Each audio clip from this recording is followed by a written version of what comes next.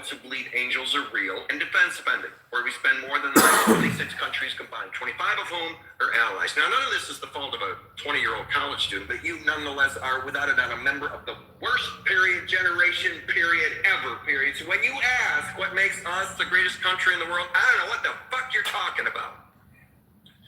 Jeff Daniels from HBO, The Newsroom. Go ahead, sir. You make if you're in the audience, you want to come up, please do. But go ahead, sir. You may respond if you wish. And I guess you wish not. Okay. Let's go back up to the Mod Squad. JCC, would you like to contribute at this time, or are you good? I'm actually pretty good, Steve. I'm looking forward to some good combos happening. And sorry I was not available earlier. I was talking to my daughter at that time. So it's not a problem. Yeah, looking for good rooms/soap. Thanks for keeping me in check, buddy. I appreciate it. Let's go. I appreciate you being able to be checked. Thank you. Let's go to Alfonso. Alfonso, would you like to contribute at this time? Alfonso, once, twice, he's with the Fan Bam a lot. Let's go to Violet. Violet, would you like to contribute at this time? No, I don't really have anything on my mind at the moment. Just listening like JCC. I'm glad to have a cool place to hang out and Thank you. Listen. Let's go back to Monsef. Monsef, stock market, not quite an all-time high, but pretty high. Do you think that the market is due for a correction come the end of the year, the stock market? Well, it proved to be a pretty resilient market, Steve. And the reality is that it's not, 2008, that it's all, pre-2008, early 2000. It's not all .com investors. Well, it's that, but it's also not built on hype. It's built on big companies that have good earnings that showed they are kind of almost immune from what's going on in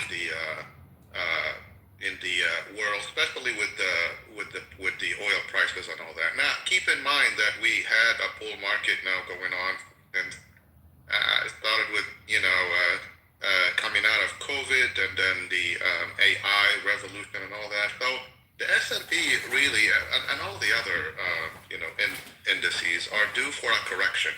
Doesn't mean that it's going to be caused because conditions are so bad. It just means that when things go up so much, you're going to have a lot of people taking profits. For example, remember Nvidia, how it went up, and then anything Absolutely. that had AI in its name went up so much. Yes. Everybody's following the stuff. Look at Intel, for example, as a U.S. company that went from not being really in the game to being like the number one favorite.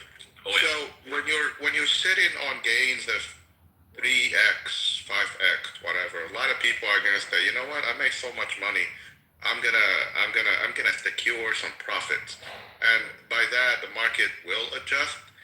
Like I said, the market seems to be pushed by companies with good earnings. Believe it or not, Nvidia right now, at the prices that it trades right now, it's just an example of these big tech companies that actually control, the market, is actually cheaper at this price than what it was before at higher stock prices, because they kept their earnings are much higher, their profits are much higher. So when you do like price to earning ratio, it's actually a lower ratio than what it was, a year ago, 2 years ago. So stocks are not overly, expensive. It is a correction is expected to happen. I don't think it's going to be a 20-25% drop. Right. Although I listened to, the president was in my neck of the woods yesterday. I didn't go to the spiel. I was Do me a huge favor. Take another minute, because I want to get to Sam, and then we'll take the break, because Sam is new on stage. Oh yeah. Take another minute. Yeah, this will be my last point. The president was here yesterday at a place called the Villages, which is in Central Florida. He gave a speech. It's a retirement community. Retirement, like a lot of the city with retired people with big homes. And he gave a speech and he said, I expected the stock market to fall 25% because of the war, and it didn't. And it's like the war is not going to make the stock market fall by 25% because, NVIDIA and like I said, Intel and whatever, it's not going to be affected that much by what's going on in the oil market. So, that's, a big drop is not really expected. Maybe it's going to, be flat like we did for the first 3 months of the year. A drop to 5 to 10% is possible. But then again, anything is, we don't know what's going to happen from now until the end of the year.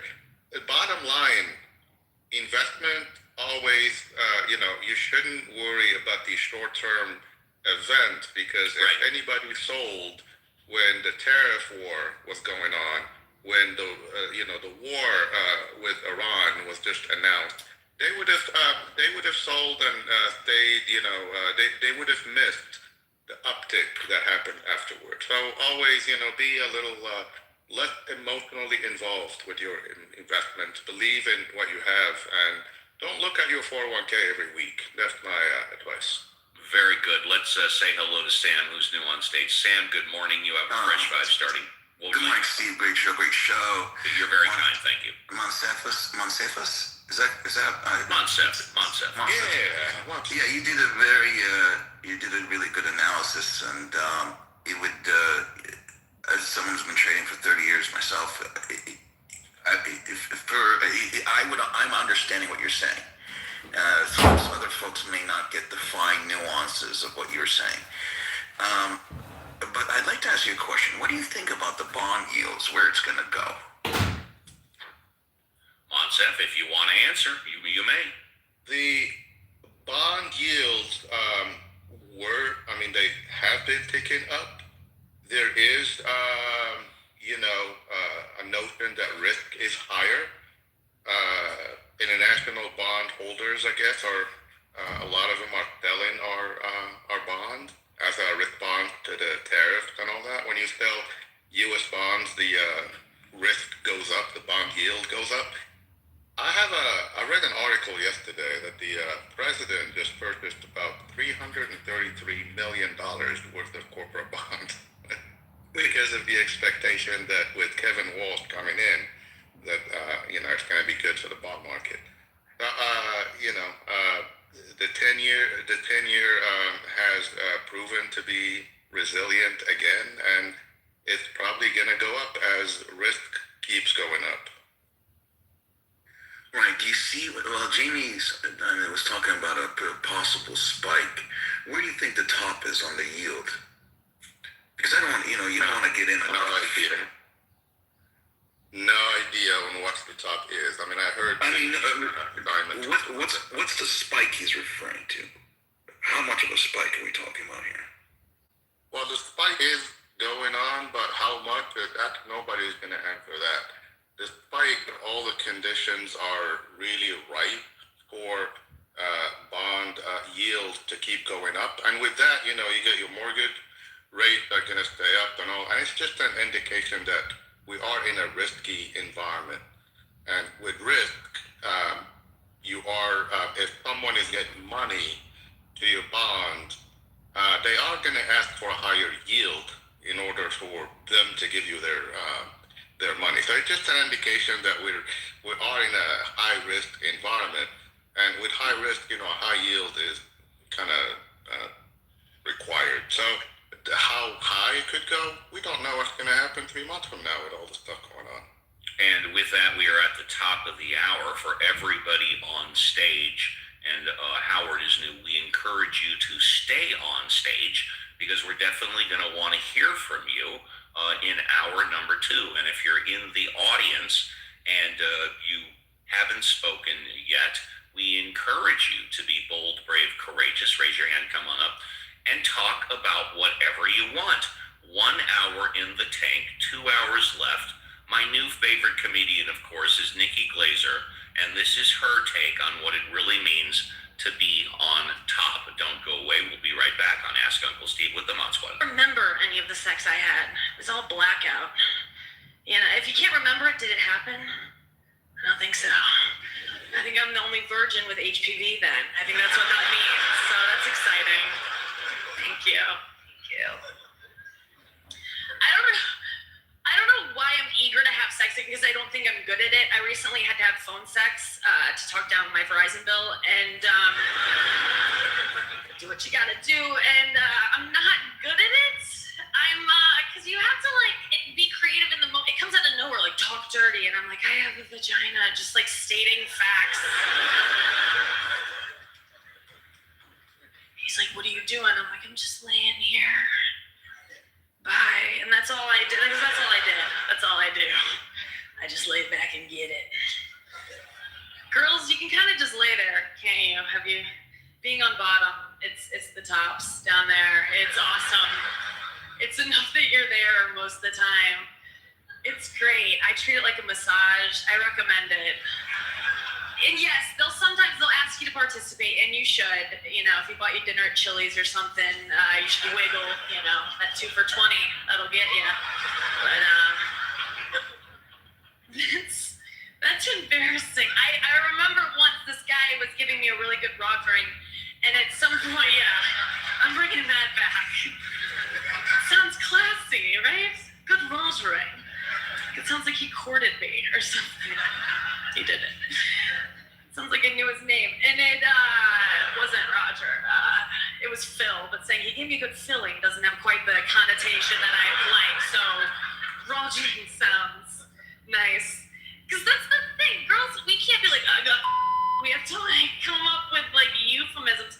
My least favorite of which is fooled around. Let's stop saying that. My friend the other day was like, Josh and I, we just fooled around. I'm like, ugh, what did he get your nose? Did you guys get in a table fight? Did he pull a quarter out of your vagina at some point?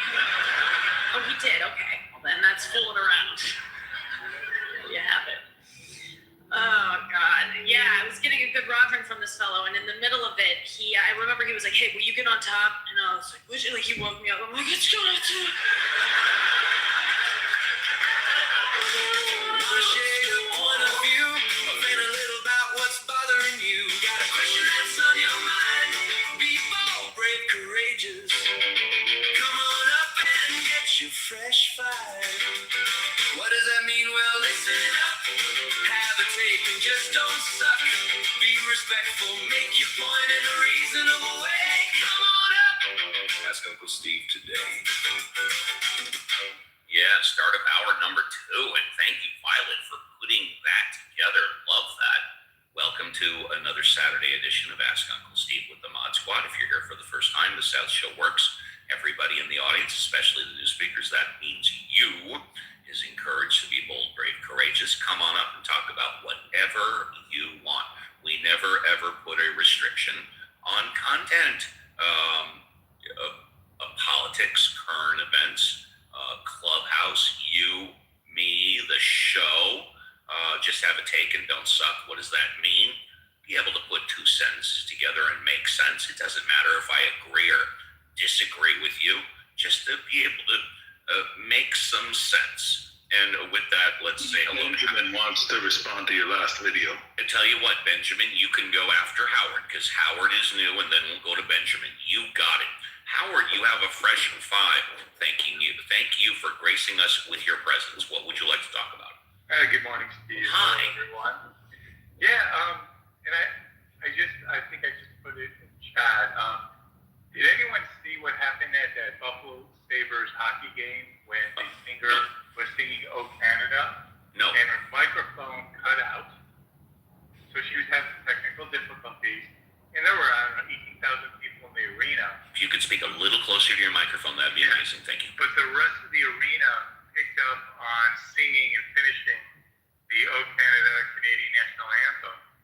And I'm just curious, just in terms of our, call it even the political times we're living in, I just find it interesting that we had the grace to honor Canada the way we did at a sporting event, organically. All right. Would anybody on stage like to comment? Just unmute and say your first name on this particular topic. I'd say Only one. that, Go ahead. so Howard, that occurred here in the States? Yeah, it was in Buffalo. Yeah. Yeah, Oh, that's awesome. Yeah, I didn't hear the first part. Yeah. Yeah, I was about to click on it, but I wanted to hear your side of it first. But yeah, I think that's pretty amazing that us peeps as a country can finish the anthem of another country in support of a great thing, and that's a really beautiful thing. Thanks for sharing. That's awesome. Anybody else? Anybody else? Yes. Going once. So I think, Yes. I think what Howard is getting at is we want to be a we, and not just an individual. We can't resist it. We are a we. We can't stop it. Yeah, but you can choose the we you are, right? I mean, and I think what Howard's getting at is there's another kind of we could be. And Trump has monopolized the stage and turned us over to our worst demons, not our better angels. And I think there's a we could be that's really different. King Charles offered us a different kind of we. And I think, we're all lonely. We're all alone. We're not, we're not at our best. When we are collective, we can choose who we are. And I think, I think that example Howard put down, and also the example King Charles put down, is a vision for a different kind of way. And It's interesting that you say that. I did. We'll come right back to you, Howard and Benjamin. I haven't forgotten about you, and then Dr. Francine is new. I put on the Jumbotron the new Pew Research study about Americans' assessment of President Donald Trump has declined steadily over the last several months. His job approval rating now stands at 34%, the lowest mark of his second term. He has also lost ground across a variety of personal attributes and issues. One of the steepest declines have been in the share of Americans who say Trump keeps his promises. Today, 38% say this describes Trump very or fairly well, down from 43% last August and 51% shortly after his reelection in November. The share who described Trump as mentally sharp, 44%, is also down last August from 48%. If we go back to Obama, would anybody ever say that Obama was not sharp during his presidency? I mean, you may have disagreed with his politics, but dude was sharp as a nail. He was spot on. But let's go back to Howard, then Benjamin, then Dr. Francine. Go ahead, Howard. Oh, no, Steve, thank you very much. Scott really expressed the point I was trying to make, so I appreciate it. You got it. And now, as promised, Benjamin, you get a fresh five, and then Dr. Francine. Go ahead, Benjamin. Yeah, well, I wanted to get back to something Scott was saying, and that is the definition of we. And America and its better angels. And there is this notion that the Statue of Liberty stands out as an invitation for people to leave the country that they can't abide and come to a country that will give them fresh hope. And the problem, I think, has become people don't want to leave. They want to come, but they don't want to leave. And it's letting go of the thing that you can't abide that's difficult. And so when people come to California from India, for example, it was the case when I was younger, people would come to America to become Americans. And they would leave India because they didn't want to be Indians. But now people come from India and they bring with them all of the things that make India a place that people would rather leave than go to. Look at the migration. I don't know how many Americans are leaving America to live in India relative to the number of Indians leaving India to come to America, but it's probably like 1 million. So that gives you just a rough idea, like a measuring stick on place India is. Now, when people come from India and they come to California and they set up Indianness in California, Indian food, love food, and everything else, right?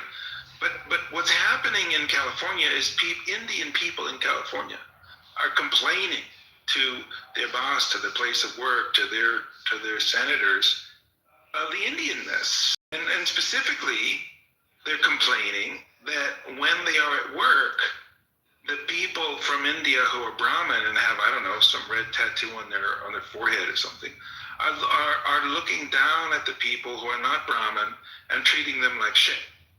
Because that's the way of India, is the caste system. The Brahmin are the elite class, and they have the right to shit on everybody else. And so they come to America not to leave that crap, but to bring their crap to the United States and reenact their shit in the United States. And it's not a problem, weirdly, it's not a problem for people in the United States.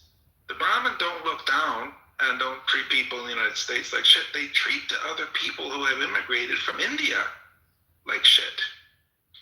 And it's the people who are leaving the country. Very often immigrants leave a country, and this will come as a shock, I know. If you're liberal, in the audience, if you're left, if you voted for Kamala Harris, close your ears for a minute, because this is going to be really difficult for you to hear. It's really difficult for you to hear. Sometimes when people leave a country, they leave that country because they don't like it. And when they go to another country, they want to get away from it. And they want to be away from the people that they are leaving. And when they come to a country and they get a job and they're exposed to the same kind of caste Brahma shit that they just tried to leave, it is really depressing.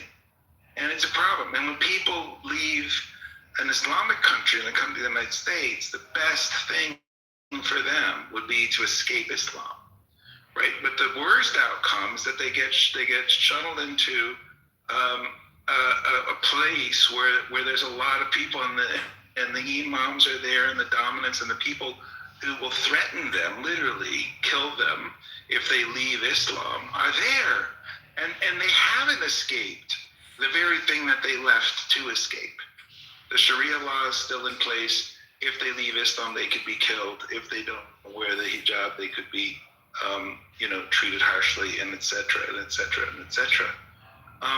So I think that what we have to do as a country is we have to understand who we are, what the rules are here. I have known people that have immigrated from Russia. The last thing in the world they want to do is be around other Russians, because that's exactly the culture that they left. And they know how people behave in that culture. They know how the men treat their women like objects, and et cetera, et cetera, et cetera. And if you're a liberal and you voted for Kamala, you don't know this. You think that all cultures in the world are equal, and everywhere people treat each other with respect and dignity and equality. And Kamala told you that, so you believed it. It's really sad that you're in this condition, and I don't know what can be done to help you. But look, reality is a bitch, and you have to appreciate that you are infinitely better off in the United States than you would be in an Islamic country. 1 minute, Benjamin. 1 minute. So Pro challenged me with this the other day, and he said, "Well, what about Malaysia? It's an Islamic country, and it's good." And it turns out that in Malaysia, if you draw pictures of the Prophet Muhammad, you can go to prison. If you blaspheme the Prophet Muhammad, you can go to prison. You don't have freedom of jack shit in Malaysia. Okay, so I just challenge anybody here to name an Islamic country that they would send their daughter to go live in. A country that they think has good laws on the books, laws that will protect their children. And I will show you a country that will kill your child if they are gay, if they blaspheme the Prophet Muhammad, if they have opinions about religion or politics. You just don't know, because you're so goddamn ignorant about the real world. And there's so little people can do to get through to you and make you understand that America is indeed the best country, not because it's first in literacy, it's not. But Japan is far from the best country. Japan would be a goddamn shithole if it weren't for the United States. Do you know what Japan was doing? 15 You know the seconds. kind of 15 violence that seconds. Japan implemented on China? There's just the horrendous anti-civilization that was Japan before the United States got there. And fucking Canada? Canada can't defend itself against a ship full of rats. It's the United States that is creating anything that looks like civilization anywhere in the world. The reason Canada has a medical system is because it doesn't have to pay the cost of keeping the world safe for people who are atheists, who have ideas about religion, who criticize Muslim countries where the axiom is death to America and kill the infidel because it's baked into their religion. Thank It is you, only Benjamin. America defending civilization. Thank you very much. I appreciate that. Jarl, can you mute up, please? Can you mute up, please? Yes, thank you. Jarl and Daniela and Doctor are new on stage, but first is Dr. Francine. Dr. Francine Hardaway, it's always a pleasure to see you. You get a fresh 5 starting now. What would you like to talk about? I talk about what Howard said. Please do. And what Scott said in response to what Howard said. And I just want to say that we, the people, not the government. That's something we always have to remember. And Benjamin, we have to remember it about Islamic states too, that not necessarily are the people a reflection of the government. You get what you get in a government. You either elect it or you don't elect it, depending on what your political system is, but your government still doesn't necessarily reflect your wishes or your desires or the way you would like to see yourself as people. And I don't know where you've traveled to, Benjamin, but I've been in, I'm going to say 45 countries. And I've seen, including India 4 times and China 4 times. And I've seen, and Malaysia. And so there are a lot of these countries where I've actually been there. And, you know, the only thing that I can say is that in every country, no matter what the government, the people are pretty nice. I've always been able to strike up relationships with, you know, real people, no matter what the religion of the country actually is. So, an optimist. I guess that's it. And you can call me a liberal. I call myself a centrist, but definitely not. Never mind. I'm not going to start that discussion. Thank you, everybody. This next doctor, good morning. Welcome to the show. You have a fresh 5 starting now. What would you like to talk about, doctor? Thank you. Just really quick in response to Benjamin, the data shows otherwise. People escape tyranny, but when they come to this country, they gravitate toward their own. They build family businesses as opposed to becoming entrepreneurial in the sense that they're escaping their own culture. They do all kinds of things to actually find their own tribe, if you will, when they come to this country. Absolutely, such as here in Los Angeles, we have Little Tokyo, and then we have the Armenian communities in Glendale. Absolutely, people gravitate towards their own truth. So that's all I really wanted to say. I'm just waking up here in Los Angeles. Thank you. Well, please go on. You stay on stage, and when you wake up and have a fresh cup of coffee, maybe you'll talk in hour number 3. Let's go to, is it pronounced Daniela? Do I have that right, Daniela? Daniela. Dianella, good morning. Welcome to the show. What would you like to talk about, Yes, good Dianella? morning, everybody. I usually listen, but today I just couldn't resist to come up. I am glad that you took the plunge. Is this your first time on our stage? Yes, I take It is. offense. You know what? It's a pleasure to have you because the show is better with you on stage than without you. What would you like to talk about? Well, I just take offense about what Benjamin just said. I was married for 25 years to a brown man from India. Whatever he did, it's completely wrong. My experience is that most Indians, which are usually highly educated,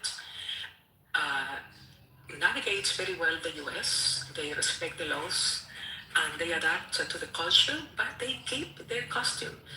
Yes, they may dress in a particular way, they may eat a particular food, but this is one of the populations that have contributed the most to the U.S.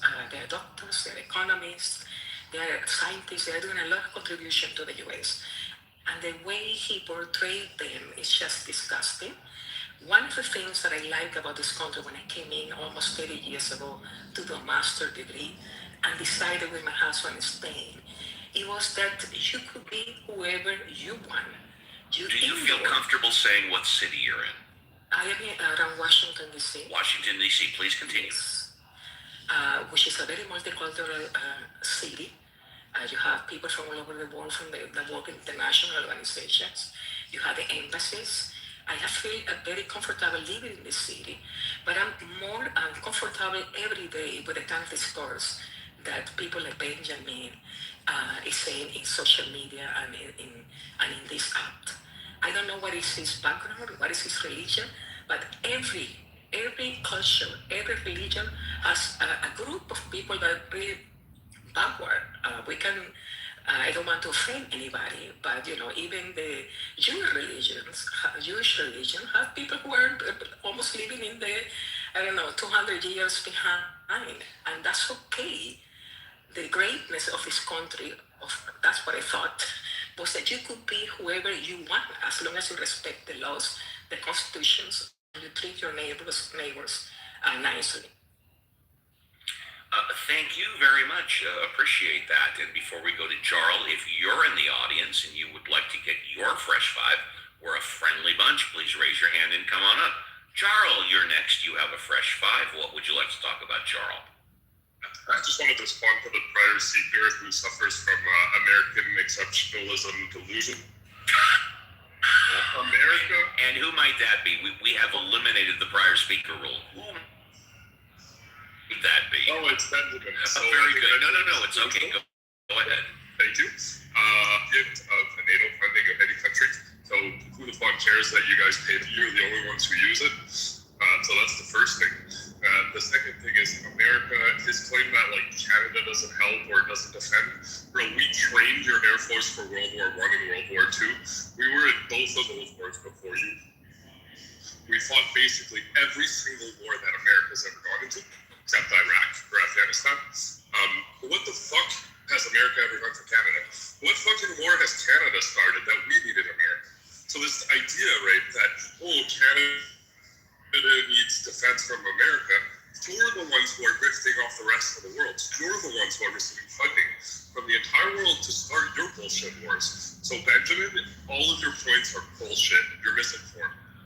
Oh, yeah, thank you. Before we go to a formal invite, I'd like to have Jason. Wait, I get to respond to that. You do at the appropriate time, which will be in a couple of minutes. Go on, you absolutely get to respond. Go on. And JCC, if you could unmute, please. JCC. Yeah. I got to tell you, in regards to the show and Benjamin, you agree with him, you may disagree with him, but he drives content like no other niece or nephew. Am I off the rails or what? No, I agree. He does bring content. You're right. And if I may say real quick, every time he talks, Steve, the goes through my head.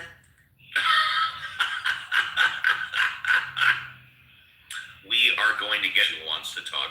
If you're in the audience, you want to come up, but you don't know what you want to talk about, we call this the best best 2 minutes on Clubhouse. Tonight, breaking news: what President Trump is now saying about the war in Iran and about gas prices in the U.S. Also breaking tonight, the airline here in the U.S. reportedly set to shut down, and the alarming images tonight of a nun being attacked. First tonight, President Trump says he does not need congressional approval to continue the conflict with Iran, declaring hostilities with Iran have been, quote, terminated. But tonight, the Strait of Hormuz remains closed, gas prices soaring, and the president late today saying the options: Iran agrees to a deal or will blast the hell out of them. Gas prices surging across the U.S. again tonight, the national average now at $4.44 a gallon. How much are American drivers paying to fill up their tank, and what it could cost by Memorial Day? Tonight, reports Spirit Airlines is about to shut down. What are passengers to do? Did the government effort to save the airline collapse?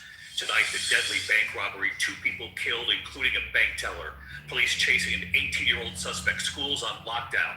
Police turning to images on social media, including this image of an alien holding a fan of $100 bills posted after the robbery. Tonight, the disturbing video showing a nun attacked on the street, shoved from behind and knocked down. The suspect then kicking her while she's on the ground. Tonight, chilling new images of the suspect accused of the alleged assassination attempt of the president. The suspect heading into a doorway, an alert canine appearing to sense something seconds before the suspect sprinted through security. And the video tonight showing him casing the hotel hours before the attack. Tonight, inside Cuba, the massive May Day demonstrations as President Trump increases pressure with new sanctions against the Cuban government. Gas now costing up to $40 a gallon there. What are the Cuban people saying? Matt Rivers in Cuba tonight. Here in New York City, news tonight on that deadly home explosion as the NYPD was answering the call. Officers thrown from the front door. There is a major development to this. The deadly plane crash in Texas. The images coming in, 5 people dead. Tonight, the images of a suspect attempting a daring escape from police, dangling from underneath this bridge. The big news tonight involving those famous eaglets, many answering the call to help name them. Tonight, the decision is in. The new names taking flight. And if you're in the audience and you'd like to come up, we encourage you to do so. We'll get to Benjamin in a couple of minutes. For those of you that didn't hear yesterday, thousands of Americans across the country took part in a coordinated, quote, no work, no school, no shopping, close quote, protest on May Day, marking one of the largest labor demonstrations targeting wealth inequality, labor rights, and immigration enforcement policies. Major actions included protests at corporate headquarters, rallies in major cities, and in some districts due to teacher participation. Organizers say this is just the beginning, with long-term plans aimed at building momentum towards a nationwide general strike. We'll go to the Mod Squad, and then, as promised, Benjamin. JCC, thank you for doing the heavy lifting. Would you like to contribute at this time, or are you good? I'm pretty good, but I just want to say, that's why that dude climbed that bridge in D.C. yesterday, because the May Day strikes. Pretty. Thank you. Alfonso, who's normally with his family. Alfonso, would you like to contribute at this time, or are you good? Alfonso, once, twice, 3 times. He's with the fan band. Give him a hug and a kiss on the cheek from their Uncle Steve. Violet, would you like to contribute at this time, or are you good?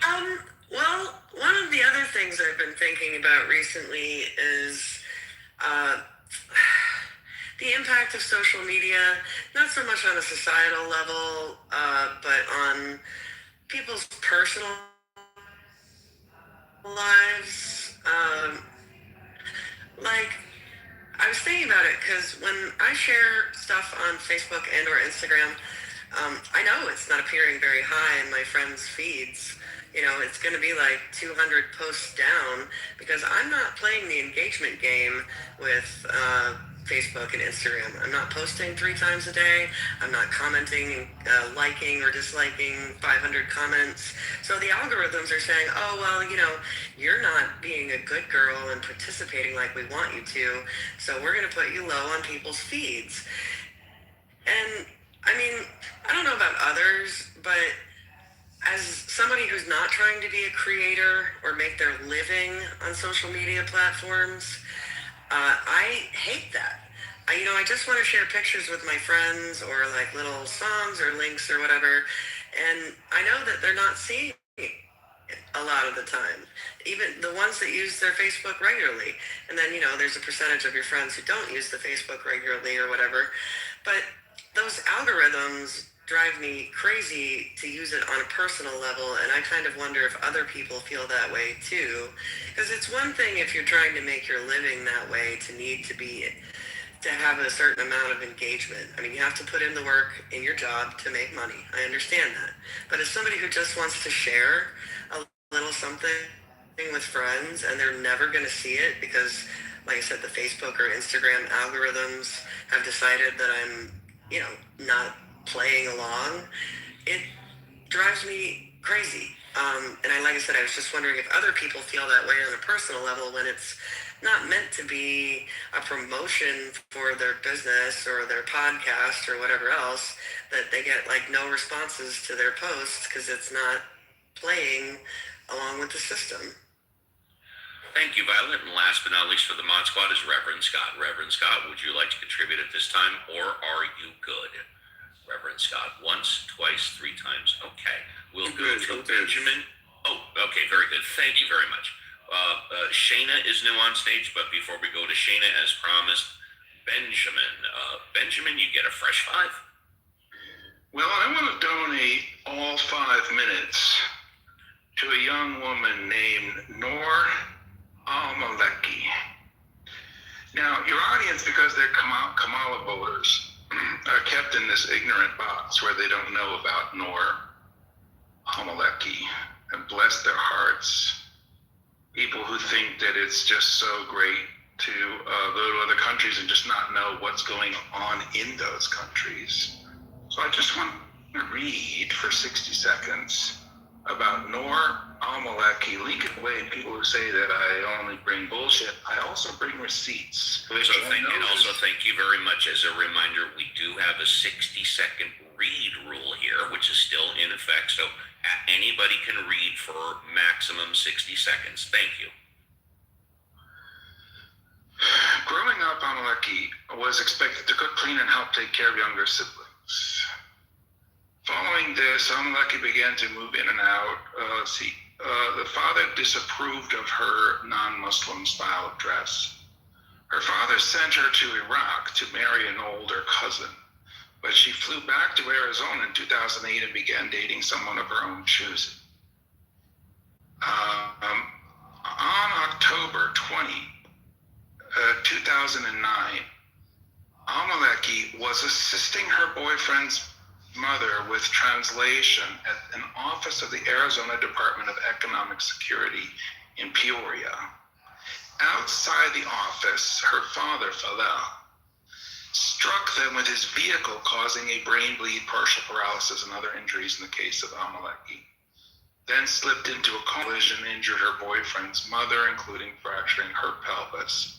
Falel did not stop and render aid, nor did he call for help. Following the damage, doctors performed surgery, and to make a long story short, she contracted an illness and died.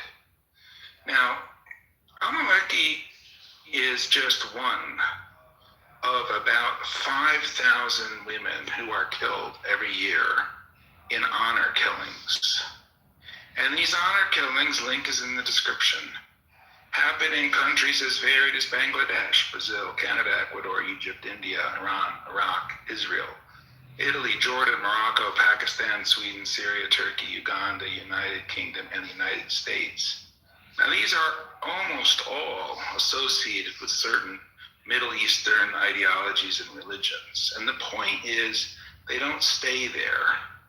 When they come to the United States, they bring this ideology of honor killing with them.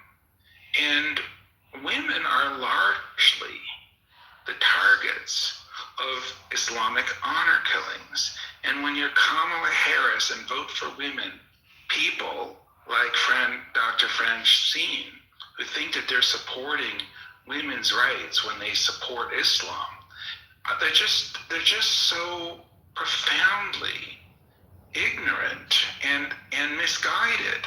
When you support Islam, you are supporting violence towards women. And you need to understand what you're doing. And you need to stop doing that thing that you're doing because it's a bad thing that you're doing when you support Islam. So stop, please, in the name. If you're not going to stop for me, would you please consider stopping for Noor al-Maliki, who was 20 years old, living in Phoenix, was killed by her father in the United States in an honor killing. Please, for her sake, will you stop your stupidity and your evil violence towards women in the name of Islam? Thank you so much. You're welcome. David is new on stage. If you're in the audience and you want to come up, please raise your hand, talk about anything you want. Let's go to Shayna. I hope I'm pronouncing that right. You have a fresh five. What would you like to talk about? Hi, Steve. It's Shama. Shama, I'm so sorry. My reading glasses are in the other room. What would you like to talk about? So tomorrow I have a session that I'm attending on adolescent sexuality in India. So I was just doing some reading on it, and I was just curious to understand the American culture and American peoples. I know this is not just a room with people from USA, but just yes, we have people. We have people all over the world in this room. Yes. Yeah. So I was kind of curious about understanding the American outlook towards teenagers dating and, more importantly, teenage sexuality, because from the country that I'm from, it's still a taboo topic that has a lot of nuance. It's not as black and white as teenagers should not date, and it's not like let's push them all to have sex when they are in their teens. It's not as black and white as that. Well, wait a minute. Wait. Are you saying that dating means sex? Can't you date without having sex? Or Yeah, when no, you of date, course that you can. automatically means you're encouraging sex? No, not at all. Not at all like that. So that is why I wanted to understand what does teenage dating in America mean? All right. Well, tell you what. Hold on a second. Stop. What does teenage dating in the America mean? Fair. That was the question you asked, correct? Yeah, more or less. All right. Okay. Go on mute, and we'll ask the Mod Squad. JCC. What does teenage dating in America mean? JCC. Oh, it varies from household to household, right? However, it does not necessarily encourage sex. It just encourages a relationship building experience with these young teens, and I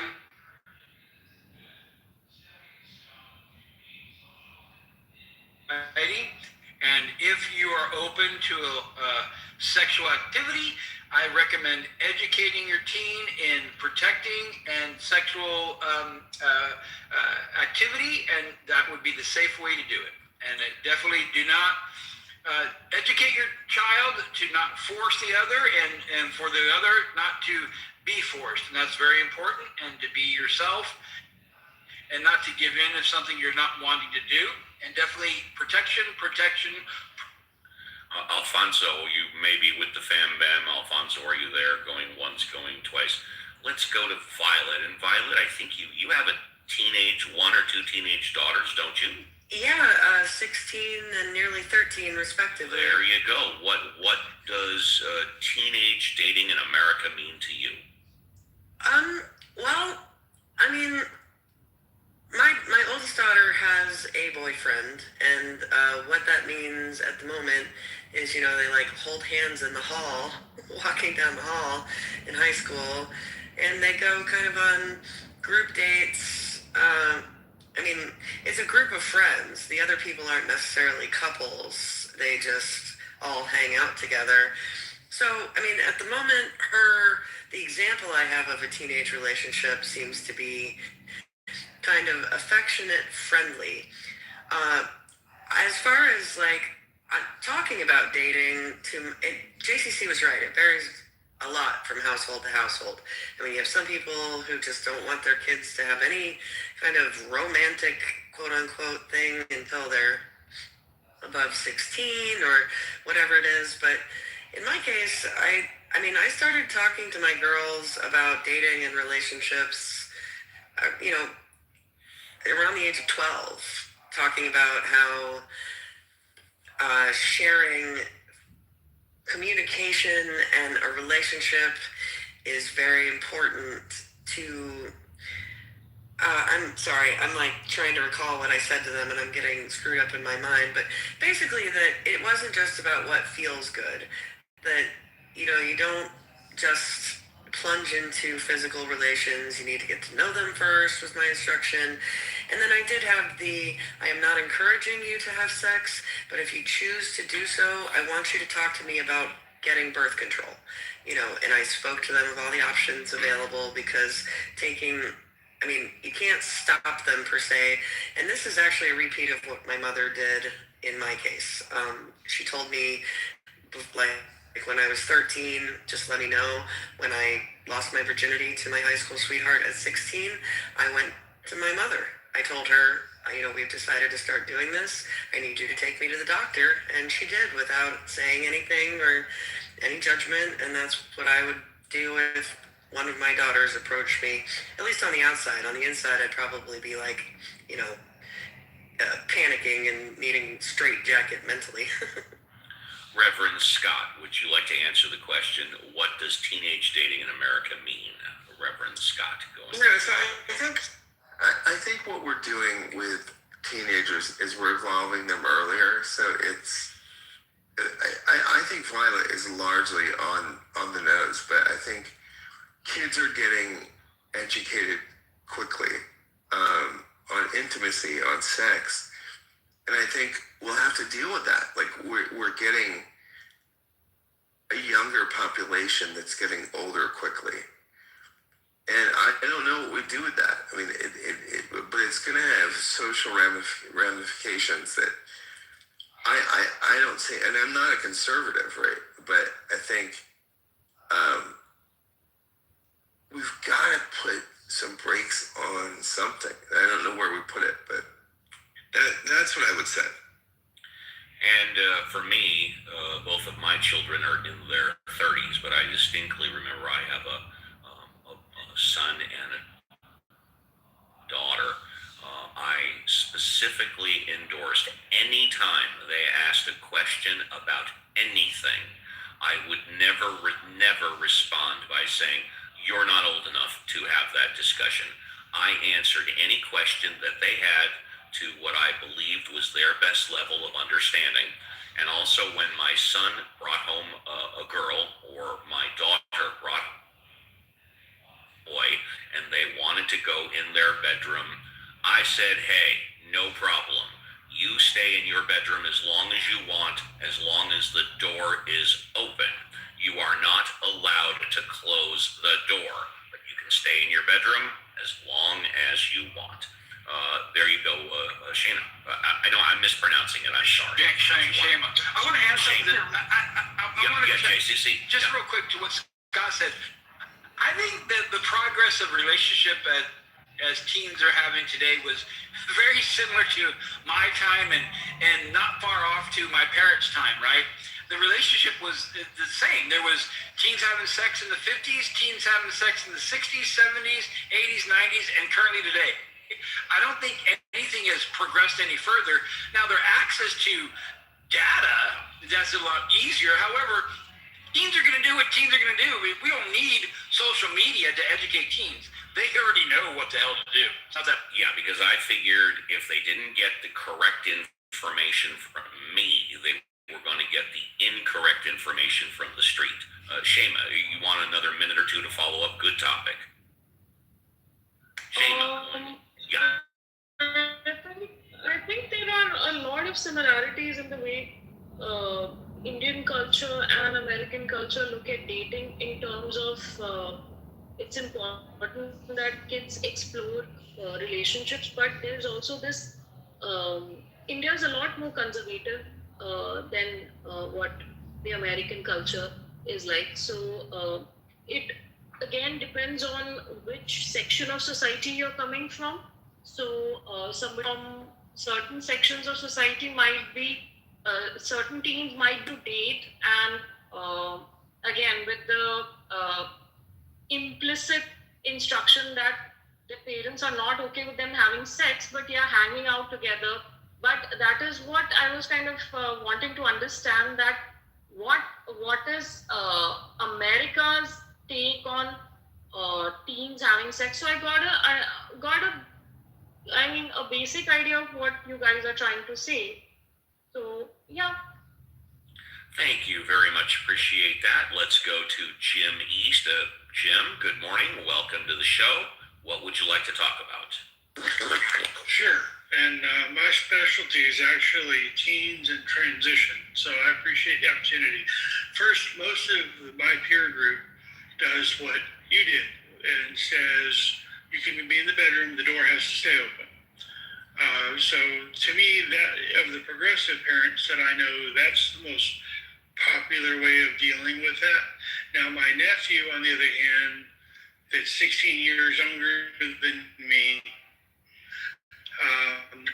he would go out with groups. He would go out with groups, and I think that that was a trend. I don't know if like there's less pressure, but I could also see that because if everybody else in the group has done it and you haven't, or you and your you know sitting and the other haven't, then there might be some pressure there. But I honestly think, and he's not on the platform, so I know I'm not going to embarrass him by saying, but I believe my nephew was most likely a virgin when he got married. But our movies, our media, a lot of it, shows a lot of activity and can add pressure to that. But America, as you know, I don't remember the lady's name, I can't read the screen.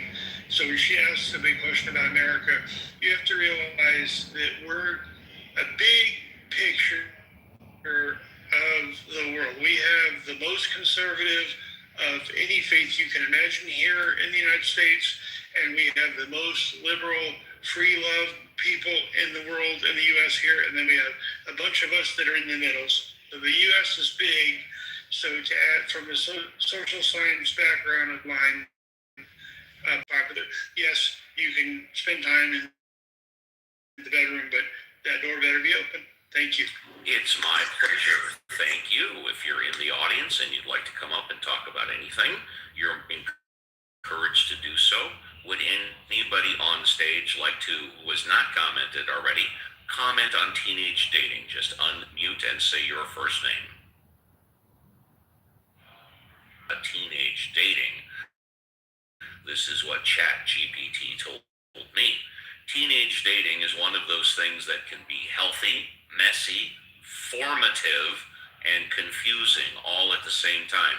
It's not inherently good or bad. It depends a lot on how it's approached and the level of maturity involved.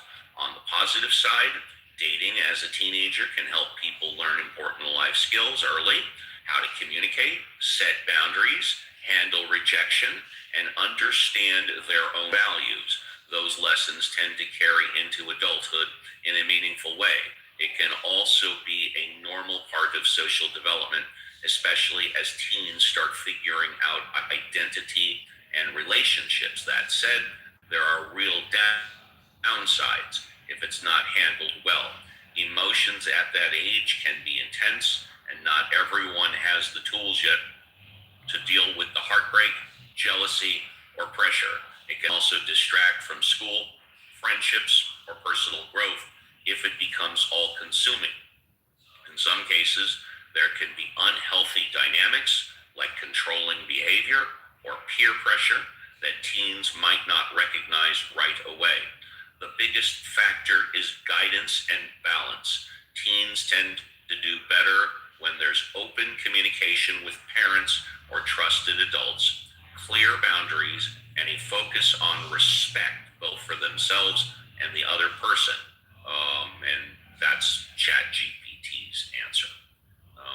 So there you have that. We've got a break coming up in under 10 minutes. Would anybody on stage like to talk about anything? Just unmute and say your first name. Yes, Jim, I go ahead, just wanted please. to comment on something that the gentleman said earlier about people that voted for Kamala Harris, and I'm not going to be talking about the political side of it, but Yeah, when you would be Benjamin, yes. about the belief systems and such. Okay, I identify as a follower of Christ. I don't even use the Christian moniker because I think it's been torn up pretty bad by a certain sect of Christianity.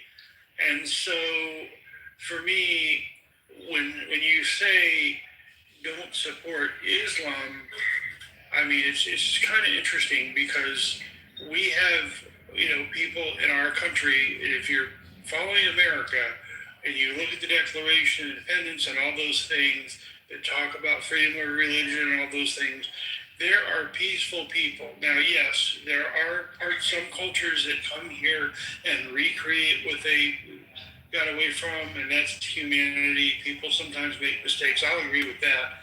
There's parts of Miami that are little Havana, and you're like, why? Or little Haiti. You're like, why? What did you do? Why were you thinking? And yes, a lot of family businesses. And you have to kind of figure, especially if you look at Old West movies, when people came from other places, they were the stranger, they were the other, they weren't always welcome. So the only way they could make the buck is to do their own family business. So I'm just going to close by saying, I think that the extremes, the zealots of any faith or any belief system that we've got to be aware of. But to totally knock a faith, I don't get it. And also, Kamala was raised as a Christian. From what I understand, she went to church regularly with family. But anyway, this whole don't support Islam as a whole. I've met some really wonderful people that have different belief systems, and that doesn't bother me. It's their belief system. They respect me. I respect them. I'm not trying to convert anybody. They're not trying to convert me. So I've landed. We have what I believe is a new Sam on stage, who's also new on Clubhouse. I see the party hat. Sam, welcome to the stage. It's a pleasure to have you here. What would you like to talk about? Sam, going once. Sam, there you go. Hi. We cannot hear you. Sam doesn't understand. I'd like to respond to that comment. You can in a moment. Let's see if we can hear Sam. Thank you. Benjamin, go on mute, please. Thank you. Sam, you unmuted. You may have to exit out and come back in, but we can try you. Sam going once. Sam going twice. Okay, Sam is having some technical difficulties. Benjamin, let's see. No, let's go ahead. Let's go ahead and have you respond. Take 3 minutes. 3 minutes. Go ahead. Yeah, sure. I get that everybody wants to be inclusive and turn a blind eye to people's ideology, but the honest truth is people who say this don't mean it. They're lying to you. They're liars. They're deceived. They're existing in a catatonic state of self-delusion.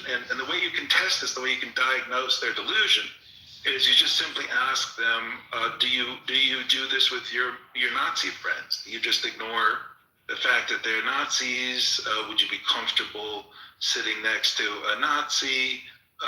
You ask these same questions, right? And the answer is, oh no, my God, I would never sit next to a Nazi. I'd never have a friend who's a Nazi. And that's how you could diagnose them. You just have to kind of it's very simple. It takes about 4.5 minutes, maybe 2, if you're as smart as I am. But for people who have undiagnosed ideology confusion disorder, this is just a helpful diagnosis. Hi, Jane. Helpful diagnosis. But look, Islam is an ideology which mostly can be thought of as a systematic violence towards women.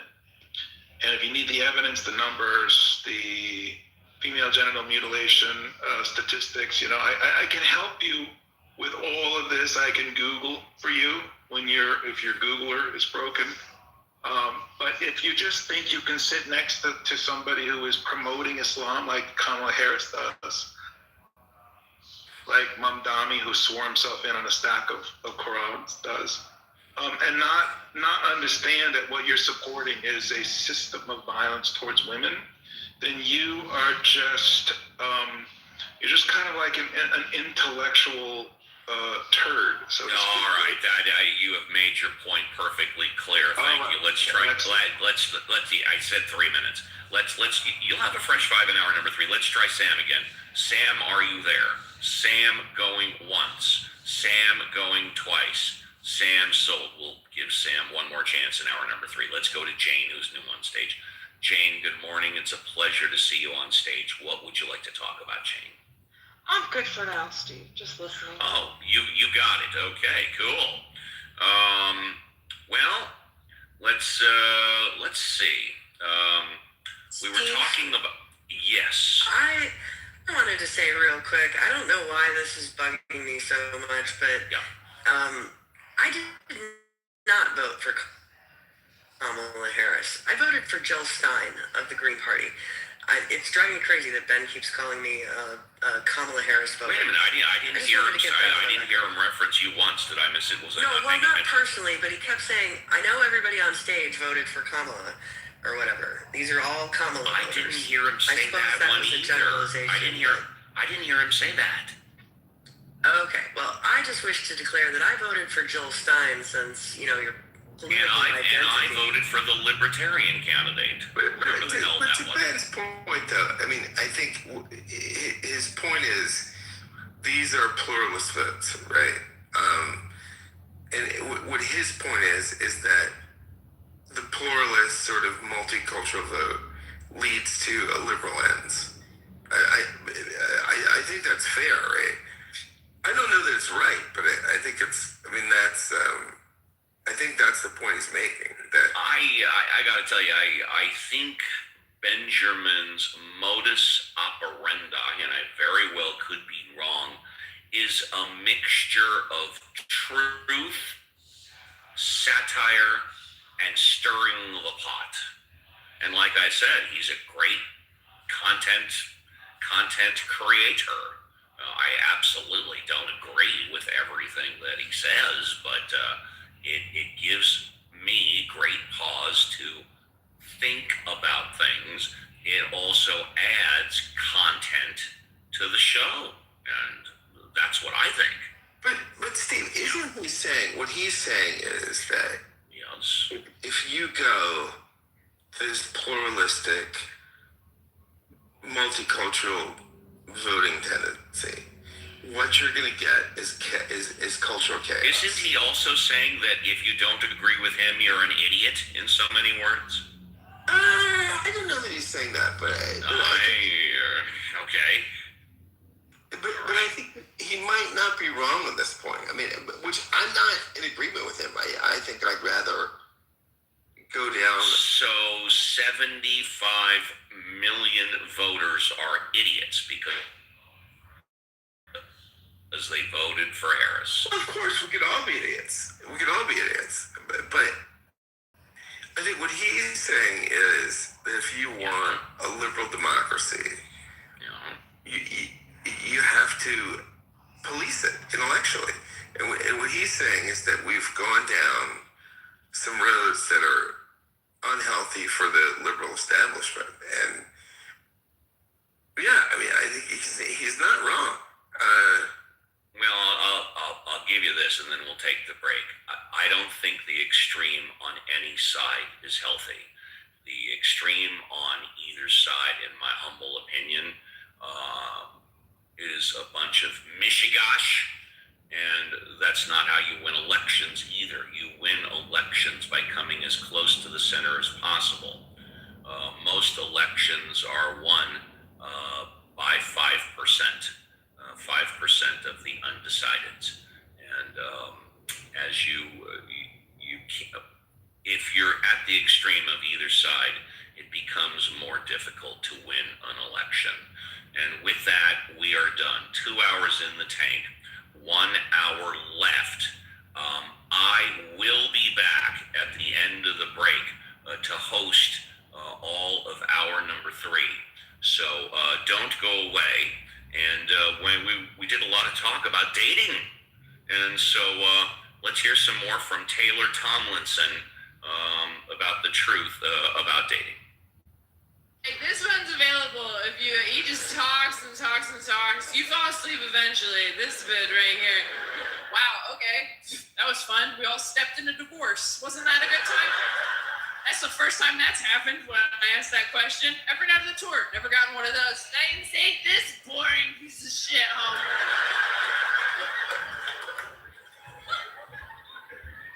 All right, this is the last one. What do you got? Someone's random phone call in the other room. I listened to my mom have a conversation with my grandma. You eavesdrop on somebody's phone conversation from the other room. You listen to your mom talk to your grandma. Did you miss the whole part where I said I am alone?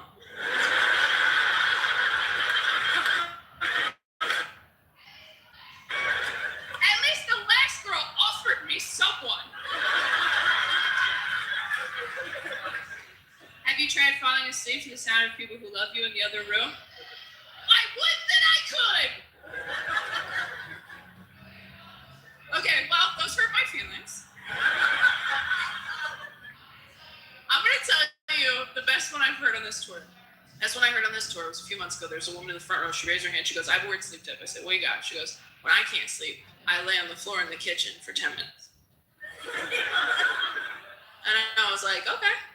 And then what happens? She goes, then I get back in bed, I go to sleep. This poor girl, abusive parents herself.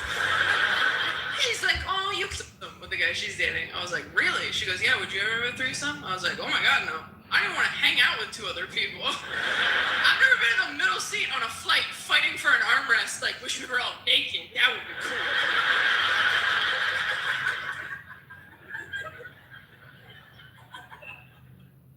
I don't even think I could date an extrovert again. I dated an extrovert once. We moved in together. The first week we lived together, he's like, hey, what if we had some people over? I was like, look, if you don't want to be with me, just say so.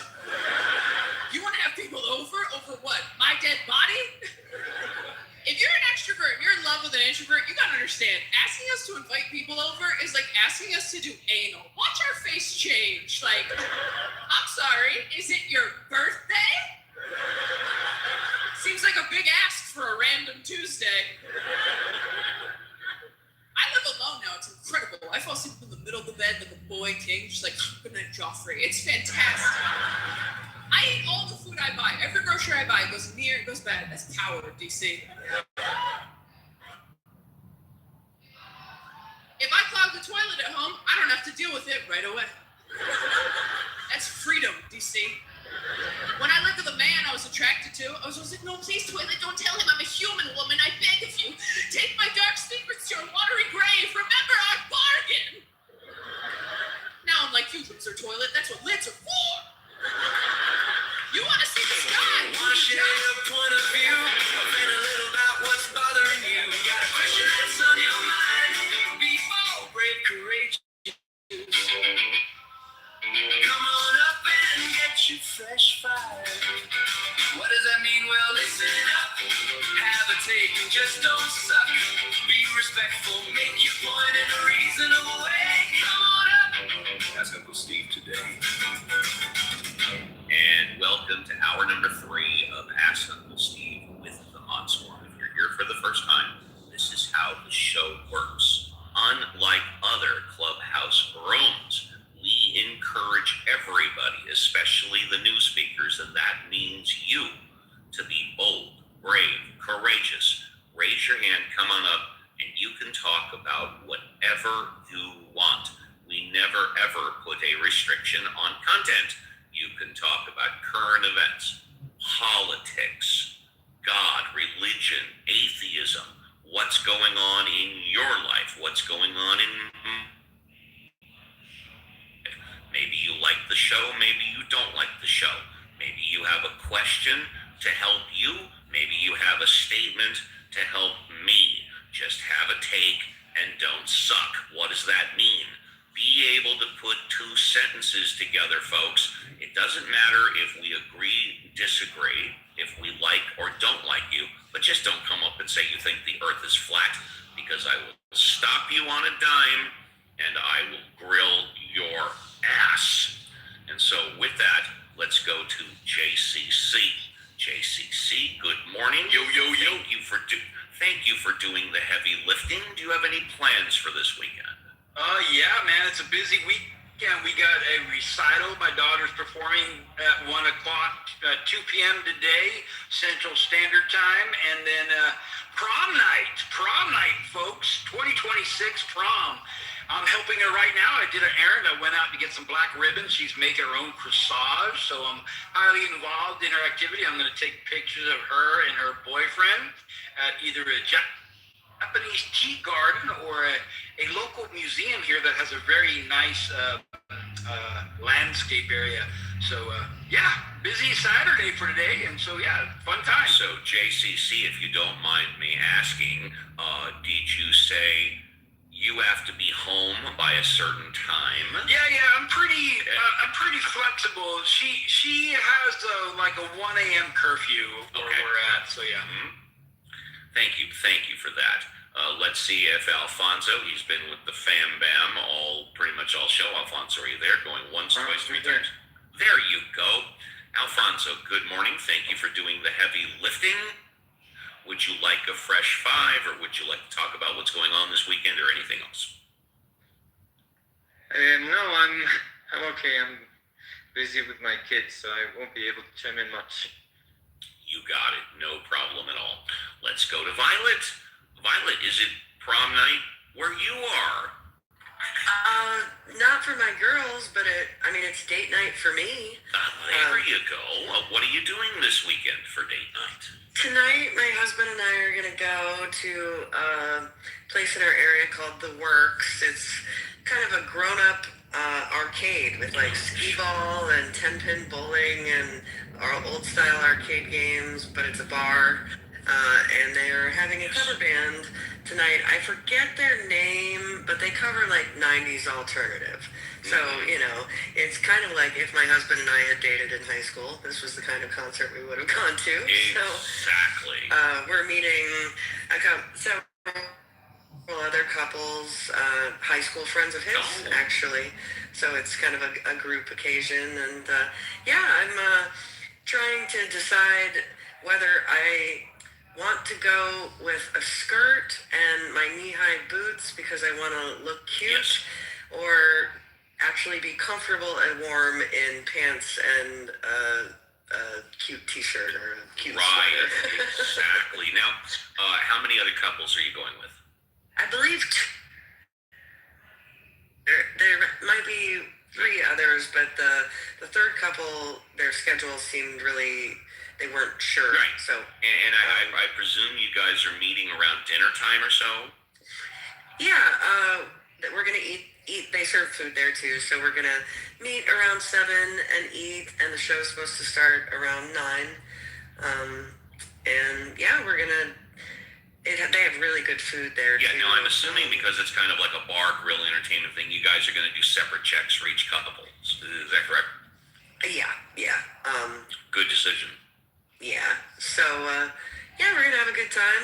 I can actually still play skee ball to a degree. I mean, I can't really aim, but I can roll the ball up that little alley. And the last time I did it, I actually managed to hit, like, the high score thing, like, 4 times. So I got, like, 500 tickets for my daughters to exchange at the arcade counter on that one game. It was a fluke. That's never happened again, but it was fun. Reverend Scott, I see you're on the phone. Are you on the phone, Reverend Scott? Looks like he is on the phone. Okay, if you're in the audience, you want to come up, please do. Let's go to Doctor. He's next. Doctor, good to talk to you again. Did you want to talk about anything for a Fresh Five, or do you want to talk about what you're doing this weekend, or have you had that cup of coffee? I still need to get that coffee, Steve, but thank you. No problem. And I'm gonna mispronounce it. Is it Shama? Shama? Did I get that right? Shama. I'm so sorry. Please forgive me. It's on you now. You have a Fresh Five. You can talk about whatever you want. I saw Michael and. You mean with John Travolta? With John Travolta? No, the one with No. Jafar Jackson. Michael. Oh, that is with Jermaine Jackson's son, who plays Michael Jackson. Jafar Yes. Jackson.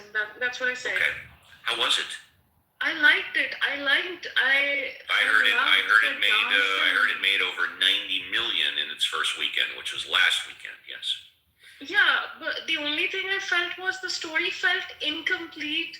I mean, I don't know, since I'm from a different country, so whatever I know is from popular culture. But I felt, I also wondered where Janet Jackson was, where the rest of the siblings were, and it showed Michael in the best of the light, and I know it's just a 1.5 hour movie, so you can't show his whole life story, but it was just all the best parts of his life, and how he came out of his father's influence. Yes. So I was just wondering, shouldn't there be more nuance than that? But that aside, I thought Jafar was spectacular as Michael. Yes. And I loved his moves. I loved the music. But that part I really enjoyed. Thank you very much. Let's go to RM. RM, you're new on stage. Good morning. Thank you for joining us. You have a fresh five. What would you like to talk about? Good morning, Steve. How are you? Do you care? I want to ask you a question. See that, everybody? Yeah, go ahead. Please ask me anything you want. Okay. Have you been travel out the United States? Yeah, the answer is yes. I have traveled out of the United States many times. Okay. Can you give us or tell us and share with us which country it was the bad experience and the country it was good experience? Okay, well, let's see. Which country did I have a bad experience in? Well, I wouldn't say it was bad, but when I went to France, I find that when the French find out that you're from the United States, now then again, this was decades ago. I haven't been to France in a while, that I just didn't like the way that the French treated me and my wife at the time. Now, as opposed to that, right around the same time, I went to Italy. I went to Europe for 2.5 weeks. In Italy, they treated us like family. Okay, I mean, we were staying in France. We drove into Italy. We drove a mile down the road, and guys, Mod Squad, literally, we saw 3 restaurants in one area, and we literally went eeny, meeny, miny, mo. And we picked the restaurant, and it was one of the greatest experiences ever. So I would say my worst experience was in France. It was simply because I didn't like the way that we were treated. And also, I think somebody tried to rip us off, and I don't mean like somebody on the street. I mean like because we didn't speak the language, they were adding the bill incorrectly. I could be wrong. The best experience I had, without a doubt, and again, I haven't been there in decades, is when I went to Hedonism 3 in Jamaica. An all-inclusive resort, I believe it. No, I went to Hedonism 2, I'm sorry. Now that they didn't have Hedonism 3 at the time. I went to Hedonism 2 in Jamaica, and it was an all-inclusive resort, and I had a fantastic time.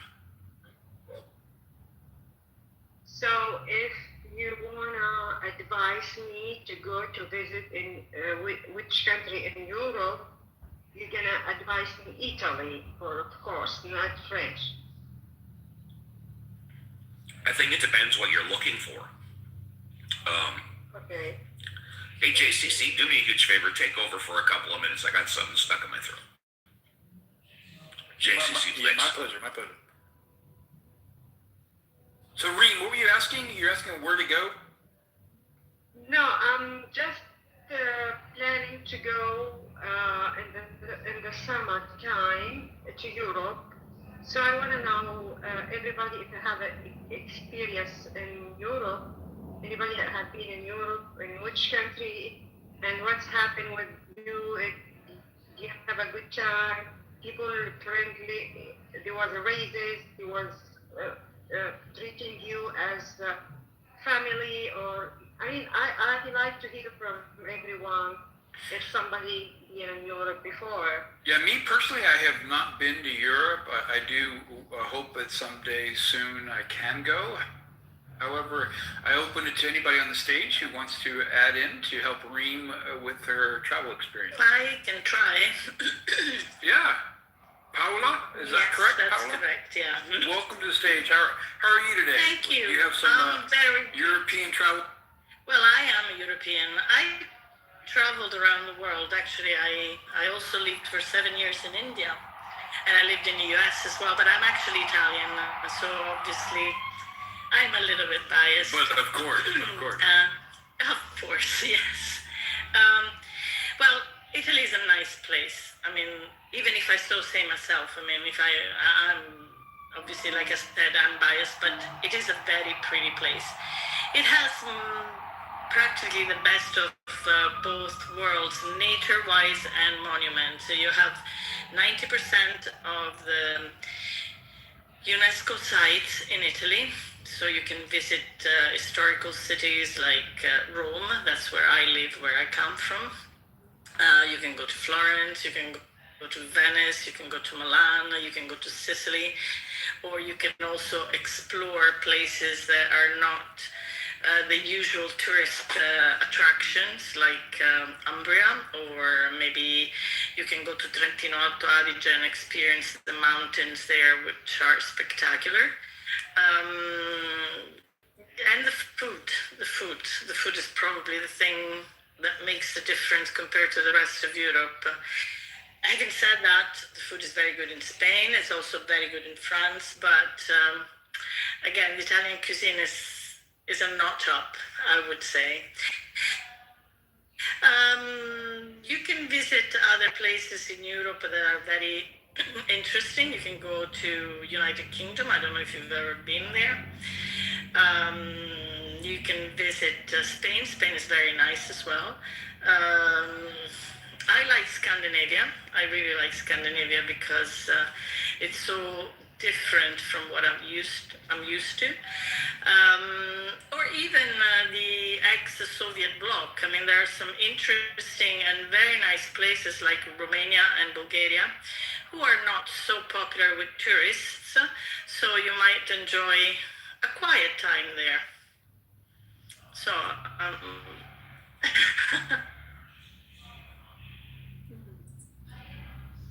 I am a good Question, and I mean this in the most sincerest form because I've never been. Does Venice stink? No, it does not. It does not smell. Okay. Well, let me say, yes. It depends on the season, because obviously in the summertime, the sea tends to be a little bit more pungent than usual. Mm-hmm. But it's bearable, I would say. I mean, I prefer to go in the spring or winter time because the weather is not as inclement. Yes. No, I mean the weather in Italy usually in the summer is not that cold. It's not as cold as United Kingdom or Germany. So you can handle Venice. I mean the temperature is a little bit colder, but I would say maybe it's not as cold as New York. Put it this way. Gotcha. I understand. I have a question actually. Let me just say gracias, señora Julieta. That's how you say it? That's Spanish, actually, but never mind, I understand. I'm sorry. How you say That's okay, beautiful that's woman? all right. Sorry? How you say beautiful woman? Oh, bellissima donna. Oh, thank you. Where are you from, Reem? I'm from Lebanon. Oh, Lebanon. Okay, so you're close to us. Okay. See, I would say ella es muy bonita. That's Espanol. I know that. Uncle Steve, you're very kind. Yo hablo muy poquito español. Yes, I speak very broken Spanish. Unfortunately, I'm much better with my English than Spanish. Gotcha. So I think we'd better stick to English. We better stick to English, yes. Indeed. Thank you. Yes, and Ma io parlo un po' di italiano. Oh, Alfonso knows. Oh, yeah. And then we'll get to Abby in a few minutes. Yeah, Violet, go ahead. Is Amsterdam in the Netherlands a nice place to visit these days? My father lived there as a child for a little while because of my grandpa's job, and he told me a lot about the city, so I've always wanted to visit it. But is it a good place to visit in the modern world? I was in Amsterdam in December. It was another country that I have very close to my heart because I lived in Holland for 3 years and my youngest daughter was born in the Netherlands. It's very different from what I remember, to be honest, but still, it's a place worth visiting, definitely. It's more chaotic. It's dirtier than what I remembered actually, but it's quite fascinating, I would say. Thank you. I thought so. Are you Italian? Or you have Italian roots? No, sono boliviano. Ok, allora va bene, sì, parli, ok. Karen, let's move on to Abby. Let's give Abby a fresh five. Abby, good morning. Thank you for coming on back to the show. What would you like to talk about? Oh, well, I'll talk about Italy because she brought up one of my favorite places on the earth. I agree that I think, and I travel a lot of Europe, Italy hits on every cylinder. Italy has the best food, the best shopping. It's beautiful. The people are friendly and nice, and it just hits on everyone. Like you can go to these other countries and something's missing. You know, Paris will have great food and great shopping, but the people aren't nice. You know, Italy, everything works perfectly in Italy. Thank you very much. But and every part of it, I did spend a lot of time in Venice because we were involved in recreating Venice, where I am. And I think that I think that December and January is too cold there. It's raw and it gets into your bones. It's a little too uncomfortable in the hard winter in Venice. That's just my feeling. It does smell, but you also, some areas smell more than others, but you get used to it. You know, if the areas kind of near around St. Mark's, it can get a little pungent. But I think that come to Rome now. Rome is no, I do. So I was going to say, unlike many Americans, I like Rome and choose Rome, although a lot of Americans don't choose that first. But I think Rome has so many areas that people don't discover. Also, I recently spent some time in Puglia, which is another area that Americans don't usually experience. And that's, if you look at the boot of Italy, you're down by the heel. Very nice. And Abby, I got a proposal from California because if you're from, I'm definitely not from California. Oh, I live right next to California, and I spend a lot of time in California, but I would never live in California. Because California is my favorite place in the world. I would say I do not want to pay the taxes in California. So I live right next door to California. I can drive there easily, and I do. Yep. To get to the border is not far for me. And I think it's beautiful, but my favorite spot in the United States is Jackson Hole, Wyoming. And let me also say this. That for a high school or a college graduate, I would recommend, without question, number one, no doubt, what my ex-wife at the time and me gave our daughter. We bought her round-trip airline tickets and a Euro rail pass. Now, we did not pay for the hostel that she stayed, but her college graduation was basically 2 months in Europe. You get them the round-trip tickets, you get them the Euro rail pass, and they can do 20 countries in 2 months, or even less than that. That's what we did for my daughter, and she had a blast. I did get the call from her, once or twice. Dad, I'm lonely, and I don't know what to do. But other than that, she was there for 2 months kind of elapsed. Yeah.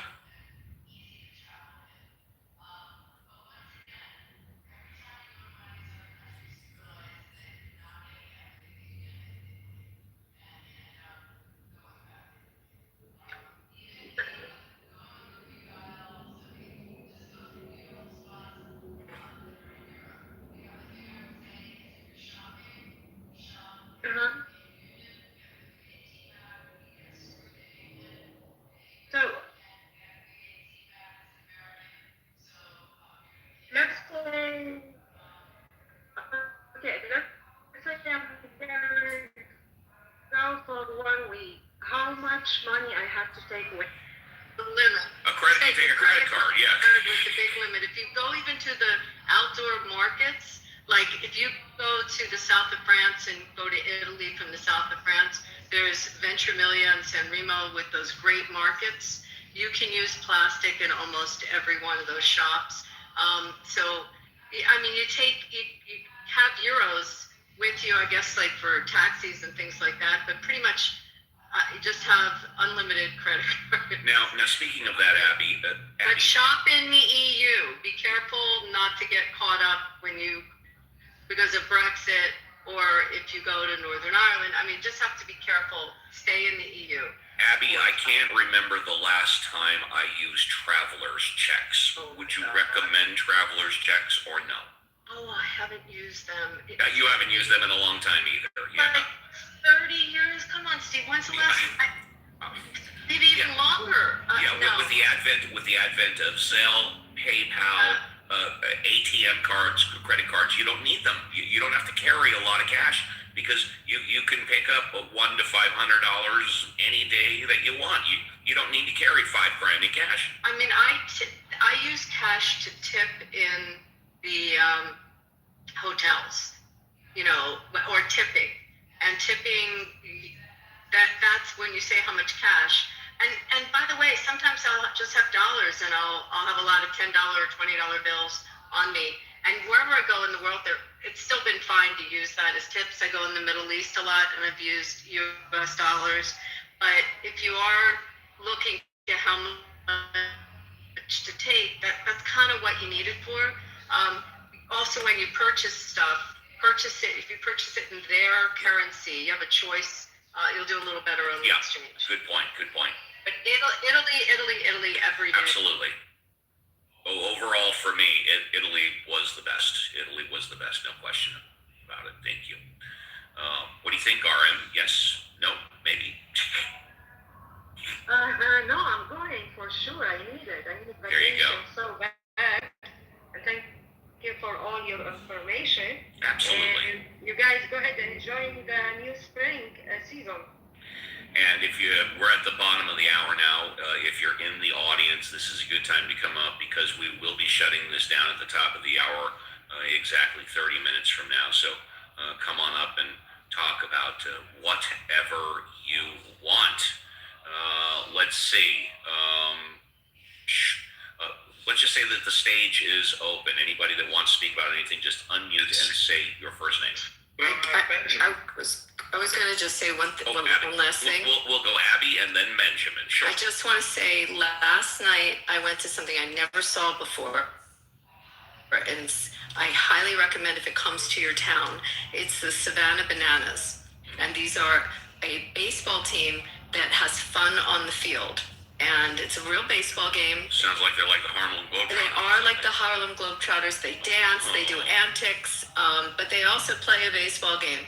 And you just leave, you can't stop smiling. It's just a couple hours of happy. Savannah Bananas. It's hard.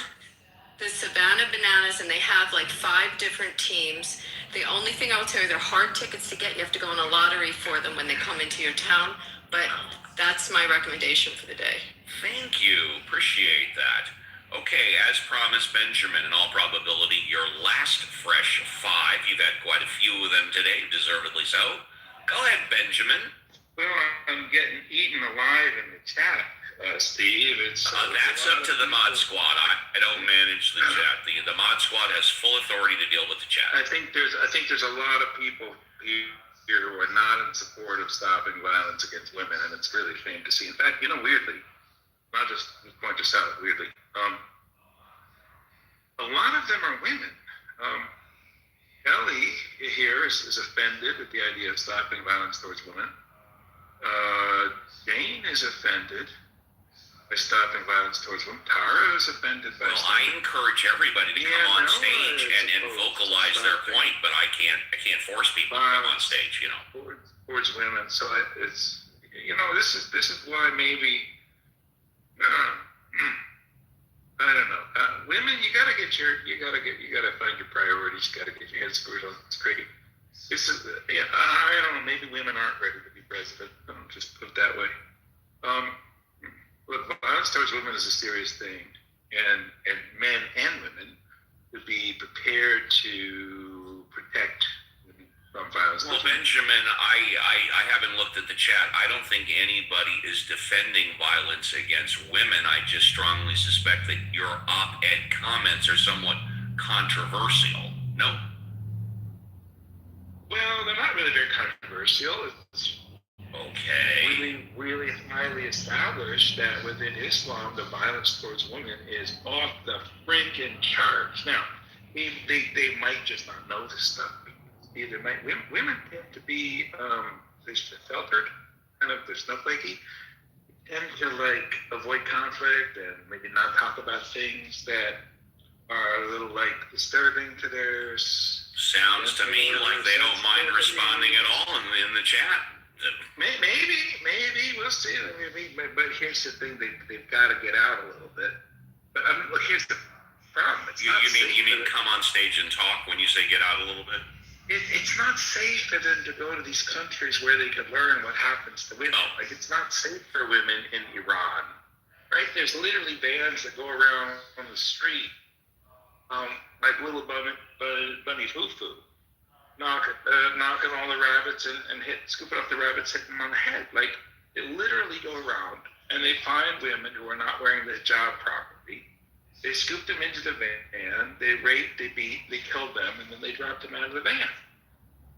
That is the reality for women in Islamic countries. There is the basiji, the notion of the morality police.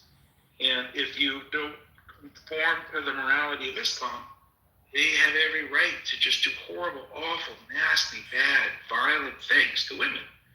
And the fact that there are so many women here, Congress voters, I think all of them, who just don't understand that is because there is a very practiced ignorance in academia. They'll tell you all kinds of useless stuff in academia. So when I said an hour ago, Benjamin, that essentially I'm paraphrasing that you said, so 75 million voters are stupid. You were kind of alluding to that. Is that correct? Well, let's be generous to the 75 million voters who voted for Kamala Harris. They were not given much public voice, right? But at the same time, there is a real problem, and that is that we are afraid of our shadow. We are afraid. Ever since the killing of the cartoonists in, I think it was in Sweden, the West has been shaking in their boots. They're afraid to draw pictures of Muhammad. They're afraid to provide criticism of an ideology because they're afraid of Holland. Yeah. They're just afraid to call a spade a spade. And so what you have is you have universal who will hook you up with hours and hours of unnecessary, useless, unemployable nonsense and a $200,000 debt. But they won't say is what's really happening in the world. What's really happening in the world is violent ideologies like Islam, like the caste system in India, are harming people. And I want to just let you know about my new DVD. Sure, yeah. Take a minute, and then we will move on. Of course. My new DVD available everywhere fine DVDs are sold is called Save Home Plate. And this is a DVD as part of a campaign to stop female genital mutilation. And so everybody should want to save home plate. and let's stop female genital mutilation, mostly by putting out of business the people who support Islam and the other ideologies that are associated with female genital mutilation. We've got to get rid of it in New York, where Mandami is the mayor. Hasn't bothered once to condemn it. Well, he was sworn in on the stack of Qurans. Now, I will say, Kamala Harris, to her credit, 30 seconds. has condemned female genital mutilation. So if you are a Kamala bot, you should march out in the streets as soon as possible and condemn female genital mutilation. But I just do want to let people know, Save Home Plate is available in stores, wherever. Oh, Soren has got a thumbs down. Is that just like permanent PTR? Well, we'll find out right after our next speaker. He doesn't want to save Home We'll Plate. find out right after Andrew. Benjamin, thank you. That is such a shame. Andrew, you're up first, and then Soren. Andrew, thank you for coming back on the show. What would you like to talk about? Good afternoon. Good morning. How are you today? I'm doing great. How are you? I'm just having a Saturday. I'm waiting for groceries. Yes. I just think Benjamin. I don't know how he does seem to paint the world in a certain way, but I'm not sure how he can lift the brush that he paints with. It's so wide. That's a good question. But that's fine. I just wanted to respond to something that he had said earlier about, of course, about Canada, and I was very gratified to hear what Howard was saying. And of course, that was in Buffalo, and that's the proximity there is probably one of the reasons between Toronto and Buffalo. It's not hard to get to either city. Probably a little bit more difficult for Canadians to get into the United States now. Oh, and I just wanted to mention that in terms of violence that's happening in the world, I think the United States is perpetrating a little bit of that themselves right now in and around the Middle East with some assistance from Israel. So that being said, I just wanted to mention that Canada, because of our geography between and during the Cold War, especially between the United States and Russia, it was in the United States' interest to provide assistance in securing the airspace, particularly with the help of Canadians through NORAD, to ensure that the missiles that would be coming from Russia or the bombers would be intercepted and had prior notice of. So that was one of the things that as allies we both did together. He is correct that we haven't spent nearly enough on military, and that has now changed. We're kind of forced into it, and we're spending an extra $75 billion over the next few years. But I would note that by spending that money, it hasn't interfered with our medical system. It still operates and still has the support of most Canadians, so that we have, quote unquote, free, which I hate to use that word because nothing is free. We pay for it through our taxes. And most of us are quite willing to do that.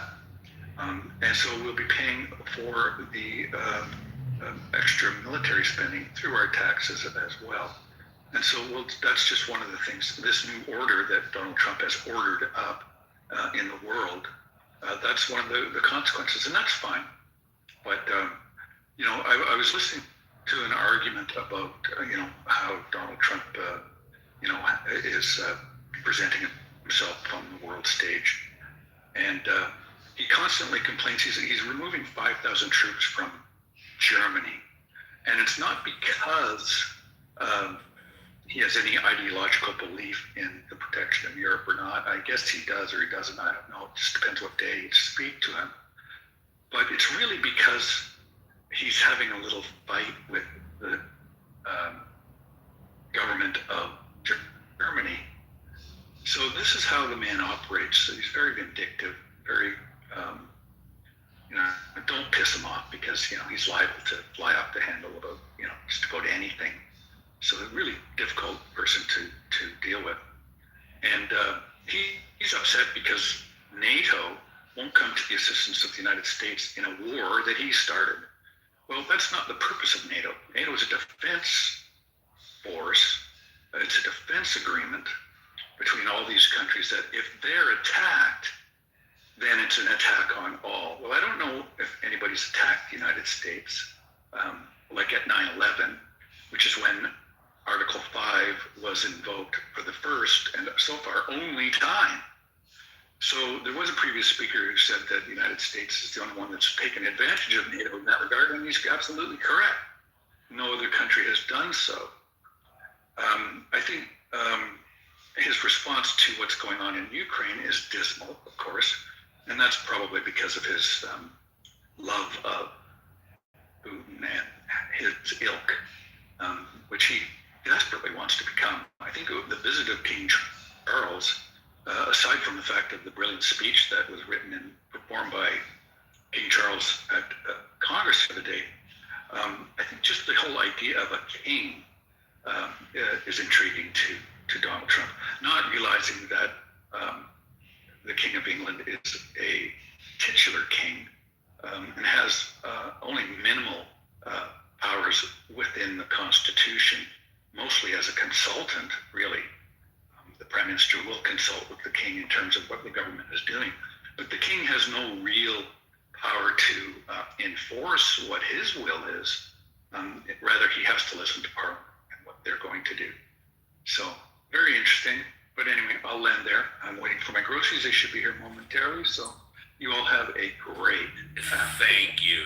I wouldn't mind refuting about 50 things that he just said. Well, we'll tell you what, Abby, do me a huge favor. Take a couple of notes, write it down on a Post-it. We'll give you a couple of minutes for the closing thoughts, responses, and goodbyes. I want to go to Soren first, because Soren hasn't had a chance to speak. Soren, good morning. It's a pleasure to see you. Get a fresh five. What would you like to talk about? Hi, look, I just want to go back to... and you're kind of in an echo, so if you could speak closer to your microphone, that would be amazing. Absolutely. Thank you. Look, well, the other guy, I lost the train of my thought. I mean, look, just a quick thought for everyone in the room. I mean, when you guys, I assume everyone's using the iPhones or Samsung or Android or iOS. I mean, smartphone these days. So just a quick thought for everyone. I mean, when you look at the phone in your hands, everyone's, I mean, when you use the app, the GPS, internet, and everything these days, it processes data, as you guys American call it, data. I mean, it runs on algorithms and algebra. And the actual words, ladies and gentlemen, algorithms that we use quite a lot, is actually coming from this guy called Muhammad al-Khwarizmi. He's a Persian Muslim, which I know him. I read his book quite a lot. He's got books, we obviously read it in the original language called Kitover, which is actually the whole idea of algorithms has actually been invented by these people. So when we're talking about these days about the modern technology, talking about centuries of knowledge and wisdom that built across civilizations, and the mass powering that our smartphones work today is rooting those kind of works. I mean, so maybe many people in this app or outside this app don't actually realize that, but every time you unlock your phone, you're actually using data that trace back to those civilizations. So a bit of modesty would work. Centuries ago. Yes, centuries. I have a hard time believing that, but please continue. Okay, well, I mean, fair enough. I mean, but again, that's the common knowledge. No, you're wrong. It's not common knowledge. That's not true, because as you said a minute ago, most of us don't know that. So it's not common knowledge. Okay, so it's all coming from the aliens, as you guys love to call it. Aliens. Yeah, it's good. The information that we get on our smartphones today is coming from aliens. Okay, go ahead. Well, if it's not from the centuries of wars for them, as long as you're not going to tell me the Earth is flat. But go ahead. I mean, if it's not from the previous generation. Do you think the Earth is flat? I mean, do you think the aliens contribute? Do you think the Earth is flat? Or you can just say you don't want to answer. Oh, I mean, do you think that the Earth is flat? If you answer my question, I will answer yours. No, I don't think so. Okay, very good. What did you want to ask me? Okay, no, don't worry about it. I'm asking. I'm not going to worry about it. I've got a question for you, but that's not the question. Sure, go ahead and ask. Okay, so all of these works that today we're all proud of, I mean, thanks to the previous generations, Muslims, Jews, Christian, atheists, I mean, we can't just simply say the Muslims are, these, and Jews are like that, or the Christian are like that, or atheists for that matter, or agnostic. I mean, it's just total bias and prejudice, which I don't understand why no one can call it out. I mean, you got to call it out, regardless of whoever it is, an atheist, non-atheist, Jews, Muslim, Christians. I don't understand why there's such a tolerance when it comes to certain group of people, but when it's come to the other group of people, everyone's come out of the marks. They actually create the actual word for it.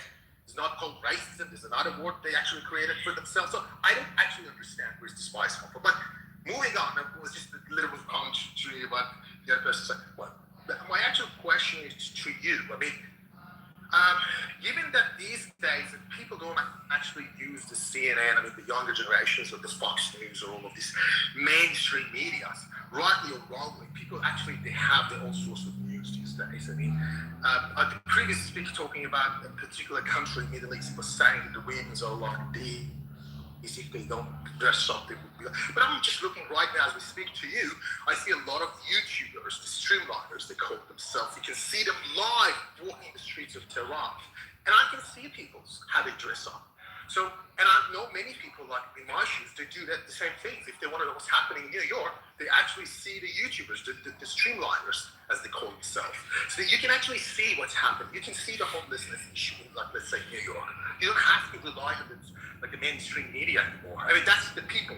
Again, that's how they get their information these days. I mean, the younger generation, obviously, the boomer, that I assume many of you guys are, will probably don't. You still want to have your New York Times and Washington Post and CNN and Fox. It depends on which political spectrum you guys come from. So, but the younger generations, they don't do that anymore. And that's actually my question comes to you, Steve, is that given all of this propaganda that still some people, mainly, associated to boomer generation, try to create a narratives in the media, particularly U.S. media, why do you think the Time of Israel have got this piece a couple of weeks ago that says that polls found 60% of the Americans have unfavorable view of Israel? Why? Is your question, why do 60% of Americans have an unfavorable view of Israel? Is that your question? That's right. Given all the... All right. No, fair enough. And I thank you for that question. Before I answer, the very first-class escort down the red carpet to the VIP. And I appreciate the question. Why don't Americans have an unfavorable view of Israel? Well, I'm going to go to the Mod Squad because I'm not sure that is true. And while the Mod Squad is answering, I will do some heavy lifting. Let's first go to JCC. JCC, do you know whether or not, and if so, whether or not 60% of Americans have an unfavorable view of Israel? Ooh, I think that's a high number. I'm not too sure. I'm going to say, honestly, I don't know the actual number, but I'm sure there are some people who are not in favor of Israel, but I think I'm probably thinking there's more that do side with Israel. Maybe I'm mistaken. Let's try Alfonso. Alfonso, do you know if 60% of Americans have an unfavorable view of Israel, and if so, what are your thoughts? Alfonso, once, twice. He's with Fam Bam. Let's go to Violet. Violet, do 60%... What's the question? Do 60% of Americans have an unfavorable view of Israel? Oh, I have no clue. I'm not Bolivian, so does it really matter? And let's try Violet. Violet, do 60% of Americans have an unfavorable view of Israel? I'm knowledgeable about the actual figure. I mean, it does seem a little high for, like JCC said, a little bit of a high percentage, but I'm going to need to rely on your heavy lifting. And we'll go to Google. Yes, on April 2000. I'm sorry. I can answer a little bit. There was a Okay, I'll tell you what, Gabby. Abby, how about if I do read from this and then you can respond? Yes, an April 2026 Pew Research Center survey found that about 60% of U.S. adults have a very or somewhat unfavorable view of Israel, representing a significant rise in negative sentiment from 53% a year prior, and a 20-point increase since 2022. Unfavorable views are particularly pronounced among younger adults and Democrats, with 80% of Democrats viewing Israel negatively. Okay, tell you what, Abby, you're up, and by the way, see pockets will get to you. Abby, why don't you take a couple of minutes? Feel free to comment on this and anything else you want before we say goodbye to you. So quickly, that whole, I think it was the sample group. What they're finding is that, as you read, much higher in Democrats than Republicans. If you look at some of the other polling that's done, you see a large portion, and not the Pew poll, but the Harris polls and the Harvard Harris polls still show a overwhelming, probably 2/3 to 3/4 of Republicans have a positive view. It's also what the question is, whether it's of Netanyahu, of the government, how it's phrased, yes, how it's phrased, and I think you have to be very careful of that. Also, I think you have to look at the numbers in the U.S. Congress. And recent legislation and additional appropriations for defense systems have been still voted in favor. With respect to the Canadian dude that's speaking, I think it's ironic. It's funny to hear Canadians sing their praises, but they seem to forget. They love to talk about their healthcare system, but why do so many Canadians come to the U.S. for surgery and for doctors? We are, flooded with Canadians coming in, especially in certain states. I mean, I have it in my state. If you go down to Florida, all the Canadians that are there for medical care, it's because they wait for like a year to get these surgeries, and also the quality of the doctors. So, they can praise and think that they developed the greatest system since sliced bread, except many of them, are not utilizing their own system. They're coming to the States to get surgeries and medical care. So I wanted to say that to our Canadian friend, who also liked to comment that we started this war, and that is not true. Iran started this war and has been at war with us for 47 years and has attacked the United States on many occasions through their direct efforts or their proxies. They've killed American soldiers, American citizens, attacked American assets, American bases, and taken American citizens hostage. So we have been at war with them, and this is not just something that came out of the blue. There are a lot of reasons for it, and a lot of threats of additional attacks, as well as their decision to develop long-range ballistic missiles that will hit the shores of our cities. So I wanted to refute that ridiculous comment that he made. He just took something and forgot the history prior. So that's what I wanted to say. Abby, thank you. First class escort to the VIP housekeeping issue mod squad. Don't invite anybody else up. Hillary is new on stage. Hillary, we're at the end of the show, but I love you so much in more than a clubhouse way. I wanted to give you a minute or two to say hello, say goodbye, and maybe squeeze in something you thought. Well, I just literally came up here to tell you how much I miss you and how good it was to hear your voice, and I just love you to death. I didn't have anything to ask or to promote or nothing like that. I just wanted to come up and say I love you. You are a total sweetheart, and here is a first-class escort down the red carpet. Down the red carpet. Woohoo! There you go. Okay, Benjamin. Let's say goodbye to Benjamin. You get a minute to say goodbye. Let's say hello to Benjamin. Hello. Okay. Hi. Steve, I think one of your last ignoramuses that were on the show had kind of hinted / accused me of being racist. And now look, anybody using the race card is an ignoramus, is the fool. Because race is not a thing. There's no definition. Nobody can categorize people correctly by race. There's no test to see what race you are. Race is an intractable category system. So anybody still using it, the word racism in 2026 is somehow just ignorant of that fact. Genetics has been invented. We now can do DNA sampling, and we now know that there is no set of genes, characteristics, or anything that fit neatly into 3, 4, 5 different identifiable races. So I don't know how to get people to stop being stupid, but I can just point it out to them, and maybe they can improve.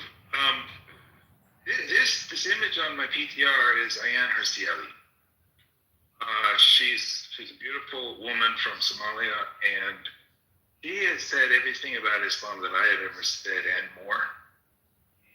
She writes about the problems in Islam, the genital mutilation, which she experienced as a child, the forced marriages, which she escaped in Somalia, and her life of criticizing Islam is well documented.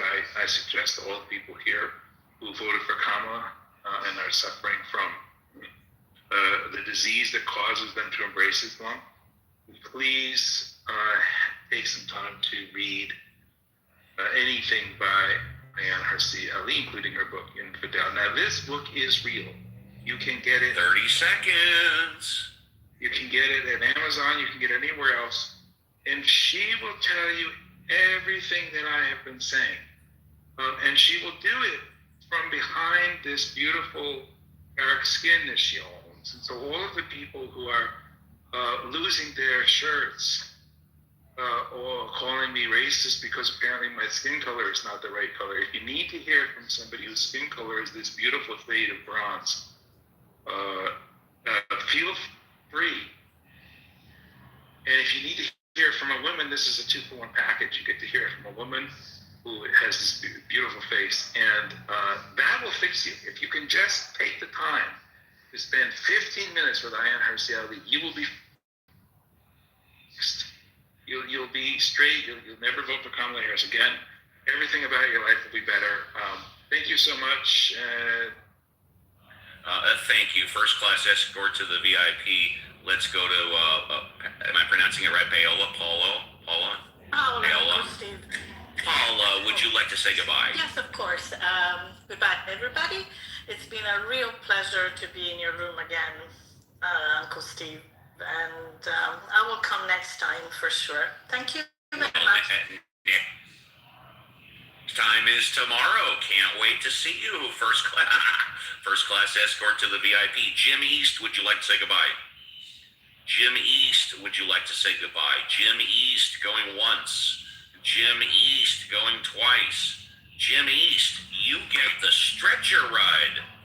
Oh, let's bring him up to say goodbye. Jim East, raise your hand. We'll bring you up because you caught it at the last moment.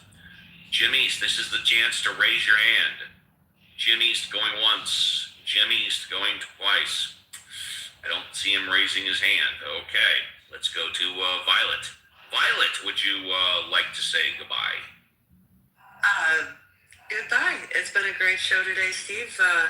I'm going to party as hard as I can tonight. Have a great time tonight. Have a great time tonight, yes. And I will see you tomorrow morning along with everybody else. Love that. Alfonso, would you like to say goodbye all the way from South America? Would you like to say goodbye, Alfonso? Alfonso going once to say goodbye. Alfonso, there we go. Goodbye. Have a great weekend.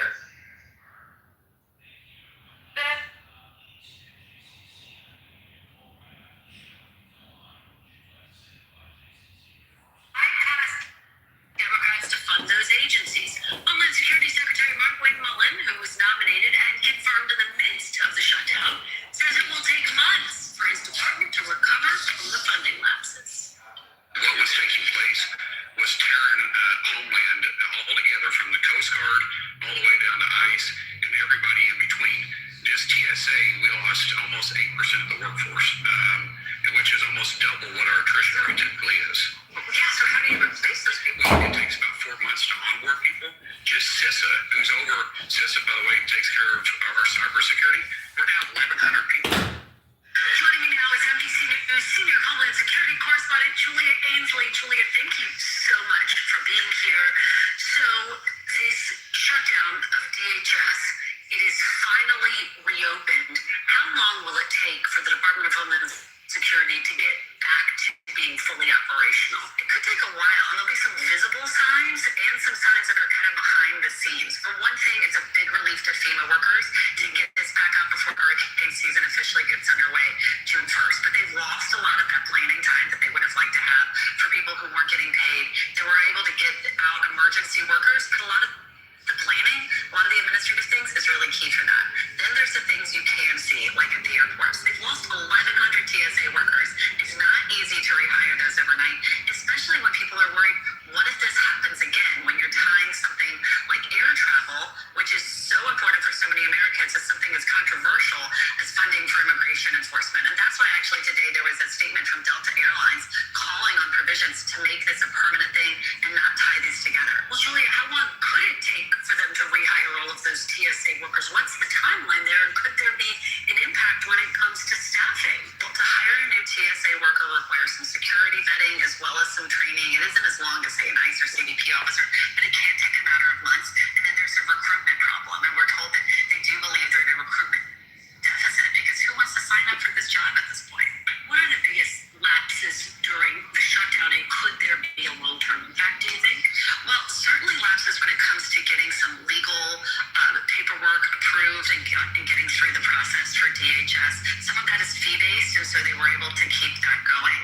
But other things, again, like the planning for disaster response, there's also been statements from local municipalities saying, in major cities as well, saying that they didn't get the cooperation they needed from DHS in order to prevent things like terror attacks, the kind of cooperation they've come to depend on from DHS. Really what this points to is what happens when you have a behemoth department, which I enjoy covering all the many facets, but to put it all under one means that sometimes you lose the very practical, very much bipartisan agreement that there's usefulness of these components because you have the more controversial pieces. And that's why we've seen a bill that's passed that's actually carved out CBP and ICE. And in a way, it won't impact them that they're carved out of this, at least for now, because of that one big, beautiful bill money that they got last summer. Well, a big test for the new DHS Secretary Mark Wayne Mullins. That's right. Julie Ainsley, I know you're going to be following every twist and turn as DHS gets back online. Thank you so much for being here, Kristen. Really appreciate it. And an important programming note, we will see Julia on the Meet the Press panel this Sunday, so be sure to tune in to that. We're also following... Any comments, y'all? Okay, nothing really comment on, but... Breaking news overseas, where the UK has raised its terror threat level to severe. That is the second highest level, and it means the government believes a terror attack is likely. The change comes after a series of arson stabbing attacks across the country, including the stabbing of 2 Jewish men in London on Wednesday. Authorities call that an anti-Semitic attack. Intelligence officials say they're tracking threats from both Islamist jihadist and right-wing extremist group. UK officials are also concerned about a recent uptick in violence in Northern Ireland following a carjacking and car fire outside a police station in Belfast on Saturday night. The last time the threat level was this high in the UK was 4 years ago after a British member of Parliament was killed in a bombing at a hospital in Northern Ireland. Coming up after the break, a generational and ideological battle is brewing in Maine as Democrats and Republicans try to make sense of that major shakeup in the Democratic primary and what it means for the battle for control of Congress. We'll discuss it next with the panel. This is Meet the Press now. You can beat cancer and still lose everything. Or you can have a little known policy. Welcome back. Governor Janet Mills' sudden decision to drop out of the Maine Democratic Senate primary is renewing a debate inside the party about its midterm strategy, its identity, and its leadership. New Mexican Senator Martin Heinrich going as far to call on leader Chuck Schumer and the Democratic Senatorial Campaign Committee to drop their involvement in other competitive Senate primaries, telling Politico, quote, "We've gotten over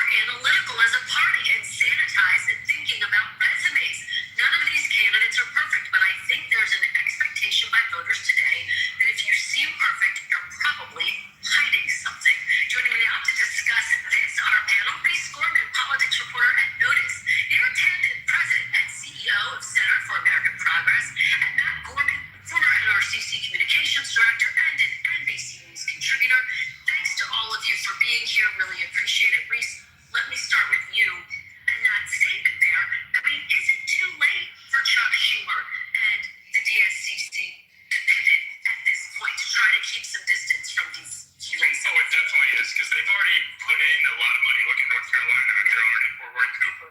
You look at Alaska with Mary Peltola, they're already there.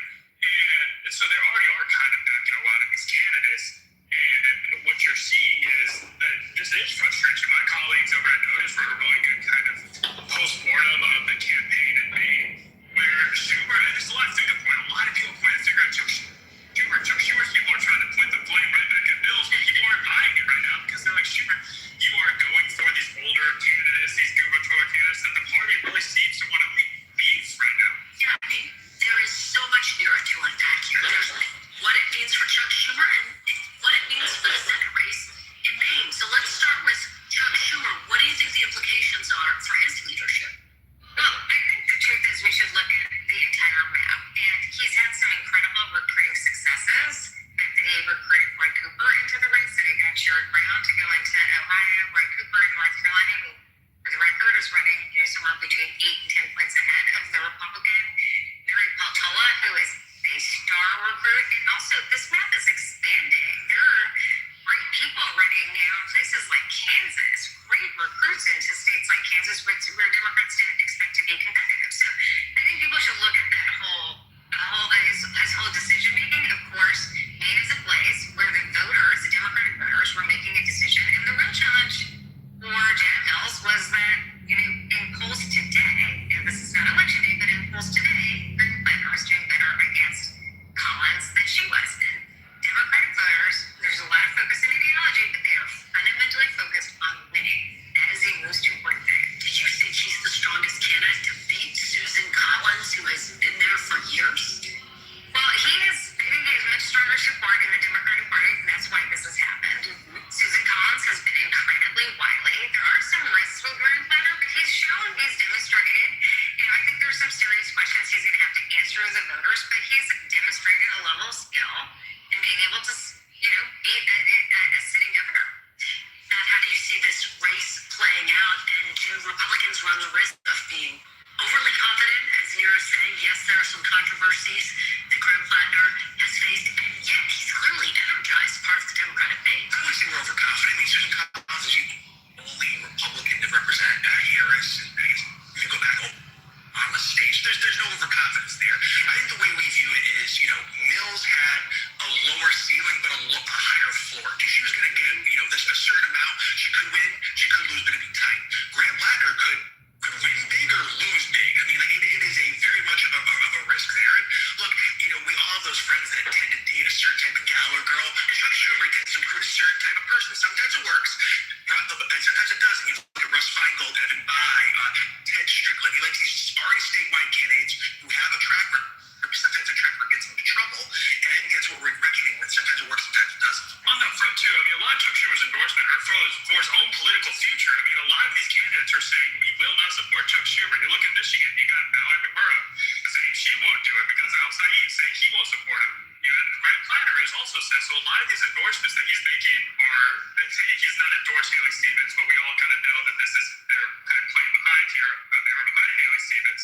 But like a lot of these endorsements he's making are basically for people that will vote for him to remain leader. Just to be clear about that, he had to win a majority of the caucus, right? The difference between a few senators, we'll see what happens. And I actually think he's really motivated by taking the majority. And, he's over his career he has done great recruits, and he's had great recruits this period. But of course, Maine is definitely a place where Janet Mills did not run the campaign that I think he hoped she would. It's a secret ballot, too. So a lot of people, when they walk out, it's like, I can vote for Chuck Schumer, and it'll be like unanimous. And people are like, wait a minute. It's not like a Speaker of the House where you have to claim it for everybody. Right. Well, and it's just so fascinating, all of the different aspects of the midterms that are embedded in this Maine primary. Let's talk big picture. Let's talk about the backdrop. Reese, the fact we got new polling out today, which shows that 61% of people wish that President Trump had not gotten into the war in Iran. How much of a liability? How concerned are Republicans about this, quite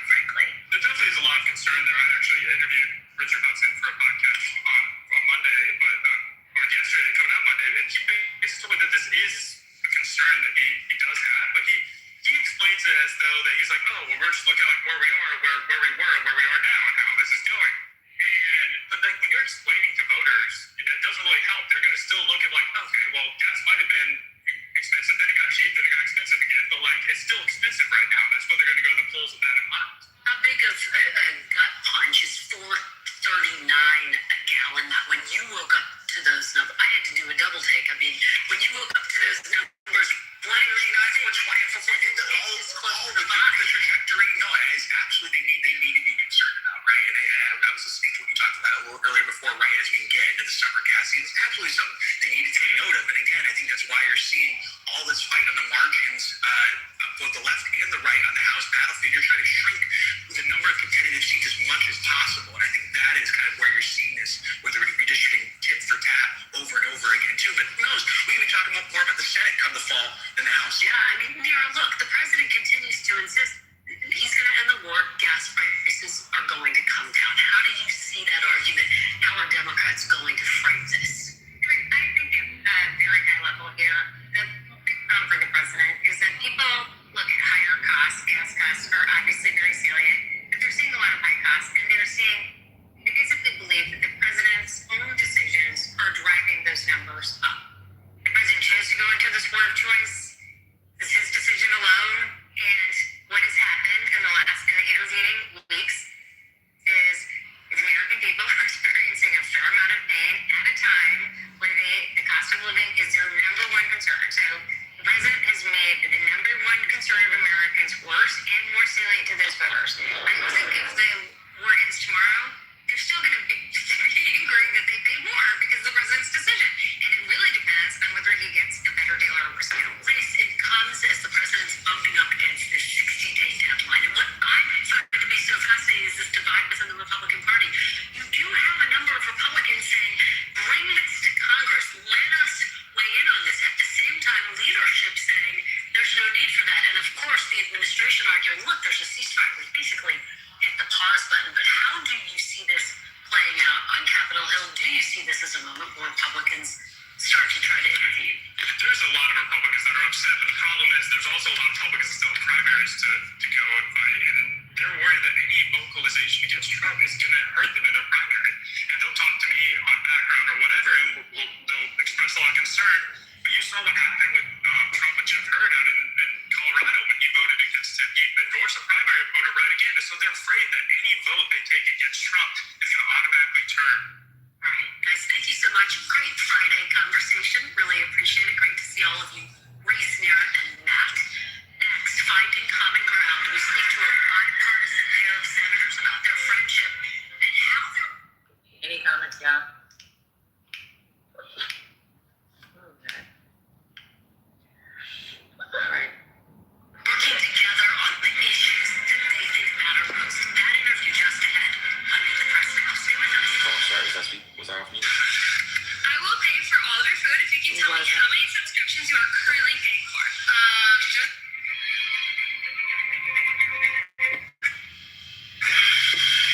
Hey, are you there? Welcome back. Turning now to the very latest installment of our Common Ground series, where we shine a light on lawmakers working together. Yes, on the last segment. Okay. So, someone sent an email to Kristen Welker and anybody else. Chuck Schumer is going to be the Democratic leader regardless of what happens in the midterms. Let me say it again. Chuck Schumer is going to be the Democratic leader regardless of what happens in the midterms. He only needs a majority vote of the 45 to 53 people. So all the people running saying they're not going to vote for him, it does not matter.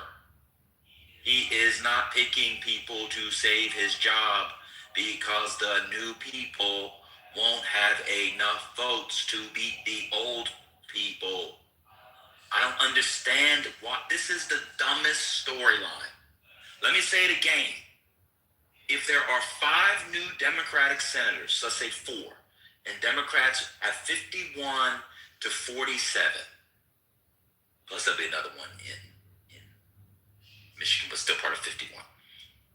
What that means is that even if the 4 people vote against Chuck Schumer, that is not enough of the other 45. 45 is bigger than 4. Do people understand that's how that works? It does not need to be unanimous. There are enough people who are not even up for re-election that will vote for him again. Why is it that the media is saying this? This is stupid. Graham Plattner will have no power in the U.S. Senate vis-a-vis the other senators. He is one vote, a junior senator from a poor shithole state. No one gives a fuck about Maine.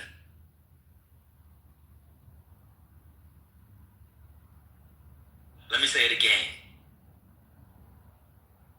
Juliana Stratton, Graham Plattner, Roy Cooper, Elizabeth McMorrow, Sherrod Brown, James Talarico could all vote against Chuck Schumer, and he will still be the Senate leader for the Democrats.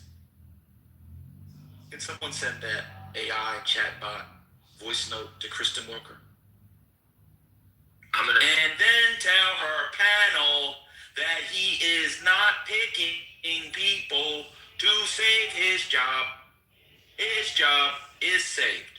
In fact, there will be no one who will run against him as the Senate leader.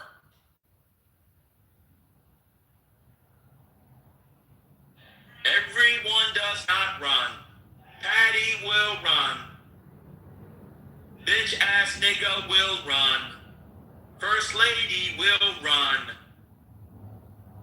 In the Senate, only one man will run. This is dumb. No one is going to challenge him. And so what Chuck Schumer has done is he will support people who, to get votes, will say that they will vote against him because they want power. This is not like voting for the Speaker of the House. I feel like I have to do this because if you talk normally, people don't seem to understand. The Senate majority leader is not like running for the Speaker of the House. It is a different process. Someone opinion, Victoria. It is this simple. Stop falling for the right-wing, pro-Trump, MSNBC, MAGA-loving media. Because at this point, I'm just convinced. I'm actually convinced that mainstream media execs are either telling their people directly or suggesting that for them to make money, which is to get clicks, listens, virality, etc., they not only need to be against the Democrats, which is fine, but they have to make sure MAGA and Republicans has some power. I truly believe that. Because at this point, Patty, you play it every day. Every day. Every day, you walk with the longest step. You walk with shortest step. The worst is over. Shout to Cosette. Every day, they have a Chuck Schumer segment. Ed put it in the chat. Has anybody ever heard people talking about the cinema? I will cash at TC his money and an extra $1,000 right now if someone comes off using the chat in the next 5 seconds and names 4 Senate minority leaders of the last 50 years. 1, 1,000. 2, 1,000. 3, 1,000. 4, 1,000. 5, 1,000. 6 1,000. Just say it. 7 1,000. Need the money. 8 1,000. 9 1,000. 10 1,000. 11 1,000. People can't even Michael Steele? Was Michael Steele majority leader? Minority? I forget. Just He kept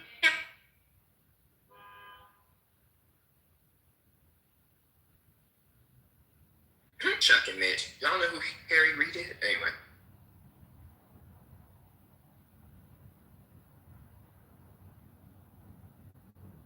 he said in the chat, man. Oh yeah, you're right, sorry. But these people just I mean gas prices is high, y'all. Y'all should have Googled quick. Y'all need help. It's y'all $6 gas companies.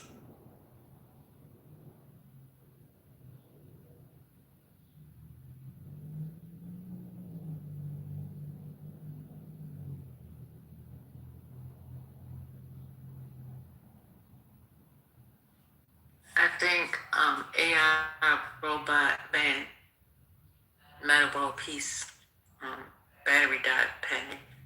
Was that more to the clip? You gotta talk to Stephen Hawking and find out what he got.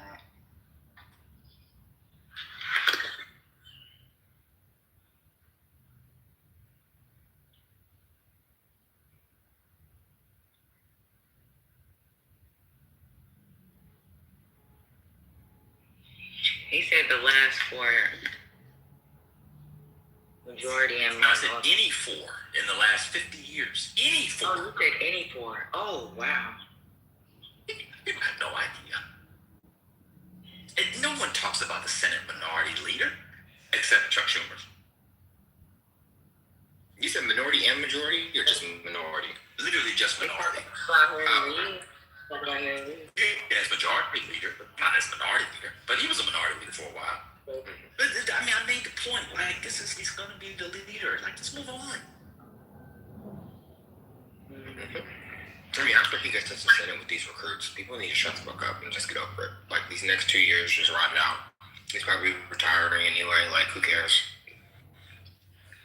Like, seriously, like, what's the, I just don't understand it. Like, before I could understand, like, the argument earlier, like, when Trump got sworn in, everyone was mad at you. But at this point, I mean, there's some pretty good recruits. You know, aside from, of course, Mills, but she's not going to be the nominee. Sid Stevens, probably, right? But everybody else is pretty good. So, I mean, that pastor, Adam Hamilton, Did you hear them in the thing? They were like, oh, he keeps picking these old people. And 2 seconds before they mentioned Patola, who's like the biggest recruit, like the greatest Senate recruit of the last decade. Yep. He's not old. He might be. He's like 52. And are people saying Roy Cooper's old? Are people saying the Democrats shouldn't have picked Roy Cooper? That's the So are old people the problem, or is it only a problem when you want to make spin a narrative? Shout out to Two-Way. Well, I mean, look at Adam Hamilton. He's 62. Who gives a fuck? Or is he 50? No, he's in his late 50s. Oh no, Hamilton is the pastor of the First Methodist Church in Kansas, like the biggest one, the first and largest. He's running against Roger Marshall as a Democrat. But he's old, so who cares? Like, I mean, these people are the ones that can win. You need big figures like this. You need people who have experience, you know, and obviously that would mean old, some or older.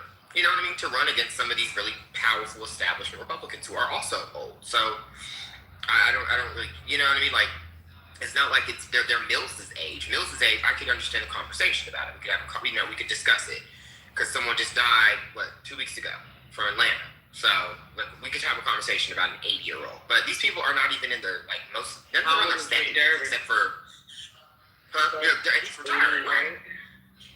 Yeah, he's 80.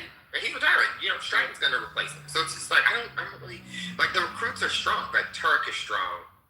I mean, it's probably looking like now it might be Abdul El Sayed in Michigan, young. He's like in his late 40s.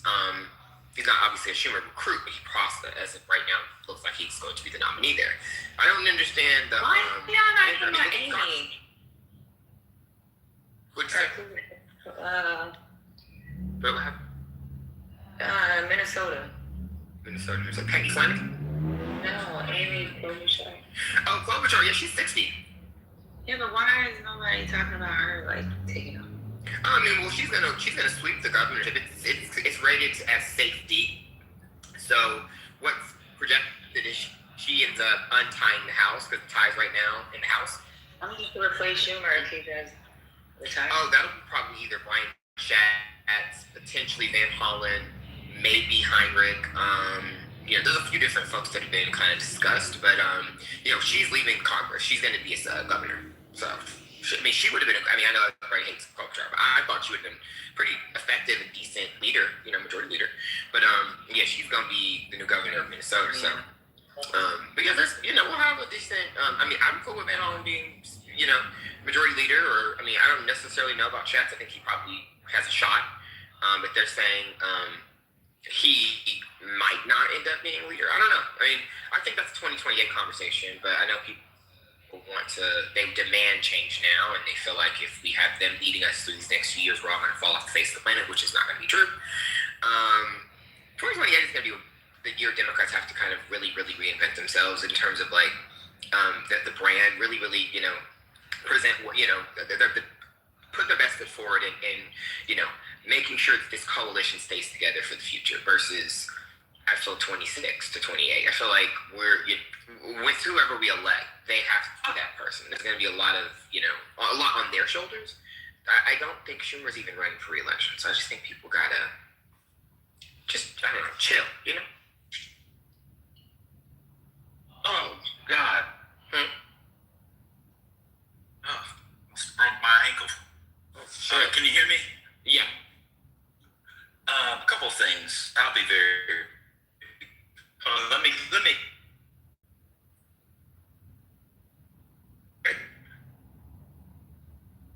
I got. You're in the matrix.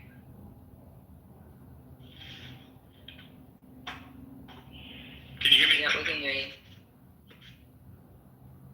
Can you? You out again.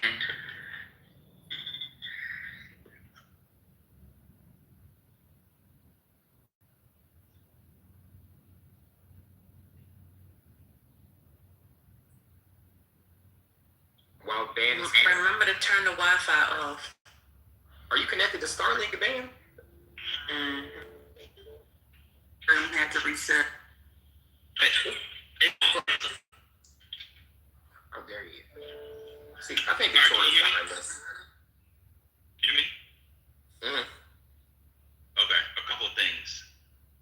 Hold on.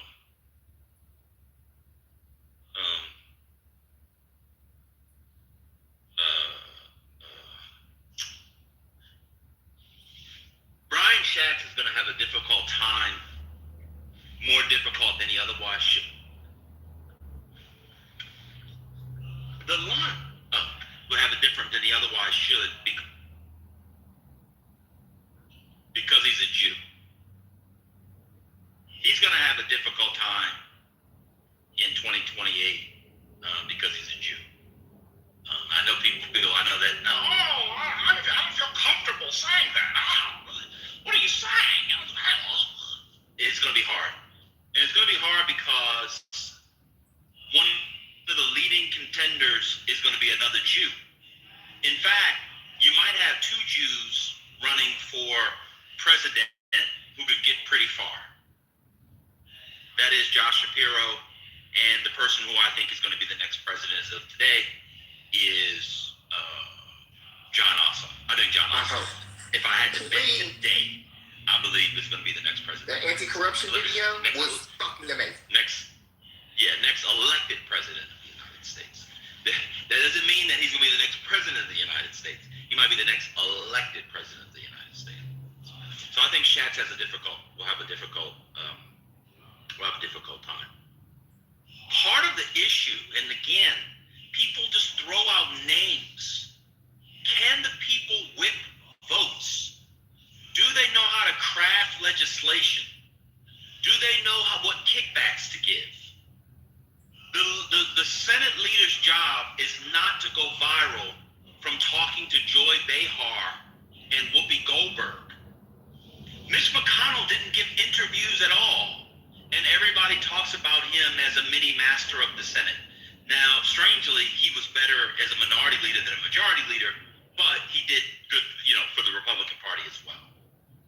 It is, again, insane to me, the hyperfixation on a leader of a minority party. Secondly, why would you take the leadership away from the guy that won the majority? That makes no sense. None whatsoever.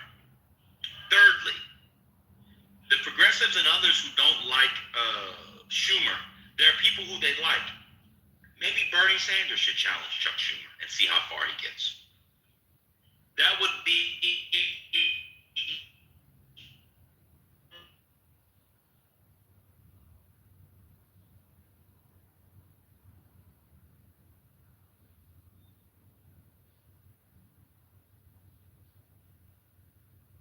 I think you're back in the Matrix.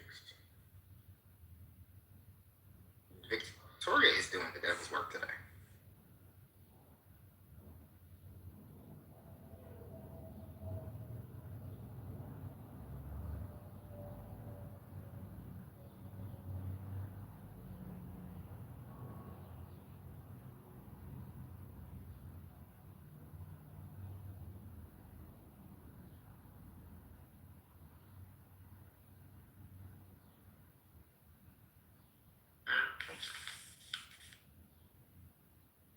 I'm gonna go ahead and keep going and the breath. Need the breath now.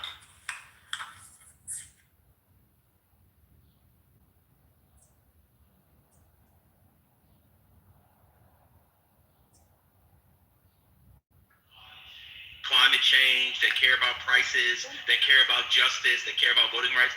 If this is the kind of thing that they're concentrating their energies on, I see.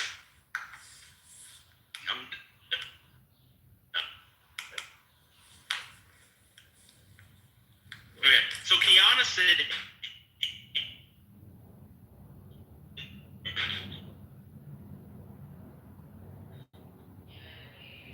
You're in the Matrix again. We need to block Victoria because this is awful. What's going on? Starlink is doing something. Well, I'm driving. So she said anybody's better than Chuck Schumer at this point. Better at what? What would they do different? What would they do different? That's what I'm trying to understand.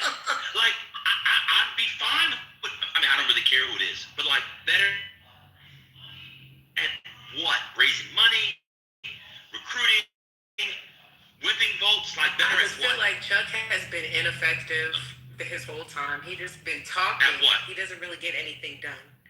They just talk. Well, that's not true. What did he get done recently? He didn't stop anything from happening that Kamala said was going to happen. That's where I'm coming from. He didn't stop anything from happening. We lost the voting rights. Like, he hasn't. Wait, he hasn't been. How would he prevent the voting going on? He hasn't been effective, in my opinion, of gathering the Democratic Party and making sure that they all fall in line, get on one page, and get some shit actually done. Actually stop the Republicans from passing something or deliver some new legislation. Okay, wait a minute. And other than that, I'm just tired of hearing Chuck. I'm tired of it. Wait a minute, wait. Am I in the not Matrix? Kiana, but you're. Am I in the Matrix? You're back, right. What could the Senate minority leader do about executive? Well, they can't do anything about an executive order, but they can style them up. Cool. Huh? I couldn't hear you. I don't have to. No, you're not in the Matrix, and I think her last comment wasn't meant for us. I think she's talking background. I'm sorry, I couldn't hear because I'm driving. What did she say a Senate minority leader could do just so her critique could stop anything? And I'm asking, what could any Senate minority leader have? Ben, she said he didn't apparently stop the VRA from being overturned. That's one of the things she said. Oh, what? Did y'all do the meeting where you just like trolling me, you say dumb shit? Is she serious?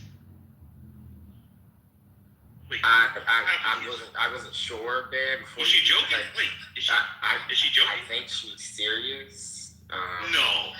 Yeah, she says that they didn't use the Senate to pass anything else either. So I don't know how the Senate would the minority leader would even put anything on the floor when that's the majority leader. Pass anything? Wait, I'm sorry. Wait, is she joking? I'm like maybe 5% serious. I want you to know that. I'm like 75% serious. But what on the Voting Rights Act? On Chuck Schumer not being able to get the Democrats to fall in line and accomplish something and give us a win so we feel like they're actually being effective, that is what my issue with Chuck Schumer is. Are you trolling? Wait a minute, are you trolling? I just said I'm 75% serious. You think the Senate can stop a Supreme Court decision? I think that Chuck Schumer could do more than just like doing these little. That's what I'm asking. What could he do? He could get the Democrats to fall in line, have them come up with something. They're in the minority. What have they come up with? They're in the minority. What have they done to make voters feel like they're actually, No, Matt. No. You said to stop something. What could they stop with 47 votes? They don't have the Senate, the White House, or the House. They can't. So nobody is capable of reaching across the aisle. That's what they talk about doing. They haven't been able to do it. They don't have the ability to put anything on the floor. So they can't reach across the aisle or plug in some kind of fantasy for the Republican people. They can't do nothing. So you're saying that Chuck can't do anything. They literally can't do anything. And so saying that he hasn't done anything is not. Are you talking about legislatively? I'm talking about legislatively. I'm talking about boosting morale for the voters. I'm talking about all of it. Hold on, man. Let's stop. The Senate Minority Leader literally can't put anything on the floor. Okay. Did you not know that? I know that, but so can they reach across the aisle and get something in the bill? Hold on, ma'am. Can they sit at the table and say something? Ma'am. Sir.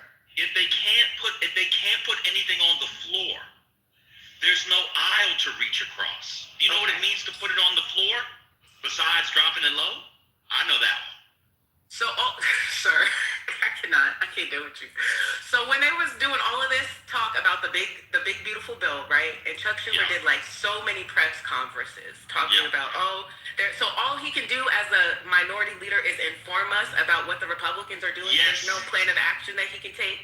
Correct. Pass the reconciliation. Well, one second. That's news to me. One second. I didn't learn that in my local, state, and national government class. I must not have been paid. Wait a minute. What did Republicans do to stop Joe Biden when they were in the minority on his reconciliation? Mitch was busy. Mitch was delaying. He didn't stop anything. I felt like Mitch was doing things. Stop. What did Mitch McConnell stop when Biden was president and he was in the minority? I feel like there was even if he didn't actually stop anything, there was a lot of pushback, and he made the Republicans feel like he was doing something in there, stopping them from They this, wanted to get rid of stopping him. them from that. They didn't stop anything. Oh my God! And see, I'm glad you came up. I respect you for coming up. This level of ignorance is exactly how the Republicans, through Fox News and their other media outlets, have been able to warp people's brains. This is insane. You think that somebody that has 47 votes can stop somebody that has 53 and the House and the presidency? Let's say that Chuck Schumer could do the thing you wanted. What happens if it doesn't pass the House? Then it starts over again. I'm just a bit. Okay, so then what could Chuck Schumer have done based on what you just said? Legislatively. Would delay. If they're saying that Mitch McConnell was a bitch, I don't know how the Republicans can do it in the Dems. Hold on. I can't have a conversation. Let's look at Obama's term. They were in the majority, dear. My dear, they were in the majority. The Dems was only in the majority for like 2 seconds, and we still You're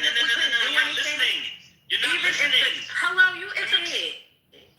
No, I wasn't done. Let me say what I was about to the goo and don't go back to the goo for 3 hours like you normally do on this app. Let's build. And you listen to the whole 3 hours. So who's worse?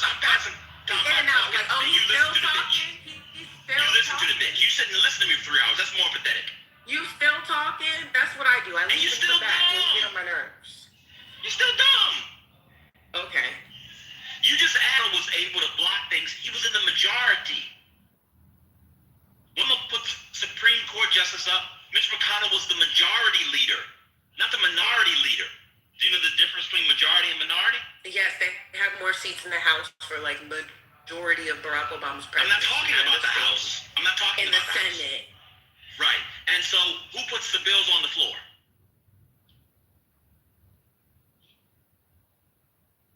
Who controls them? Who controls recess?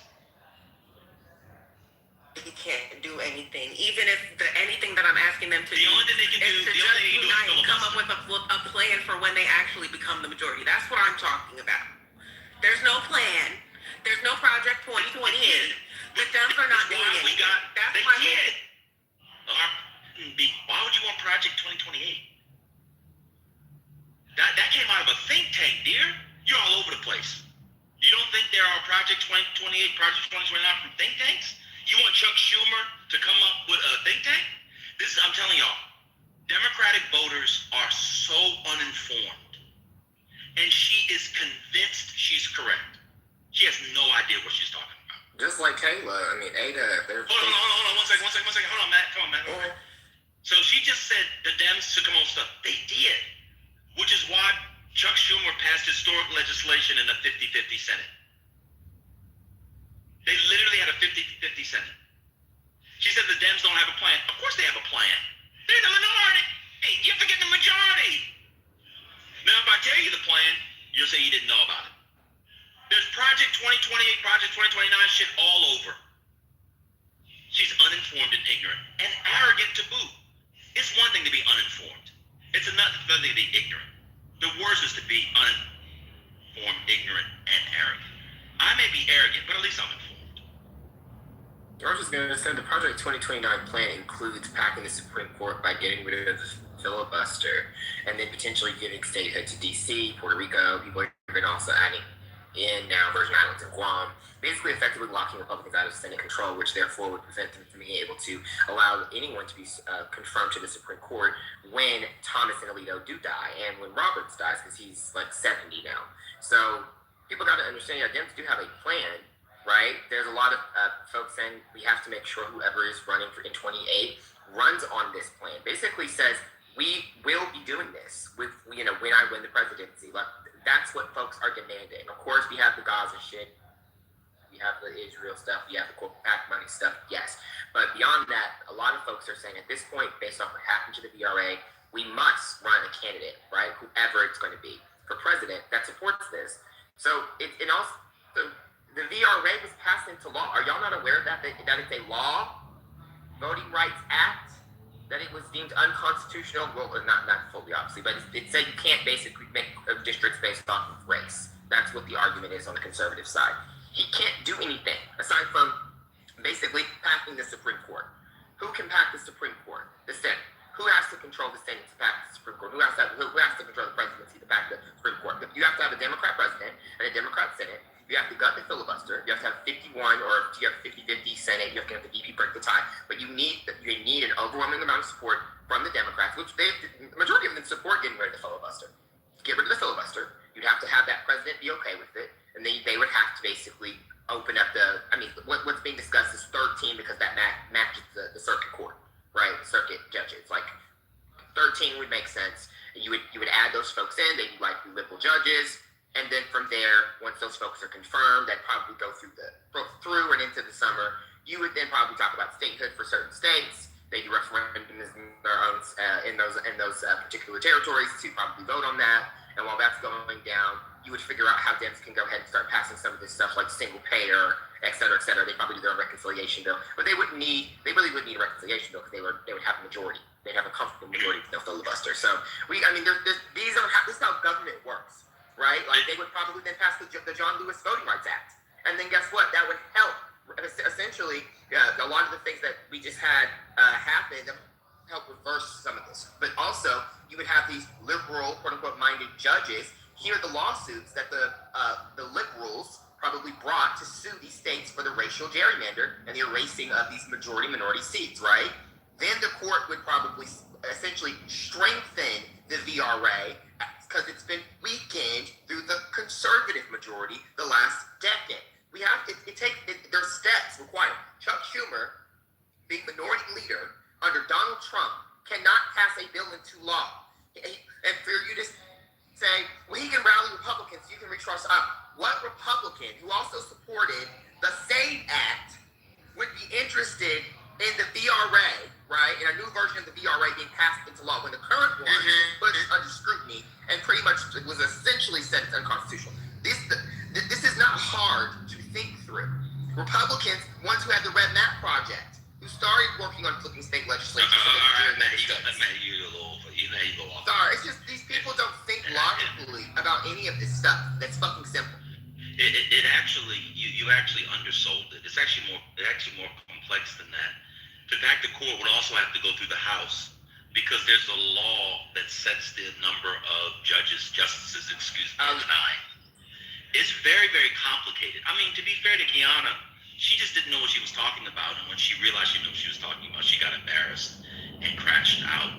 But it's insane to think that a Senate minority leader has more power than the majority in the Senate, the president, and the House of Representatives. I mean, it's just insane. And did you want to talk about the majority leader thing?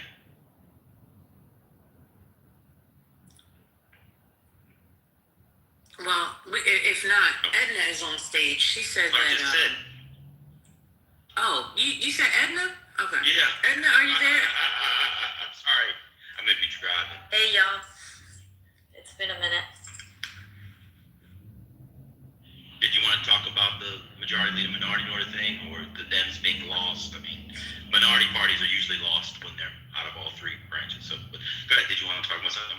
Well, I think the Democratic Party has been lost for quite some time, and the leadership and the agendas, right? Like, at the end of the day, you know, this whole division between left and right and Democrats and Republicans, we're all U.S. citizens. We should all want the country to succeed. We should all want some of the same things. Where it becomes issues is when you start digging into people's personal lives and morality is where there's a big divide, in my opinion, right? Because that's what it's basically come down to. And so, I mean, I don't know who in the room is Democrat, Republican. I'm a Republican. I live in Texas. I'm conservative. I'm all for gun rights and for enforcing the borders. And as far as legislation is concerned, I think it's horrific that you have these hard-working men and women that are going without paychecks because they can't make a decision and vote on something because they want to pack these bills and add a lot of pork to it. And so, unfortunately, hardworking men and women serving, you know, people like ourselves or people here that want to travel and DHS and everything else, and I just think it's wrong and it's so stressful for them and their families, and I don't agree with that stuff. Like, how do we find middle ground and meet in the middle? How do we get there, right? Instead of attacking one another and instead of saying this person's right, this person's wrong, how do we come to the middle and make it work? Yeah, I think those days are gone. At least for now.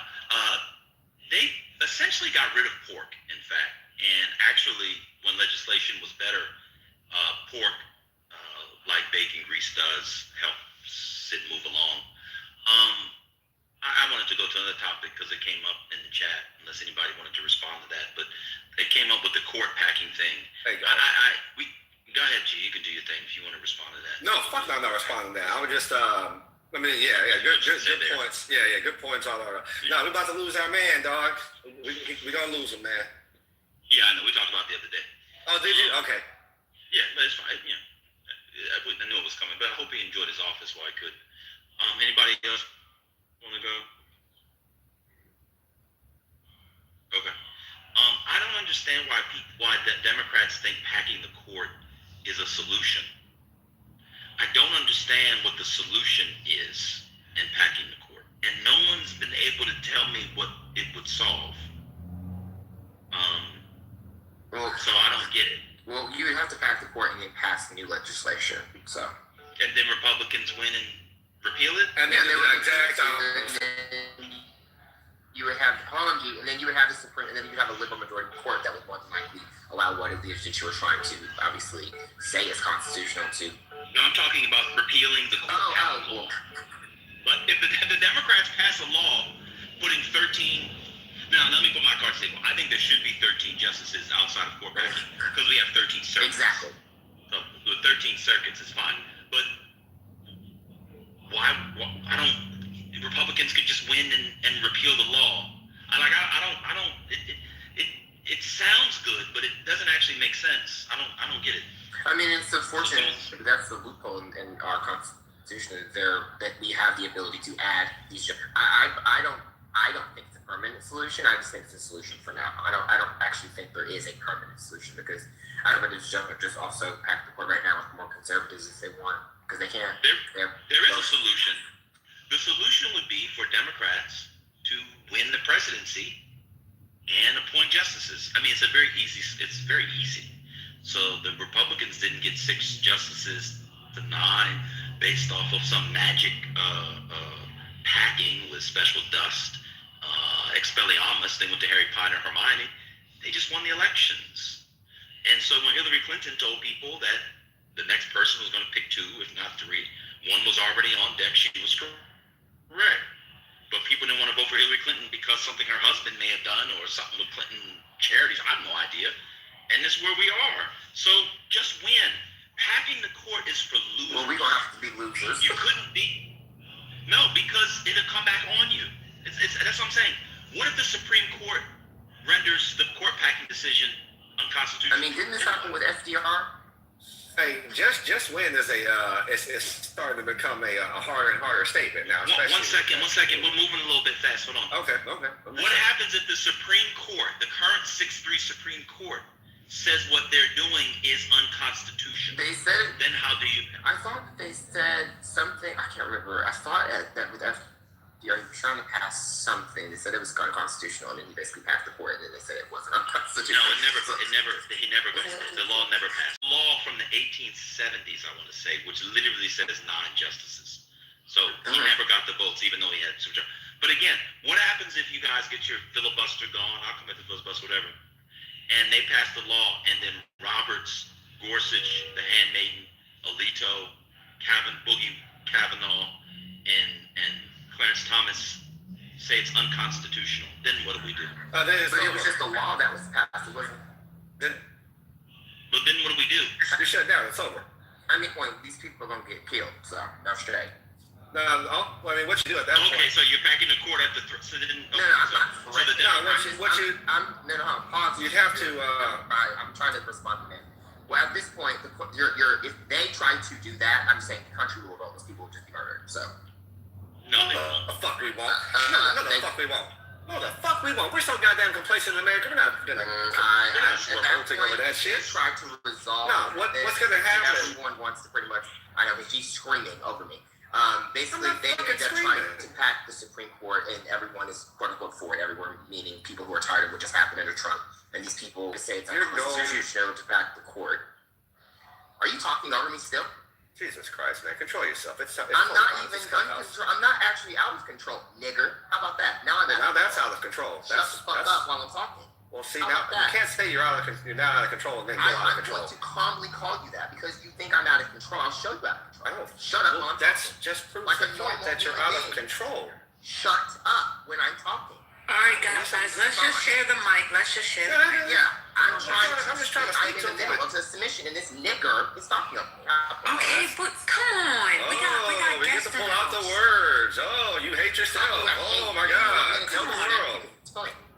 No, you hate yourself. Me, so I'm gonna disrespect you. You hate yourself, so you're looking for a good reason to use that fucking word. You need to get your nasty ass back. Let's stay focused. I'm trying to stay focused. The guys over here calling me. Okay, all right. I ain't said shit about this. I got it. Just listen to me. Listen to me. Now because on hit. Listen. If this is why we lose. Okay. Stop. All right. right, so we're talking about the courts. Go ahead, carry on. Anyway, This is why we lose. Oh, here we go. Continue. This is why we lose. Let's let G. Thank you. Appreciate it. The lovely. Go ahead. Come on. Get your adjectives out the way. At that point, man, you just gotta just wait it out, bro. If the Supreme Court comes in and rules it unconstitutional, save yourself from having an overstacked supermajority in the Congress and all this kind of other shit. Supermajority None of those in things Congress. exist. Yeah. A supermajority Okay, so in the Congress. 67. What are you talking about? Shit, probably about 70 to 75. You need a good. What are you talking? What does that have to do with the Supreme? So, if the Supreme Court says you can't do it, you got two options at that point. One, you gotta just fucking wait them out.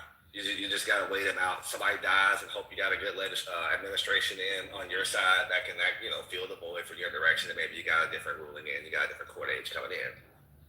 Other than that, I mean, you gotta have a goddamn packed ass Congress who comes back and rewrites the laws in such a manner that you gotta rebalance the shit again. But you need a friendly Congress to do shit like that. Another option would be term limits, but that's another avenue.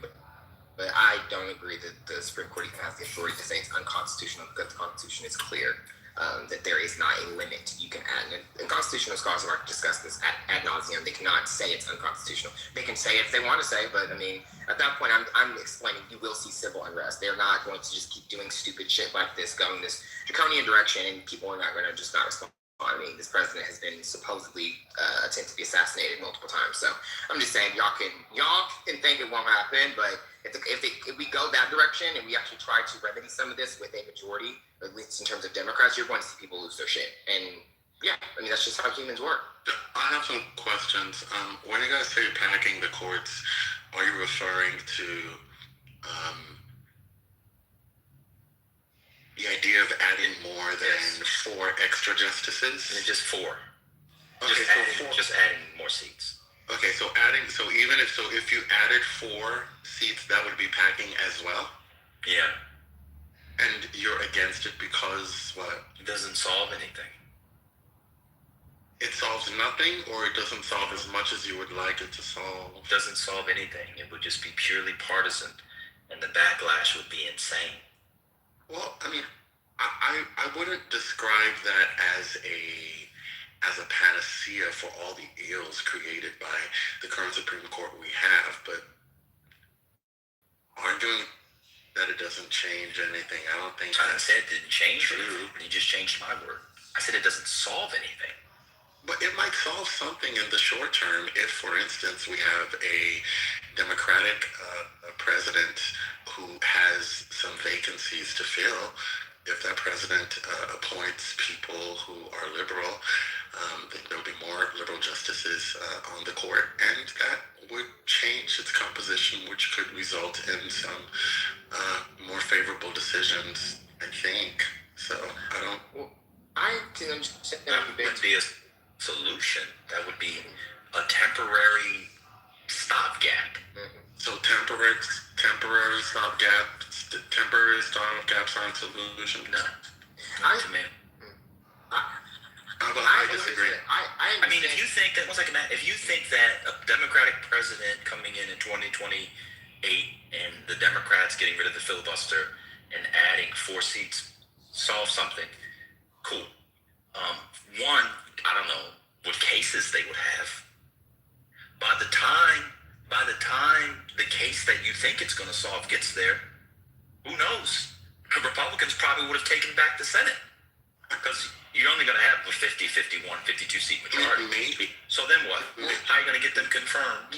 You would have to have a larger... Well, this is the thing. So just talking about the Supreme Court backing, I understand why it feels like a losing strategy, but unfortunately, you would need to be committed to doing more than just that. In addition to getting rid of the filibuster, you probably would need to then have a conversation around statehood for other states that would allow you to keep the Senate.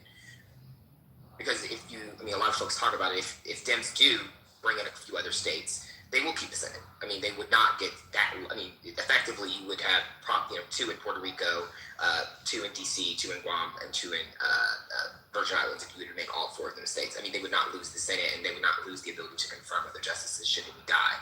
Of course, it would just be the president nominating them, and yes, it could be a different president. in 4 years. But these cases would not take 4 years to end up at the court. It'd be probably a 1 to 2 year process if they're going to go to court at all. So certain things could be quote unquote re-decided. It'd be new decisions based off new cases, based off new lawsuits. So I agree with the solution. So I think that's a fair take. I just think that in the interim, it would be all that we could probably do. I mean, I'm not interested in living the rest of my life under these justices. I mean, the other thought is, yes, if we don't do this, if we do not pack the court, we're just waiting, which is possible as well, because this is a reality as well. You would just be waiting for Clarence Thomas, Alito, and Roberts to die, and then we would have the majority again. I mean, that to me is more of the wait and see hope. I don't think that if you will, or the voters at large would be happy with that. You would be disenfranchising or allowing folks to be disenfranchised in the South, even though we would respond in the blue states, right? In terms of the congressional maps. Also, the state legislatures in those states would be, pretty much fucked for a decade. I just do not see voters, especially ones in the South, being very happy with the Democrat Party, even if they are kind of effectively locked out and their voice mattering, aside from those who live in North Carolina and Georgia, right? I just don't see that being something that's a winning strategy either. I feel like you would have to take some sort of action on the court, some sort of court reform. I mean, I don't know that 18-year, that little pitch of, we could do 18-year terms. I don't know if that's enough. That feels like a rubber band too. I'm not a rubber band, I'm sorry, a Band-Aid too. There's a lot of options, but all of them have that doesn't solve this problem today. The only thing that would solve the court problem, quote unquote, wouldn't be today, would be in a couple of years, would be packing the court. And, you're not wrong. But what problem would it solve? What if you don't have a case? Everyone's going to sue, so that's not a problem. But you need cases. Yeah, you would have, there are some forming right now in North Carolina. There's some forming right now in Florida, in Tennessee. They're getting rid of the Memphis seat. They're suing in Alabama right now over them redrawing early with Ivy. She says, screw it, we're going to redraw now. Louisiana has to, you're going to have cases all over. That's not what I'm saying. But then when you say what I'm saying, cases, are you referring to cases in a particular area, or? I'm referring to everything. There's a midterm. There would be a midterm. So by the time the Senate would start, I'm going to be honest with y'all. Y'all hypothetical. This hypothetical Matt laid out is so insane. You just said Guam State. Yeah, everyone's talking about this as part of Project 2029. I'm explaining you would have to do this would not be a singular approach to just packing the court and saying that's done. You would have to have a multi-pronged approach to this. You have to give statehood to other states, so you would basically lock up the Senate behind you for Democrats. Like, that's the plan. Because the Senate is how the president would basically get these justices confirmed. So yes, the Project 2029 plan is what I'm mentioning would be the only quote-unquote solution in the short term. Because yes, you pack the court, but you would lock up the Senate behind you with adding these different states that are probably going to have Democrat senators. Therefore, you would not allow Republicans to get the Senate in probably a decade. And this is what people have talked about this all online. And they've talked about Chris Coons voting for this. Say that again. You don't need election scholar. You think Chris Coons is going to vote for Guam statehood? Yeah, I don't know if he would or wouldn't. I'm just explaining to you, this is what people are saying the strategy should be. This isn't saying that we have the support. This is what we're saying Democrats need to figure out how to get behind so that we can somehow try to repair what Trump. Okay.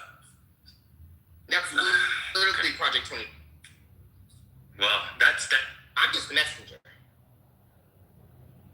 That just. There's so many holes. I mean, how do you, the Senate calendar? Do you really think there's a perfect? Do you think there's a perfect solution to the problem? I don't. You want elections. There is. You want elections. Wait. You win elections. No, it's not. No, that's it not. Is. And you change American culture. Yes, you have to change. You have to do politics. No, you cannot pack a court. No, you're not listening to me because you're not listening. I'm saying there's no perfect solution to the Hydra problem. So you have to come up with solutions that you can actually implement. All right. And you don't have to throw them out what law needs to be repealed? How do you repeal it? So how do you get 13? Break it down. Since you studied this. Go ahead. Break it down. I'm not going to respond to that. That's what I thought. You don't even know how to get No, I'm not going to respond to it because of how you're talking to me. That's why. Did you hear how you were talking to me? You weren't even in the I was conversation. responding to you. Of course you were. I wasn't even talking to you. I was talking to Matt. I asked questions when I first came on because I was trying to understand what you guys are talking about. The court packing isn't something that folks have thrown out as undoable. I mean, it is undoable. You don't have the votes. You don't have the senators to do it, sir. It's undoable. I understand. Supreme Court reform is a very difficult thing. Joe Biden himself took some time to assemble a commission to study it and make recommendations. You know, and it was poppycock. Of course. And after all the recommendations were made, what did they do? They set them aside and said, "Not at this time." It's not going to happen in the next year and a half.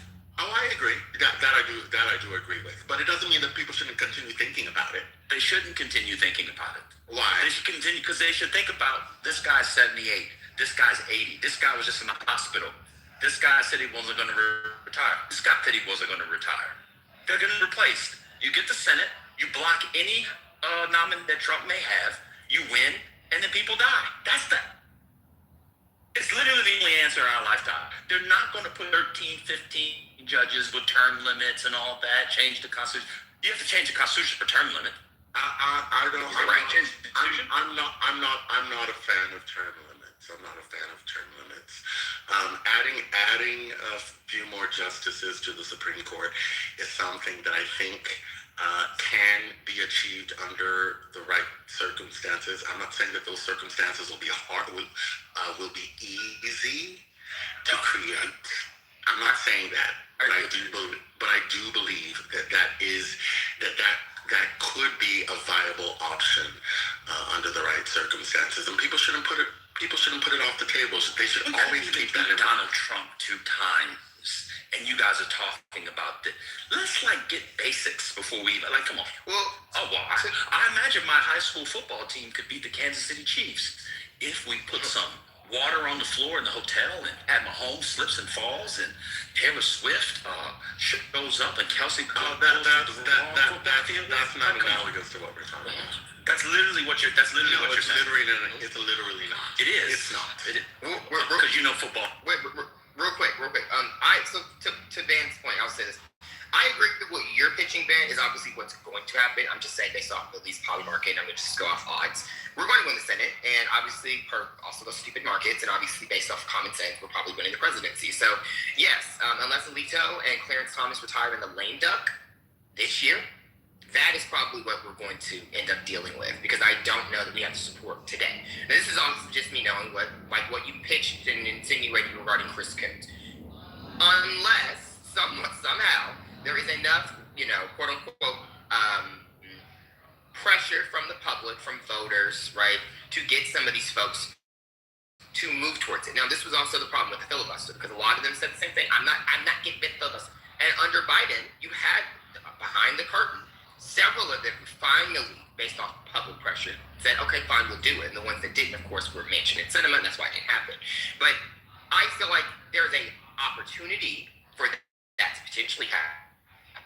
I think that, I'm just saying that's something y'all can argue with. You can argue with the reporting that they said that they had the support of the other Democrats, that the only two that were not on board were Sinema and Manchin. That's why everyone was dragging them online. But my point is this: there is enough.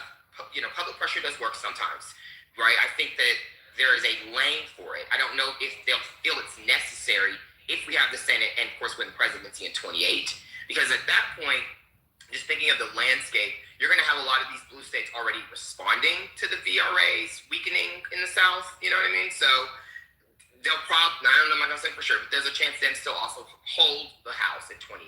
So they could effectively make some stuff happen there. And I think that, you'll see the leftists and progressives online saying, okay, now's the time, pass the bill in the House, change the law, change the Supreme Court law, make sure we can pack the court. That's going to be when people want the Project 2029 stuff to be discussed. And whoever ran on it, maybe the person in the presidency at that point, the president didn't run on it. But they're going to be trying to push a lot of this stuff. And there will be more conversations about it then. So I think that's going to be when we really see if it will or won't happen. I don't know that now just saying it won't happen because we don't think it's going to happen personally is something that makes sense. I think a lot of things were going to get passed that did. So who knows? I mean, I think that if Dems want to keep the majority they're probably going to get, they're going to have to figure out, yes, how to broaden their coalition and how to hold the coalition of the anti-Trump vote for them that got then said majority. And they got to fix their brand. I think a way to do that is to pack the court and is to do some of the Project 2029 stuff.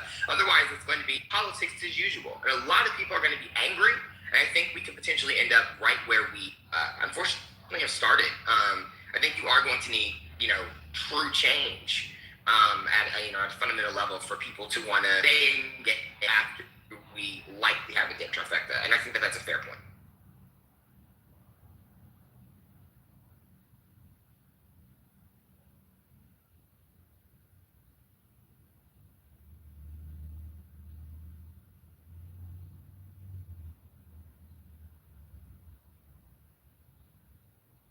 Okay, I didn't hear anybody. They wouldn't even have the time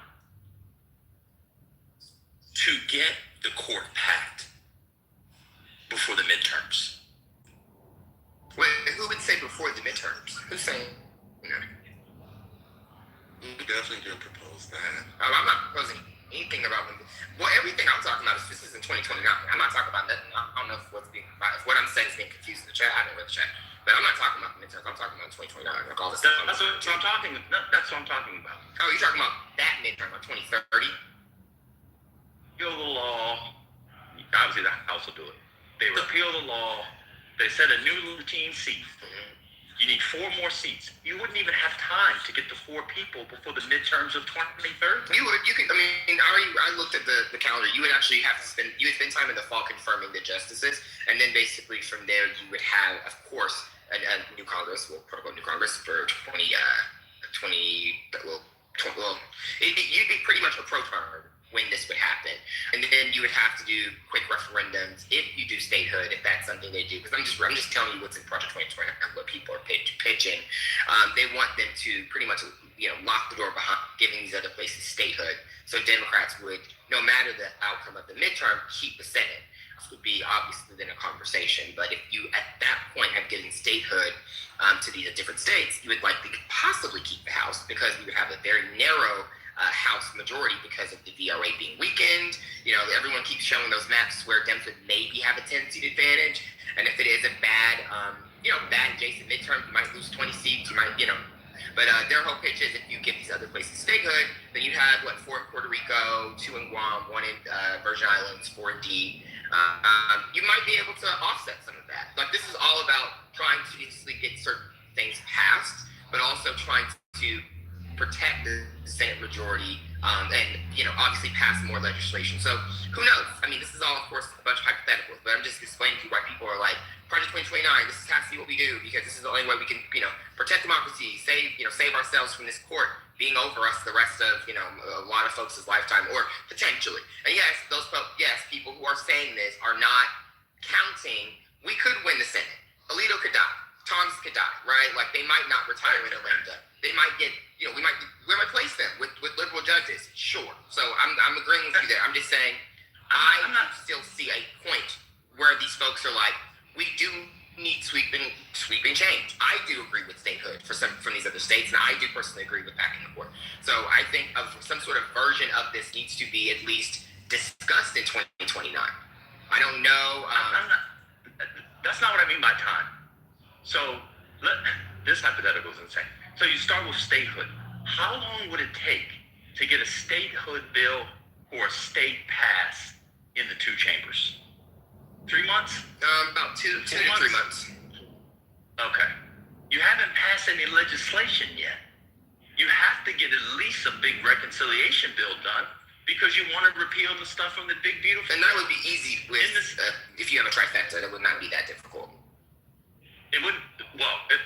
I'm talking about the time. Yeah, I'm just explaining that would not take as long to draft that bill because you would obviously you wouldn't be arguing over as much because you're not dealing with a super narrow Senate, to where you have a mention or a sentiment saying, I'm not voting for this, I'm not voting for that. It'd be a little bit easier than what we had last time, because we had 2 votes that were. No, the last one was done in March. I'm literally talking about the time. So say it's done in 2 months. Mm-hmm. It's 2 months. People are not going to be doing all of this in okay, that's 2 months. I mean, the way the Senate works, if you get rid of the filibuster, people can stand up and speak. You have multiple amendment rounds. I mean, this is not a viable solution where you get 4 states passed. I'm not convinced the senators from those 4 states would all be Democrats. Republicans frequently win the gubernatorial race. But federally, they Puerto vote Rico. blue, so that's why I think it will be for Dems in Puerto Rico. I mean, I hear you because the governor is a Republican, but federally, I guess. I mean, if this is the Democrats' way of something, I'm moving out of the country in 2023, because when Republicans win on the backlash to what you guys have done all over the country and flipping states like Maryland, which gets a Republican governor, I'm getting the fuck out of this bitch. You think it's good now? I mean, these hypotheticals beg more. This isn't a hypothetical. This is Project 2029. I mean, yes, it's also a hypothetical plan, but it's something that they want folks to consider. Who wrote Project 2029? This is a bunch of people online. You have done. I mean, I can literally send you there's like multiple versions of Project 2029. All of them include packing the Supreme Court, Medicare for all, or some sort of single-payer option. All of them include some sort of the Voting Rights Act anti-voter suppression bill that's passed. All of them, they literally all include all of these different things. It's like a fucking long-ass list that they're saying needs to be on the agenda. And I get it, you don't like it. I don't agree with you. I agree that they should be looking at some of these things because they absolutely need to happen, or it will just take one other 2016 election to end up right back here. And I don't know that that's it's not. I don't look at Project 2025 was not some loose amalgam of ideas that people. It was the think tank, but that's not what they have not put a think tank yet. I know they're talking about putting it some sort of. There's like a few think tanks discussing creating their own version of 2029 that's official. But I'm just saying what's been circulating online that voters want, like the people who are being, all of us who are being affected by this are saying these are the things we do want.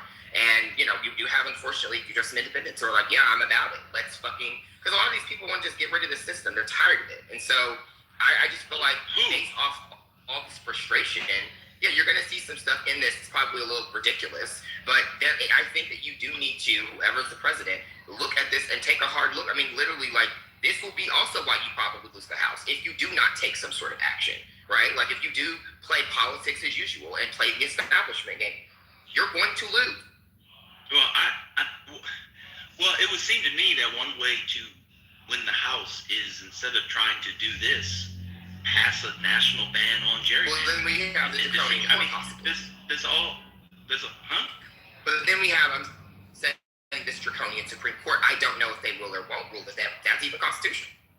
So how are they going to rule all the stuff you guys are saying is constitutional? No, the whole conversation was regarding this Supreme Court packing. Obviously we get back to what if they said that's unconstitutional, back to court, they already packed the court in the past. So no, but wait, doesn't the Constitution give Congress authority to staff the Supreme Court? It does. But people are saying, well, what if they said that that's not constitutional? I mean, I know, but if you're having a conversation about that, it has to be sober. So yeah, that's right, because you're right, Hurricane. I'm glad you said that, because this Supreme Court definitely follows what the Constitution says. And they wouldn't just make up whole things, a major questions doctrine, out of John Roberts' ass. Well, I mean, that's where the conversation stops, because that's literally This is an insane thing. Just dial it down a couple. There's no need for that. I am dialed down. Dialed down. You literally just said the Constitution does X, Y, and Z, and you're referring to Alito, Thomas, Gorsuch, Kavanaugh. I specifically asked the question. Granted, it was a rhetorical one. I said, doesn't the Constitution give Congress authority to do so? Yeah, it does. But if you want to play the game within the lines drawn, then you're going to have to accept at least that there are some rules that you to apply, and you just have to test to see if the rules are going to apply or not. So I think that, I agree with that. When you say play within the rules of the game, that sounds changing. So you just have to find out the new rule and then keep playing within the newly adjusted rules. Gina, I know that the rules are always changing. I know that, but these people are talking about the Constitution still. So if they're talking about the Constitution still, I think the same would apply. Yeah, so I'm saying, so if you're having this conversation, you're talking about what could be done. The ideas that you come up with will be shaped by the restrictions that apply.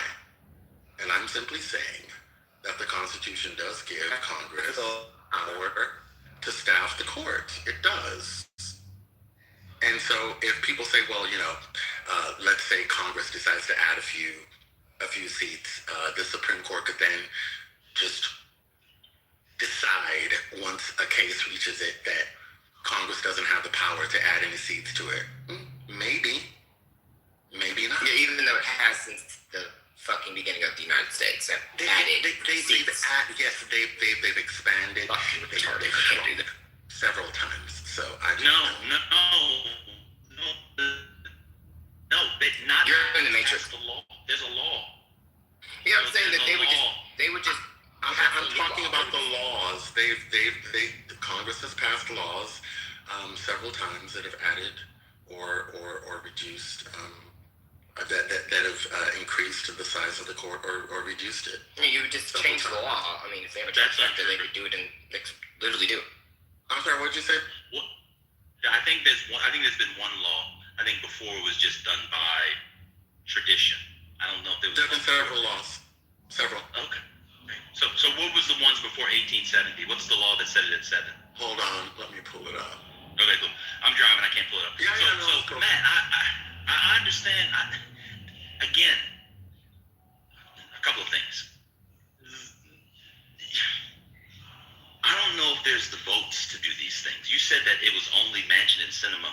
I can't imagine a world where Chris Coons and Gary Peters and Bob Casey and other so-called centrist Democrats, Shaheen, Cortez Masto, where they were going to get rid of the filibuster. I'm just telling you, and I'm not God, I don't know if it's true. I'm just explaining to you reporting that came out that was considered credible, informed the public.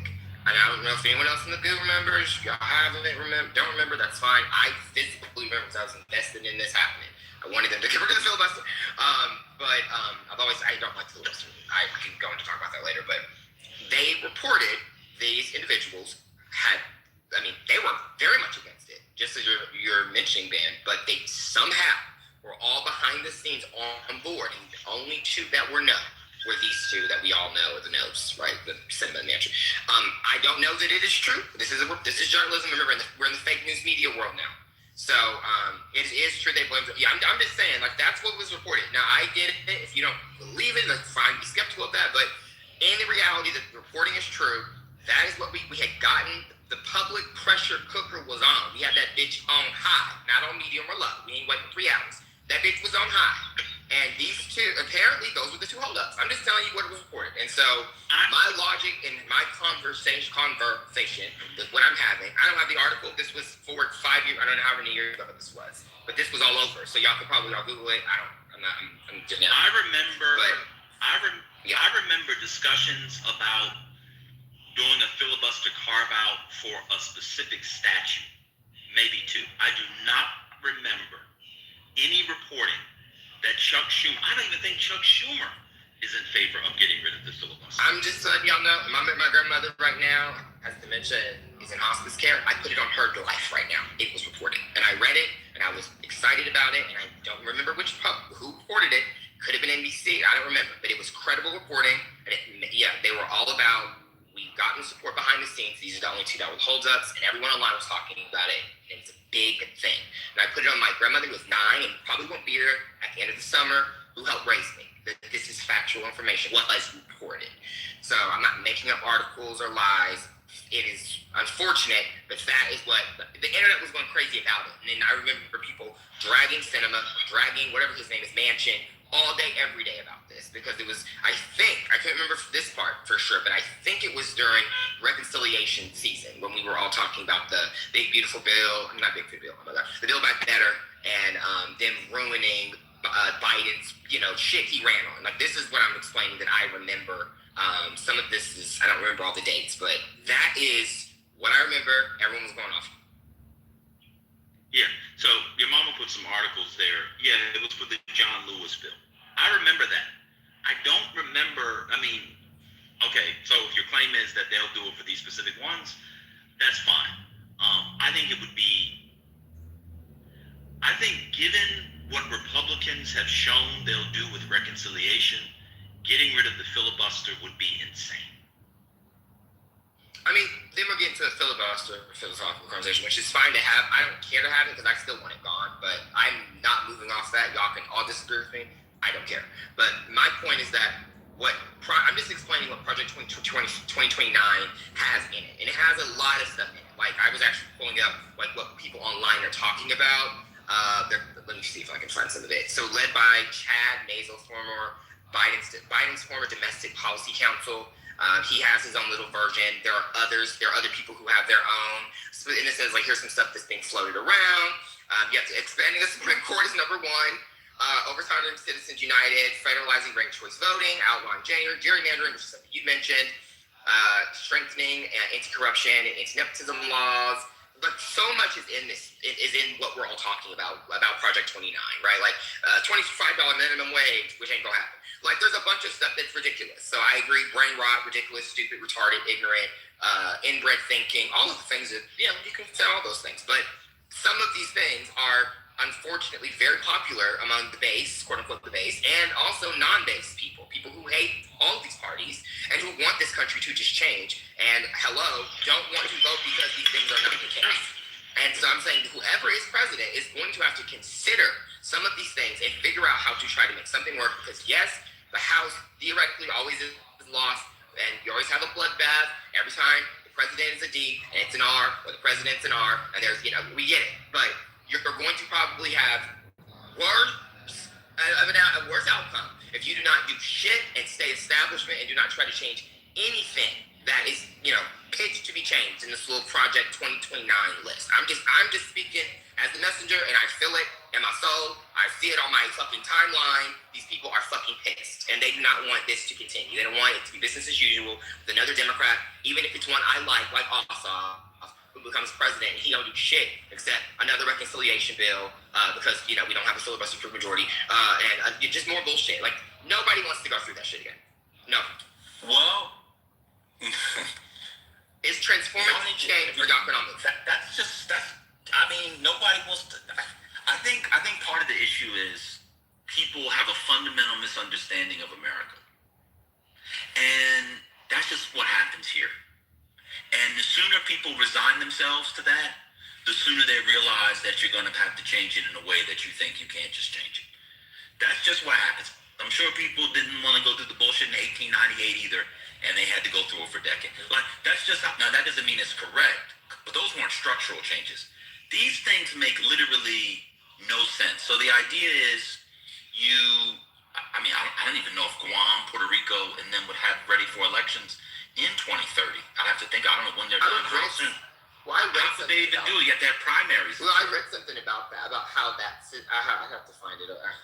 I'm doing something right now as I'm talking to y'all, so I can't really Google shit. But I read something about the process of that, so I was curious, how would they have the time to pass these referendums or whatever to basically become safe? And there was a deep dive on how you could do it, how it would be done in a timely manner, but obviously it would be something that would probably be a 2030 thing. But I agree with you there. But I'm saying, I'm not pitching the whole thing has to become, the law of the land. I'm just explaining, if someone does not make, and I'm making a very clear point, if someone does not make a concerted effort, what the Democratic president is, to look at what the people are saying they want in response to what we just went through, and if their plan is just to proceed with politics as usual, as Joe Biden did, right, the regular way, try to get things done, you're going to lose again.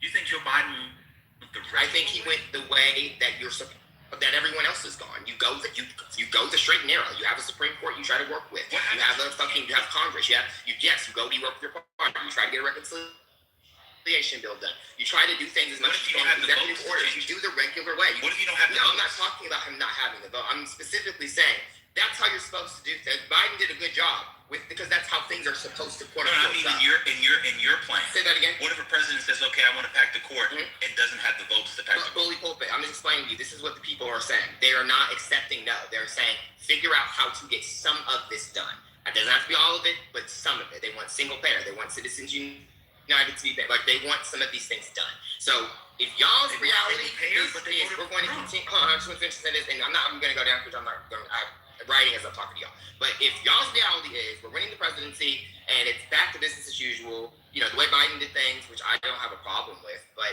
if that's where we're going to probably end up, another reconciliation bill is going to be passed every couple years, and we're going to, maybe if we have some, some deaths, we'll then nominate a couple justices. If that's the path, I think that's okay. But I'm not saying I'm not speaking for me. I'm telling y'all what literally the public is bitching and moaning about. I don't think it's smart for Dems. I'm being a pseudo strategist right now because I'm not a real strategist for Democrats, right? I'm Liz Smith.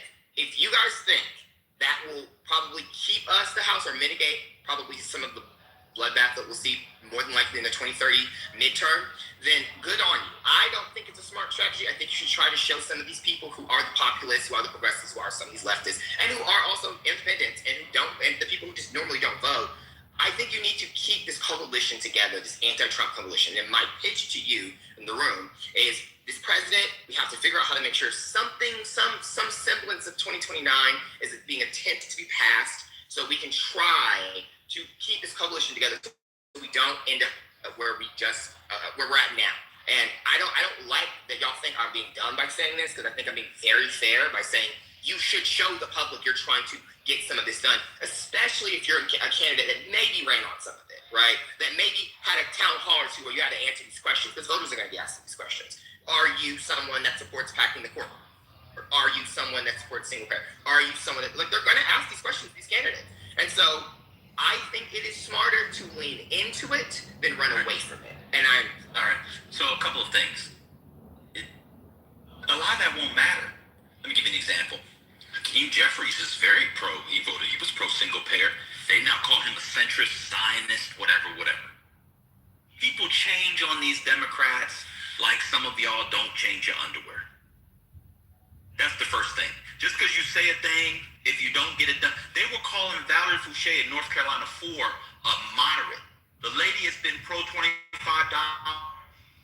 whatever. She was the exact same voting record as what's her name?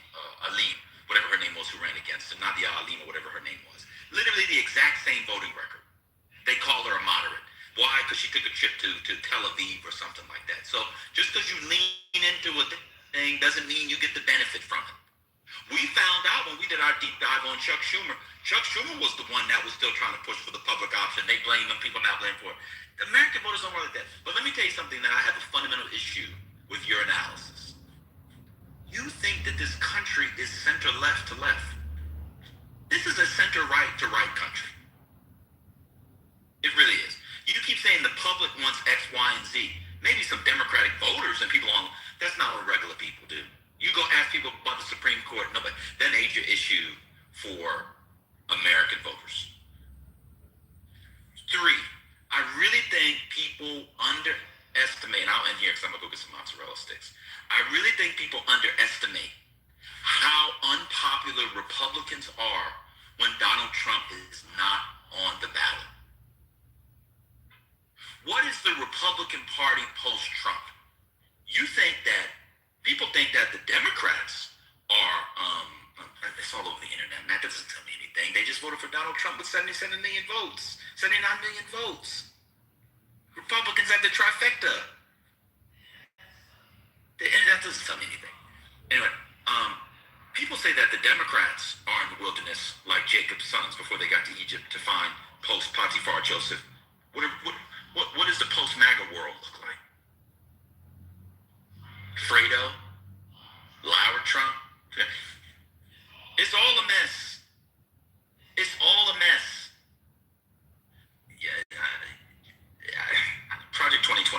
people just using the phrase. I don't want to go into it. That's substantively different than the Heritage Foundation. The Heritage Foundation accrued power in D.C. You go to any cocktail parties, those people were there. Voight was the OMB guy then. He's the OMB guy now. They made a deal with the devil with Trump. Like, it was a long-standing thing.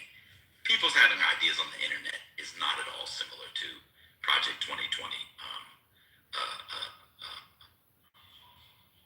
Project 2020. Hey Ben, can I ask a question? And you and Matt, you guys can answer it. What Republican federal lawmakers support increasing the size of the Supreme Court, if you know?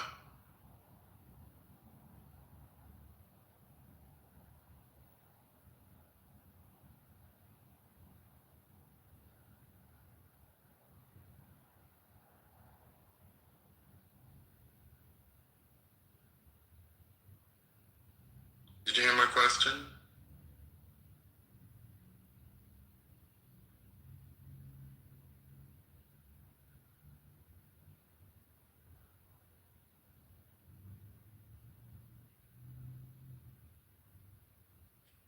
I think he said he was going into the store or something. Oh yeah, he said he needed to get mozzarella sticks, yes. But yeah, I'm just curious about it. I know that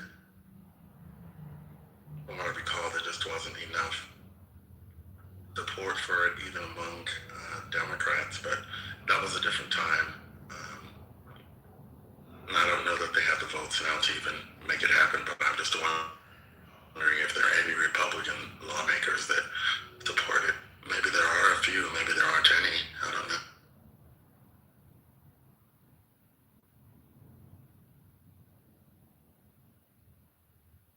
Oh, and Matt's not on stage anymore. He left. Okay.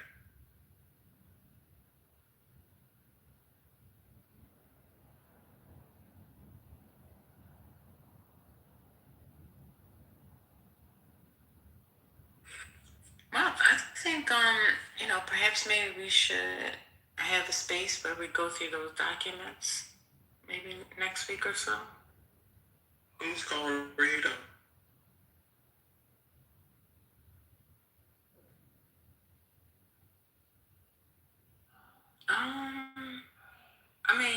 We can have the conversation around. We can't go deeper. We can't discuss them if we haven't read them, First Lady.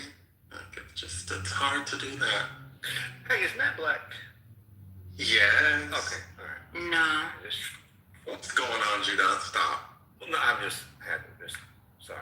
He's not black. I'm out canvassing right now. But wait, what is? If he's not black, what is he? Because he definitely called me a hardy R, and everybody just kind of let that shit fly. And I'm like, okay, well, Oh, yeah. that's interesting. That's interesting. Everybody just gonna sit on silent for that shit. Oh, okay, all right. So we support that shit. You can't tell he has. No. Yeah. No.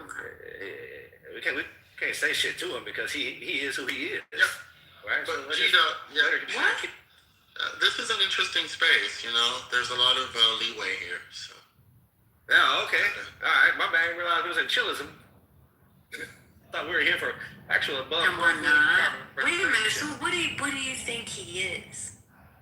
I don't know. That's why I asked. I'm not here to presume what somebody is and what somebody isn't. But he used that word so very freely. But you didn't presume that he was black? That's my brother. No. That's what I'm saying. So you presume something else outside. No, I made no presumption, which is why I asked. Well, you had to have a presumption if, in fact, you didn't think that he was black. No. I'm actually I can have no presumption. Hi, G, I'm back. I'm writing. I need to actually finish what I'm doing. But G, I'm a spit. I'm a beaner. A wetback. I'm a Jew. I'm a kike. And I'm a faggot. And I'm a retard because I'm autistic. I'm all of those things. And I'm a nigger. Did you know that? I am a nigger, just like you. So I can call you a bitch. How about that, Paul? Fuck you. You throw it in. You was my brother. You brought his back up here. I did. He was gonna crash, TT. Fuck yourself, nigga. How about that, bitch? Fuck you, nigga. I'm not gonna do anything to you. Then why don't you shut the fuck up and let me call you that? I'm and just there is inquiring leeway about in your here position. because you get called a nigga every day of the week by your fucking niggas anywhere around you. So shut the fuck up, nigga. How about that? No. You need an A on the end, bitch, to feel safe. No, Shut the fuck I feel up. relatively safe. I would just I thought this was an idea for people to express ideas You and politically. Trey, y'all deep South motherfuckers, shut the fuck up and learn how to speak proper English. Oh. How Trey Get in it. Speak proper English, bitch. How about that, bitch? Huh? I'm a bitch. Yeah, a I've bitch said ass not nigga. one cross word to you. A I don't know why you retard. don't like. Why don't you like it? What's wrong? What's your problem with Dinky this ass person? faggot. That's what you. Matt, you gonna get me in trouble because I brought you back up because you're my brother. What's your problem with me personally, though? I don't. We've never met, bro. So G, tell me, how did the car get up here like this? What happened? I'm sorry. Help me out. On your profile picture, the car looks like this. Oh my God, yo. That's the that happened after a cruise. We were leaving out from a cruise, right?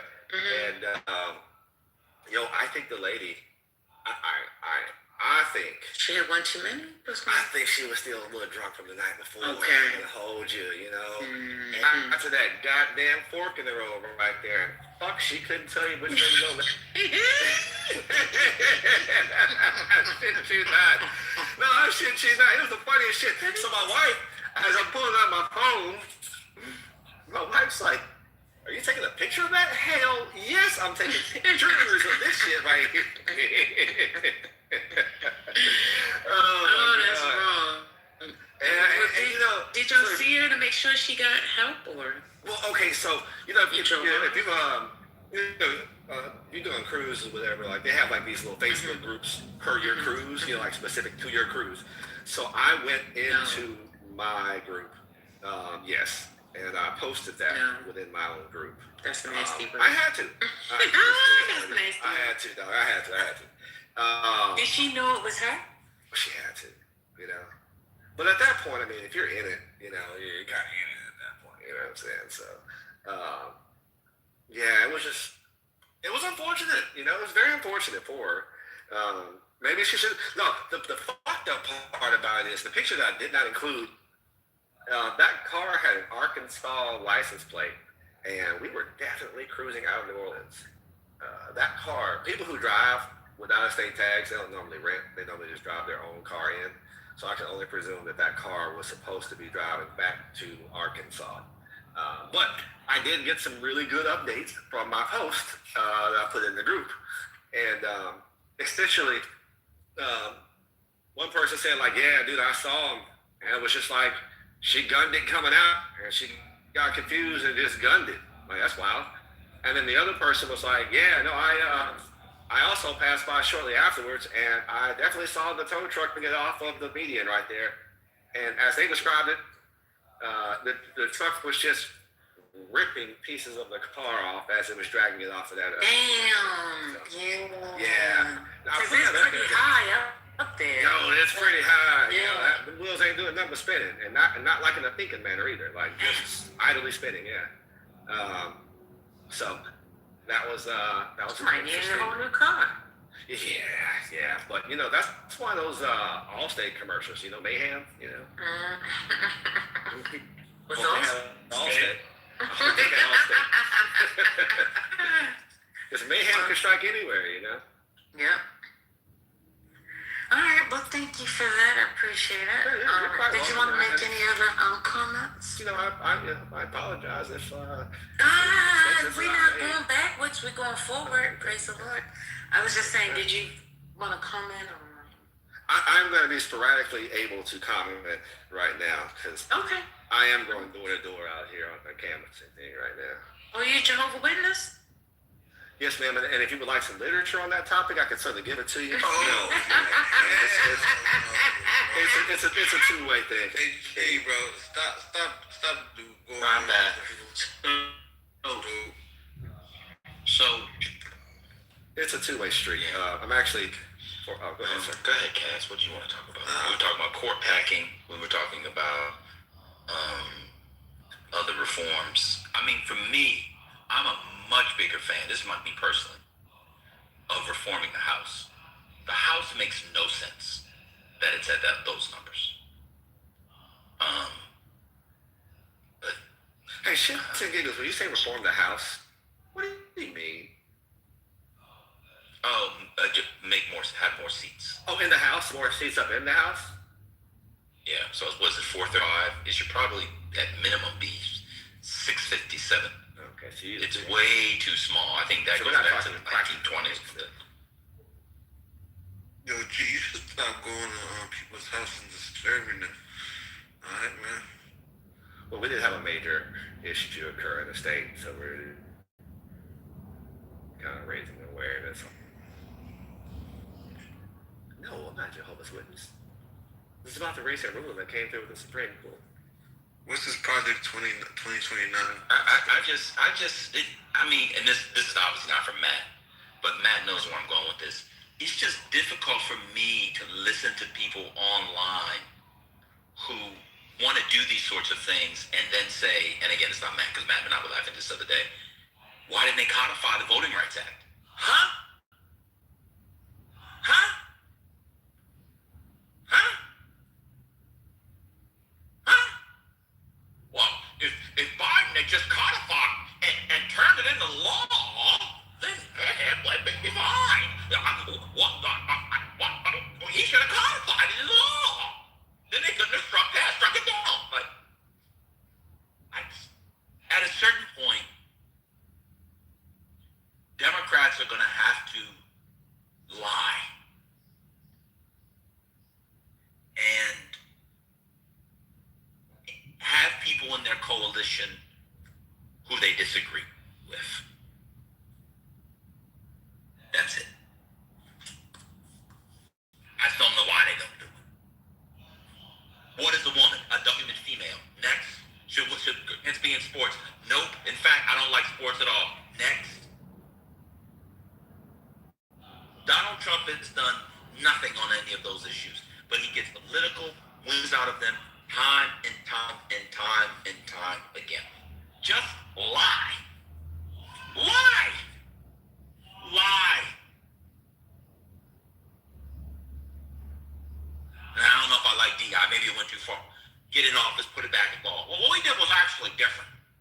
Lie. Just Trump does. Lie. Why did Democrats stop lying? Lie. Lie.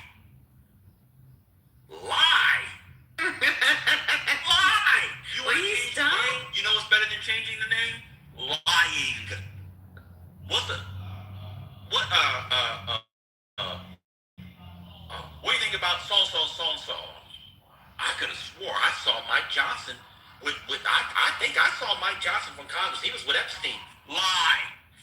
But Dan, I think it's not that I disagree, but I don't think the people would buy into that because the Dems are the party that is expected to always tell the truth. So us becoming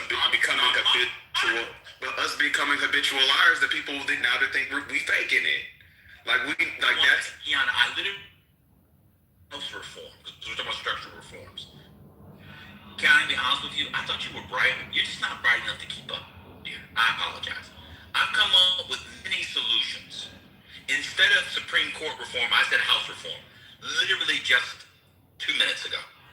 I didn't just say win the presidency and lie. I said a lot more than lie. The idea that of all people doesn't come up with possible solutions is cap. I can be honest with you, it's kind of dumb. I'm not being, so I'm at the court. I thought you were one of the smart people. I got put you in the basket of dumps. That's it. Kiana, I asked earlier. I just somebody else I won't talk to. That's my new thing when people are really dumb, unless they provide content, I don't talk to them. I just can't be Kiana anymore. I literally just said House reform and gave the number. And G asked me what it meant. Literally half minutes ago. Look, not getting my fellow sticks 2 minutes ago. See what I'm saying? Dumb. Who here heard me just talk about going to 650, 700 seats? How do I know? When you scroll up, just said, damn, that's a lot of seats. I said, the country is big. Pause. Literally. Just, did you not say that? I did say that in the chat. Yeah, big country just. Yeah, so, just done. So I'm not going to be disrespectful, I'll just ignore you. So I respectfully ask you not to speak on me going forward, otherwise I'll have to be a retard day, and we'll get the CC treatment. That's just how it's going on. Let me just continue. It's really that simple. Just, I don't think that there's any expectation in this moment. We're in a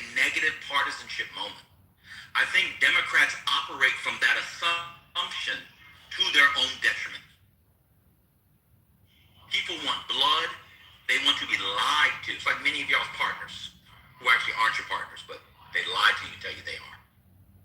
That's where I think we are as a country. So I don't think there's much expectation. I think what happens is Democrats play into that expectation, and then when they don't follow through with every single thing they said they were going to do, they get blamed for it. Or it's all simple. I saw black people arguing a Juneteenth holiday. That was fake. It was online. Who gives a fuck about a free holiday? So that's I don't think there's much expectation.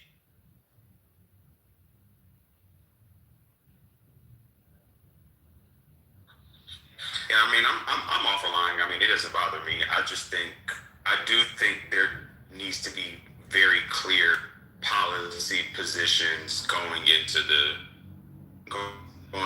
next election cycle, because I don't think we had some stuff, but I just don't think they were strong. Like, we need very strong policy positions going into the next thing.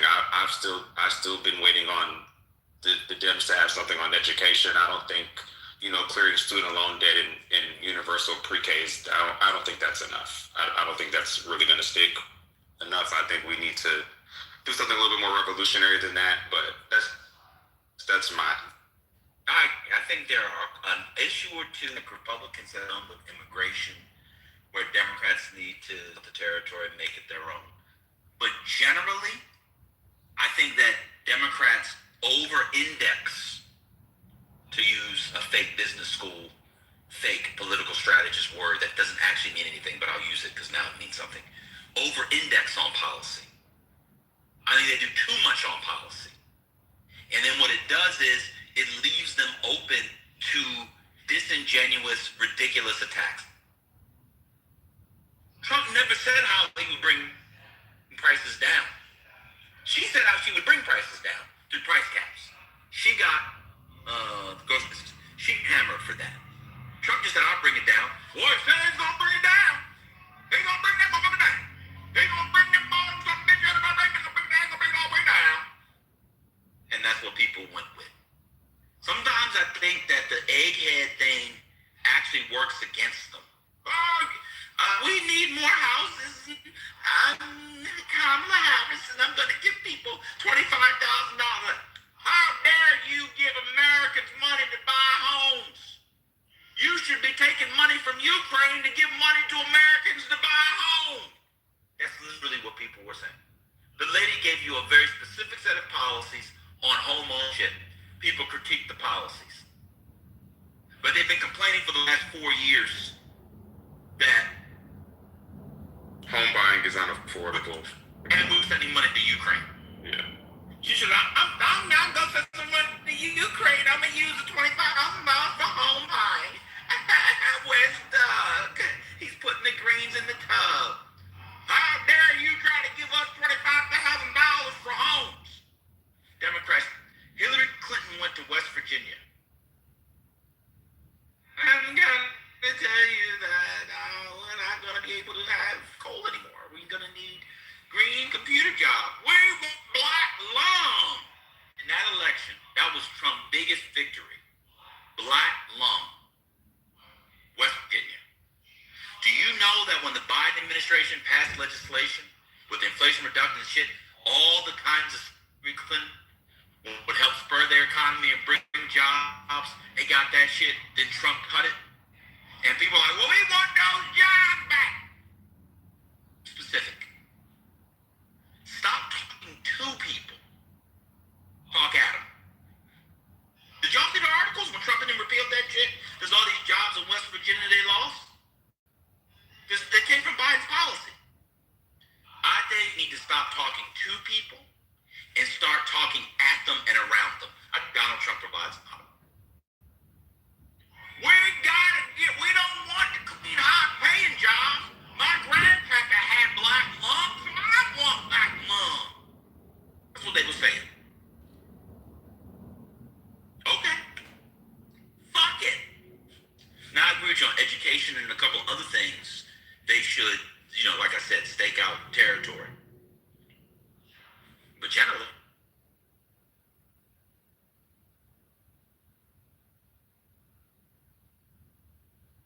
Kiana, I don't know if you're too comfortable disclosing, but are think we're in the same age range. Are you late 90s, early teens? Like, how old are you, if you don't mind disclosing? You don't have to, but I just wanted kind of like for context. She was born the year when the Senate minority leaders had more power than the president, majority leader, speaker of the House, and the Supreme Court. Whatever year that was the case, that's the year she was born. She was born the year a man who has 47 votes in a 100-body chamber has more power than the president and the Supreme Court. That's the year she was born. It was called 1990 Airhead. That was the year. 1990 Airhead. That's it.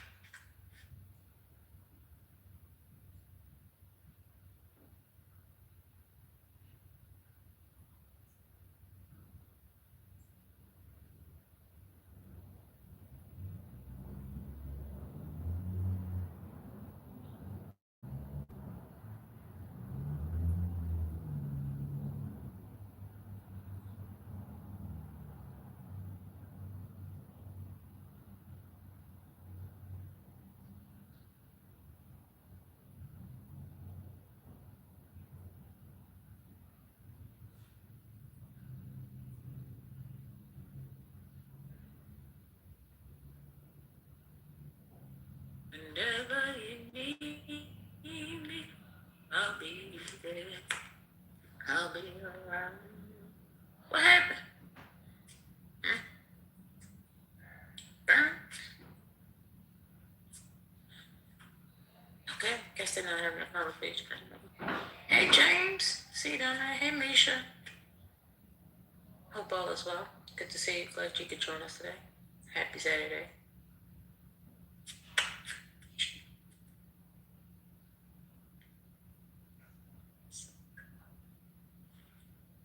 If someone is speaking, we cannot hear you.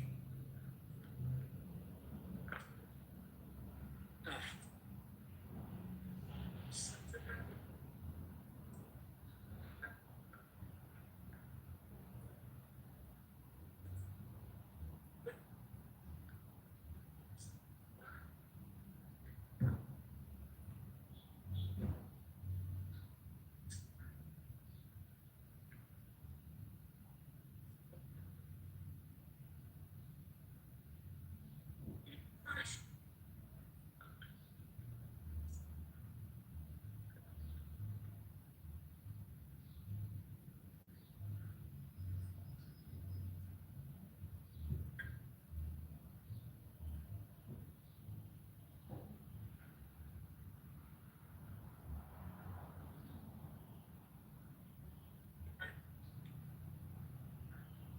Hey y'all, I just want to say one quick thing, and then I'm gonna take my ass back to the goo.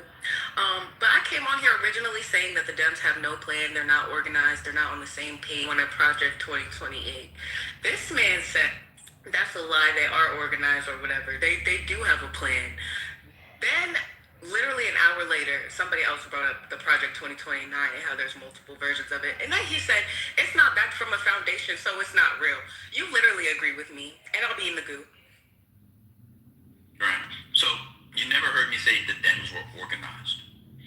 What I said was, and it's very clear, all you can do as a minority party is act like one and block it.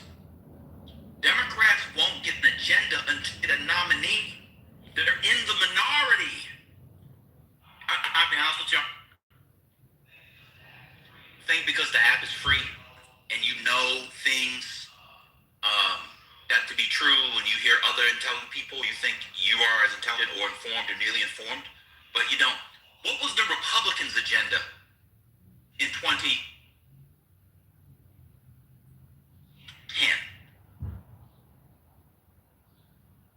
What was the Democrats' agenda in 2006? What was the Republicans' agenda in 1998? Minority parties have to run like minority parties.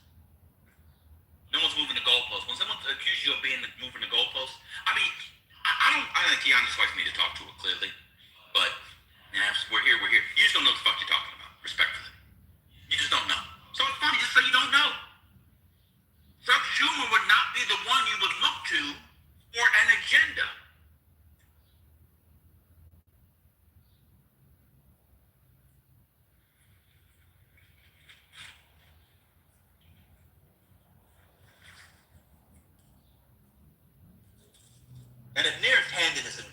something, Matt. You know that's DOA on a rock. Project 2025 has been it was a decades-long affair. Like, I don't want to go into that. That's a whole different thing. But if Near Candace involved, you need to stay the fuck away. That lady is insanely. You're talking about a loser. You're talking about a grifter.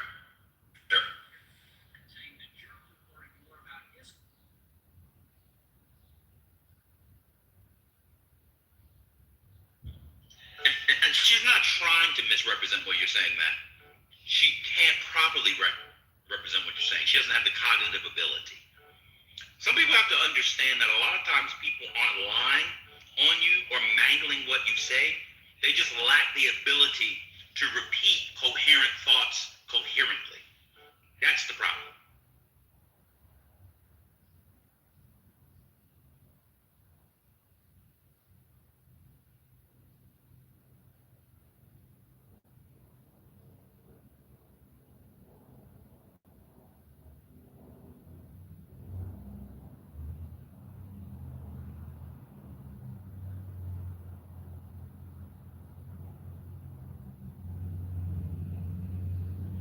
You're talking about a woman. You're talking about a woman who wondered why Chuck Schumer did not stop the Supreme Court from blocking the Voting Rights Act decision 2 days ago. Can we just remember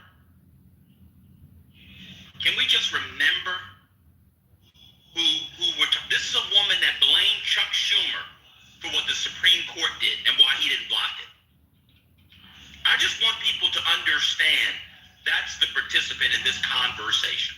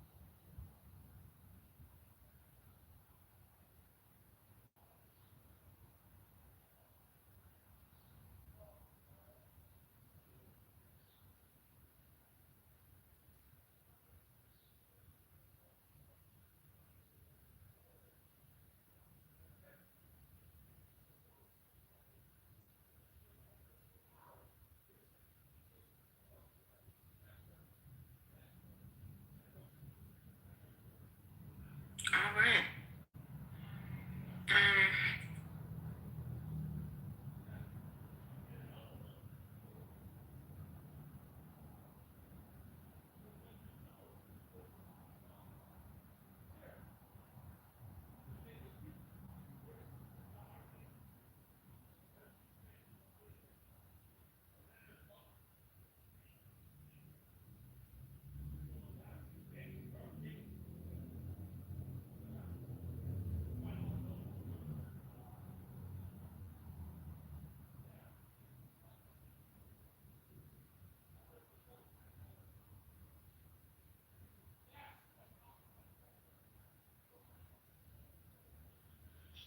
I think that, Britt, I think that what people like Kiana wanted Chuck Schumer to do was to go to the Supreme Court and tie up 3 conservative justices and hold them hostage, like in Silence of the Lambs.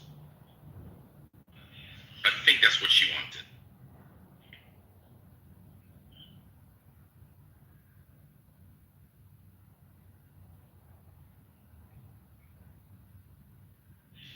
These people, what happens is that people use ignorance.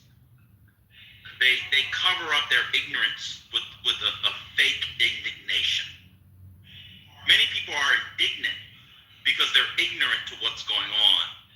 And so people think if you're indignant, indignance usually comes from a place of being informed.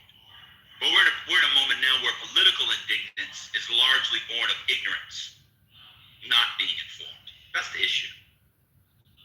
Look, she thinks we're saying the same thing. She's so dumb. That's what I'm saying. She's so dumb. Her whole point was that Chuck Schumer has to go because he didn't block X, Y, and Z. But she thinks we agree. Yeah. You said you wanted to be rude, we're going to be rude. You started with the rude. I was being nice, calling you dear. I was being nice. Said you want to be rude and be rude back. You're a feminist. Equality. Good. Oh, I only came up because I want to get back to when you were talking about the Dems need to get back to lying. There's a part of me that agrees, and then there's another part of me that's on the fence. If only because I feel like the Democratic side of the electorate is like the type of smart dumb where I don't know how much lying is gonna work on. I just don't know. But I do agree that the Dems gotta stop talking and explaining and doing all this protracted. It's not working anymore. And it's not working because the girls think that they're too smart. Whether they are or not is another question. But all this extra lip service, at this point, the people deserve crumbs. If that. Well, when I say lie, I use that as a larger category, but it could be mendacity, it could be prevarication, it could be duplicity, it could be disingenuousness, it could be any of those things with plausible deniability. Let me give you an example. None of us actually know Donald Trump's involved ins and outs of it with the Epstein files in Epstein. Remember how Democrats wanted to stay away from the Epstein file? Oh, again.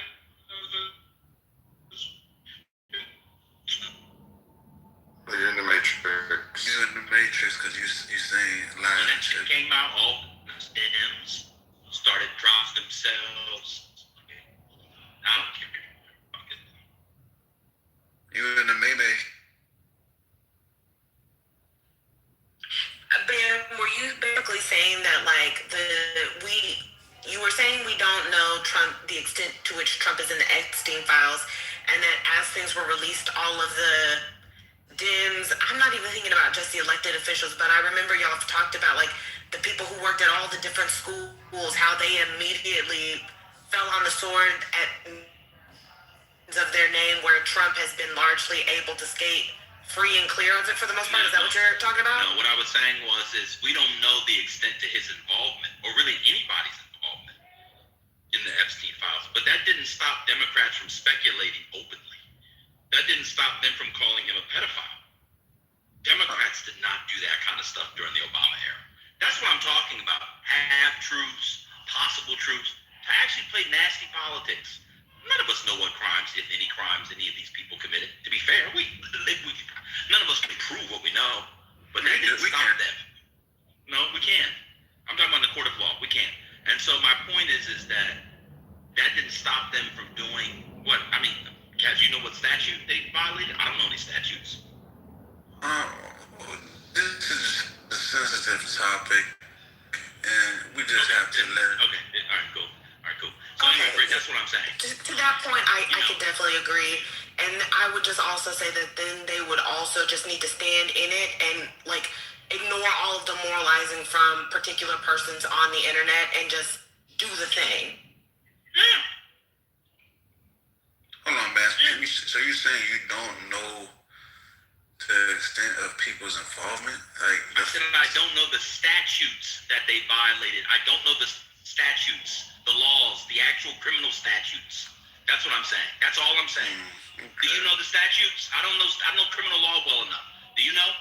I mean, I look at it through a common sense. Do you know the statutes?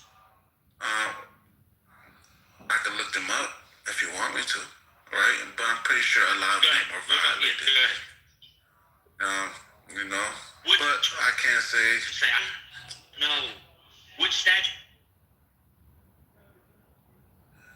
Statute of crimes. Let me see what specific statutes exist.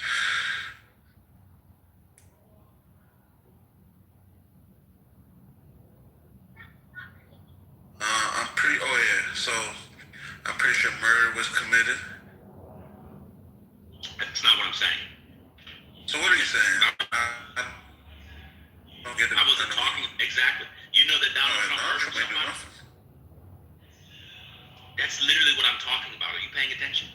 Well, we could read the files and you could get a sense of what was going on. I literally said we don't know if Donald Trump did anything. Oh, no, he didn't. He might not have done anything illegal, but that didn't stop them from pretending like he didn't. That's literally my point.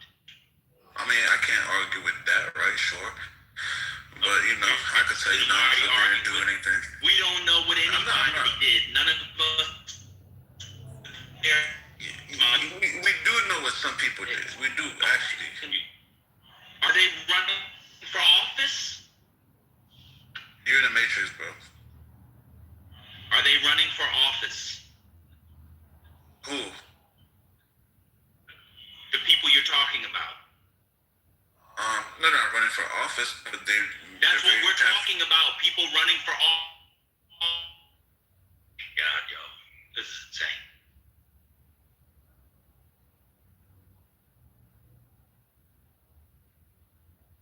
In the Matrix. But we do know what these people did. For example, the COVID vaccine, you know, that was Bill Gates and Epstein working together to make the COVID happen. And everybody that got injected with They're not running for office. You're changing the convo, bro. Okay, let me not change the convo then. Let's keep it on. But you know what? I'm the only one talking, so I'm done.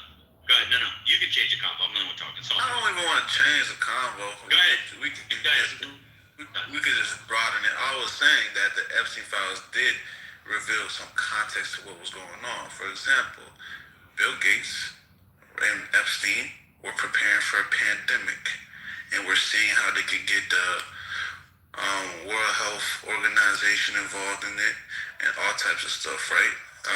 I've seen the emails. I could show you the emails.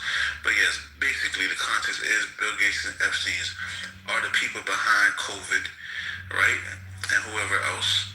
And everybody that got the vaccine is just playing their little game. That's what it is. So that's context for you. In terms of we do know what some of these people were doing, though.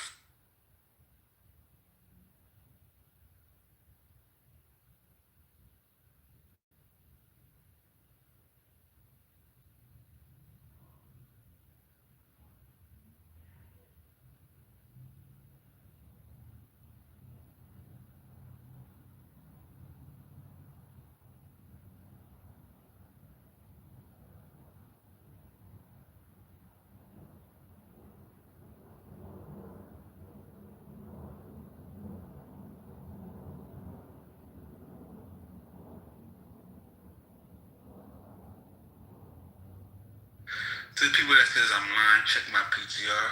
That's an email from. That's an email. Hold on, Crisis. Hold on, brother. That's an email from Bill Gates to Epstein talking about preparing for pandemics and says, I hope we can pull this off. And then in 2019, Bill Gates and friends with everybody on how to prepare prepare for pandemics and what people would do and stuff like that. How to deal with misinformation. Misinformation is basically how to deal with the truth being told. They had that in 2019 and boom, 2020, COVID happens. If you're gonna say I'm lying, argue with this email, please don't. Do we have to engage this? You don't have to. You can just shut the fuck up. Hold on real quick. Kaz, is anybody willing to engage you to say that what you just said is inaccurate? So here's the thing, right? Crisis. We're past inaccuracy, right? Because I can give you multiple, right? No, evidence of this. I understand what you're saying. What I'm asking is, is anybody going to try to say that what you said is inaccurate? Why does that matter if anybody says it's accurate, right? We're sitting here on a silent stage, right? I stayed on mute for a good amount of time, right? Now I'm speaking. if you have a problem with that, just let me know and we can stay in silence. Right.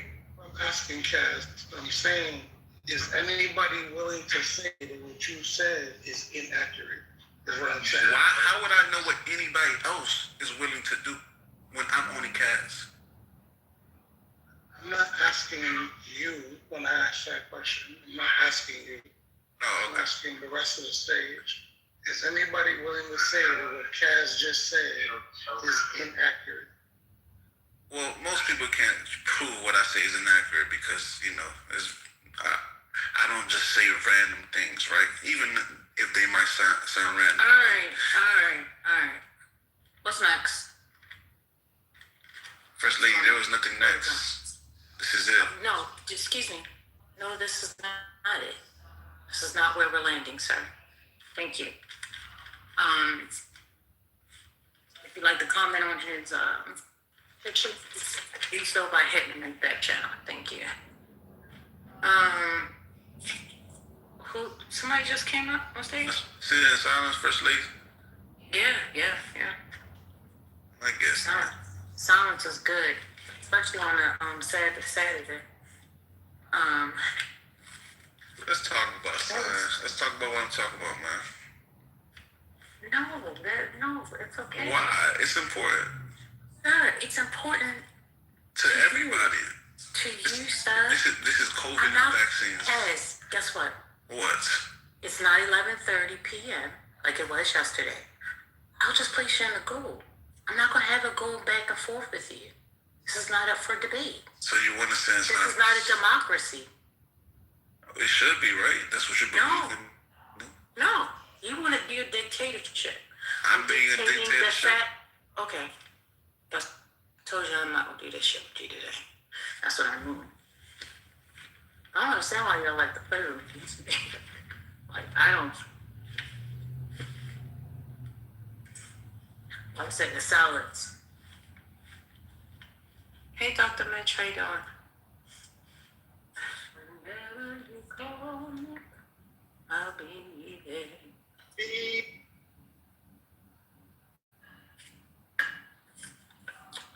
I just see two different things today.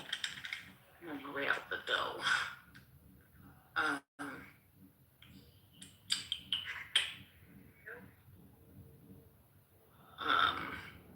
I don't know, wait a minute. It says, Trump says today U.S. could be better off without Iran deal. What that mean? All right, Trump's war with Iran. Adults that have voted, 61% says it's a mistake, and 36% says it's the right decision. This is ABC News and WAPO poll. 61% say war with Iran is definitely a mistake.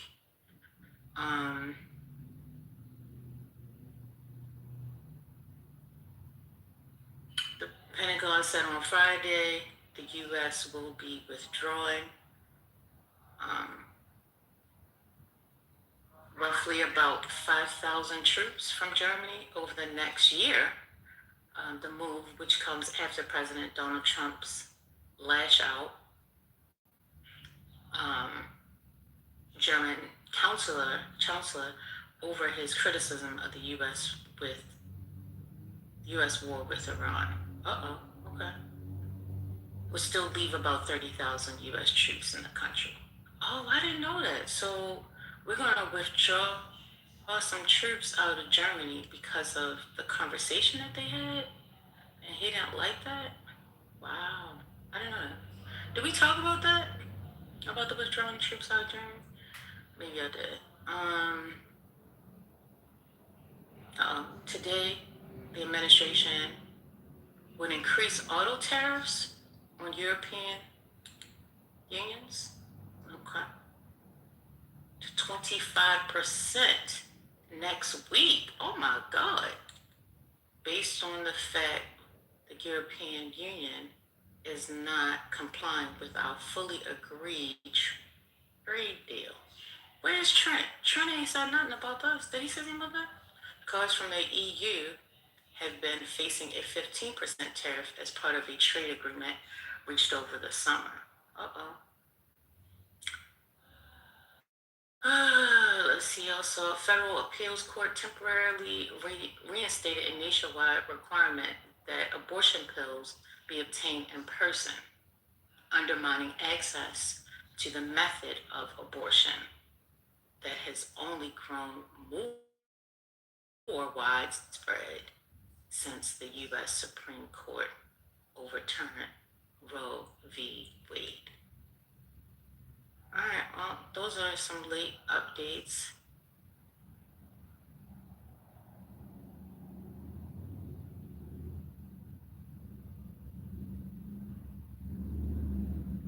Last, Trump cast doubts on Iran's latest proposal, says he's not satisfied with what they've come back with.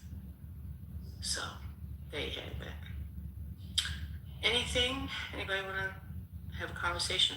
Otherwise, we can let Cass back on stage and you guys can listen to him. Which one will it be?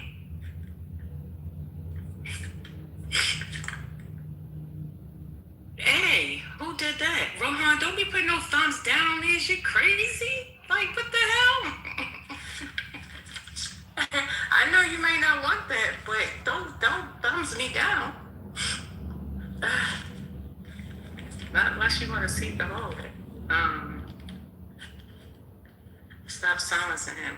Hey, listen, I'm gonna silence him. This is a free ad. He can go and create his own space. What's going on? What are you talking about?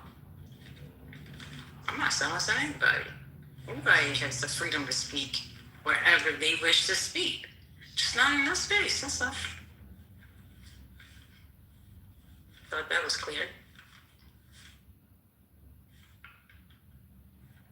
Whenever you call me, I'll be there. Crisis, Dr. Mitch, y'all came on stage. Y'all didn't say hi. I didn't hear a word.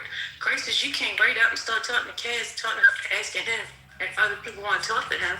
That was crazy. I'm trying, beautiful lady. Well, you ain't trying hard enough. You didn't even say hello to me. What's going on? I sang. I don't want to interrupt you. Why you don't want to interrupt me? I just gave y'all stuff to talk about. Firstly, there's a lot of noise in my background.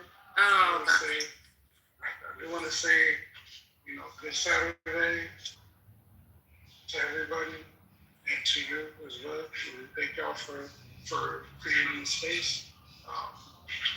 Personally, and this is just me speaking for myself, I do think that what Kaz was speaking on is actually beneficial for the conversation that was happening.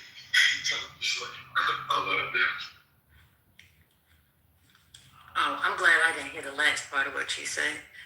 Ed Zoshi. Wait a minute. Oh, what's going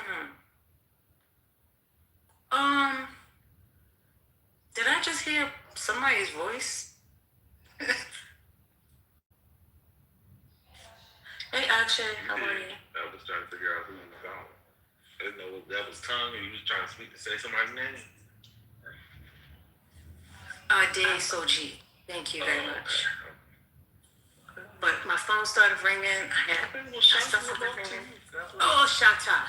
Don't start. Greetings, everyone.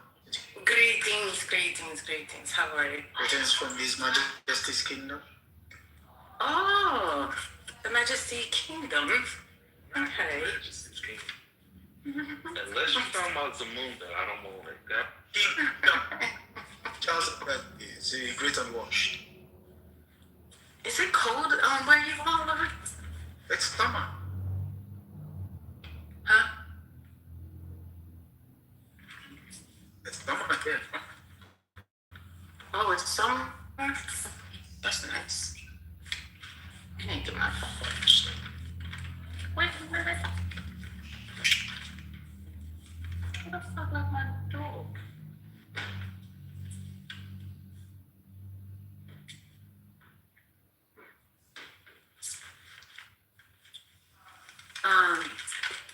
Yeah, so Dr. Mitch, did you have anything you want to say? Akshay, I do. First of all, I love old soul music.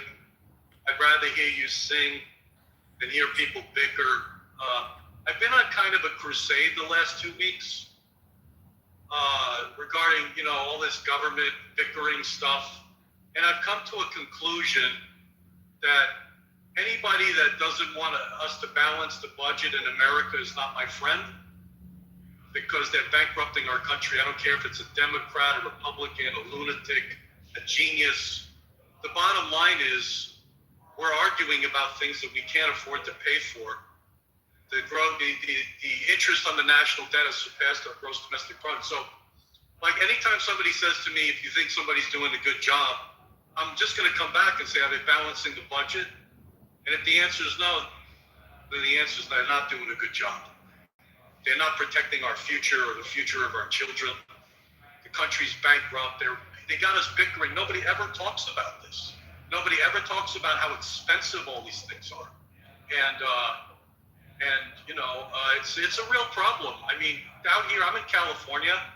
Diesel fuel is selling for $8 a gallon out here, and that means all the shipping costs are going to go up. And when they're trying to raise all this extra money to raise the military budget, have all these additional expenses, that forces inflation. You have to inflate the cost of everything to make up for that. So it's not over. The rising costs in this country are not over. We're not getting shit. Citizens aren't getting shit. They're sending the money overseas. They're building weapons. Yeah, Trump said that he doesn't like the ceasefire because he's not done inflating the military budget and spending our money on stupid shit. So I don't, to me, poverty is a form of violence.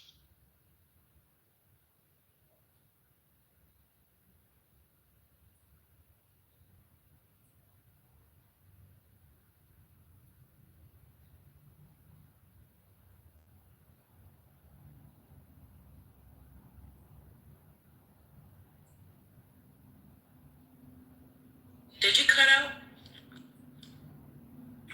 Did he cut out for you? I think he did. Oh, okay. All right. So poverty is a form of violence. That's the last I heard. Same here. That was the last I heard.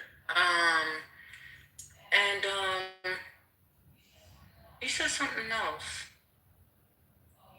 Oh, you said Trump doesn't agree with it. What was the reason why you said Trump doesn't agree with it? If anyone agreed to balancing the budget, Yeah, the balancing of the budget. Yeah, I mean, that was something that the Republicans definitely brought to the table during the campaign, and how we need to balance the budget. We need to balance the budget. We need to balance the budget. We need to balance the budget. My kids, they're not going to be able to survive. We need to balance the budget. We need to balance the budget. We're spending $1 billion a day. Is that what somebody told me? What's the number again? Yeah, it was $1 billion a day with regards to Iran. Yes, that was the case. Wow, not $1 million, $1 billion. Yeah, giant B, capital B. $1 billion. $1 billion a day. How come y'all ain't complain when your money was being used to do testing on animals and stuff like that? But y'all care now. Was it $1 billion a day? Y'all didn't speak about it. I'm asking you a question. Is $1 billion a day? So what? And those funds. Wait a minute. But see, you cannot take potatoes and put them in the pot with your socks and your drawers. You have to compartmentalize. You're just adding stuff into the pot, saying, well, those funds have already been appropriated. They are put in place for research and things of that nature. We did not actually budget for $1 billion a day war. Nowhere. Correct. So nowhere. You budgeted for frogs being tested on? We budgeted for science and for research purposes. So you rather we have test budgeted the for that. frog I don't listen, sir. Other than the water. No, that's something that you want to place your minuscule mind to, and thinking something so small and saying, oh, well, you guys got money for research. How much was the research? How much was it? If we're going to talk about it,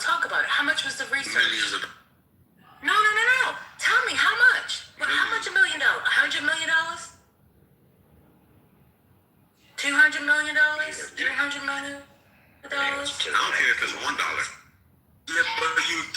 Oh my God, this guy is impossible.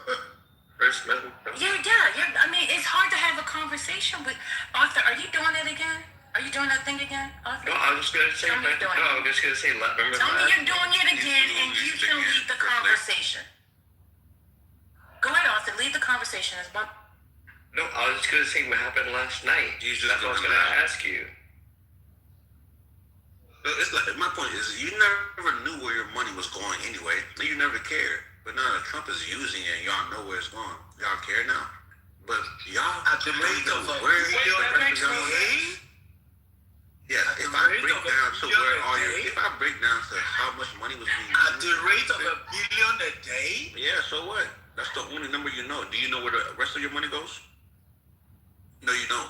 It used to go to health care. it's also It used to a go problem. to kids It's also a education. problem. It used to go to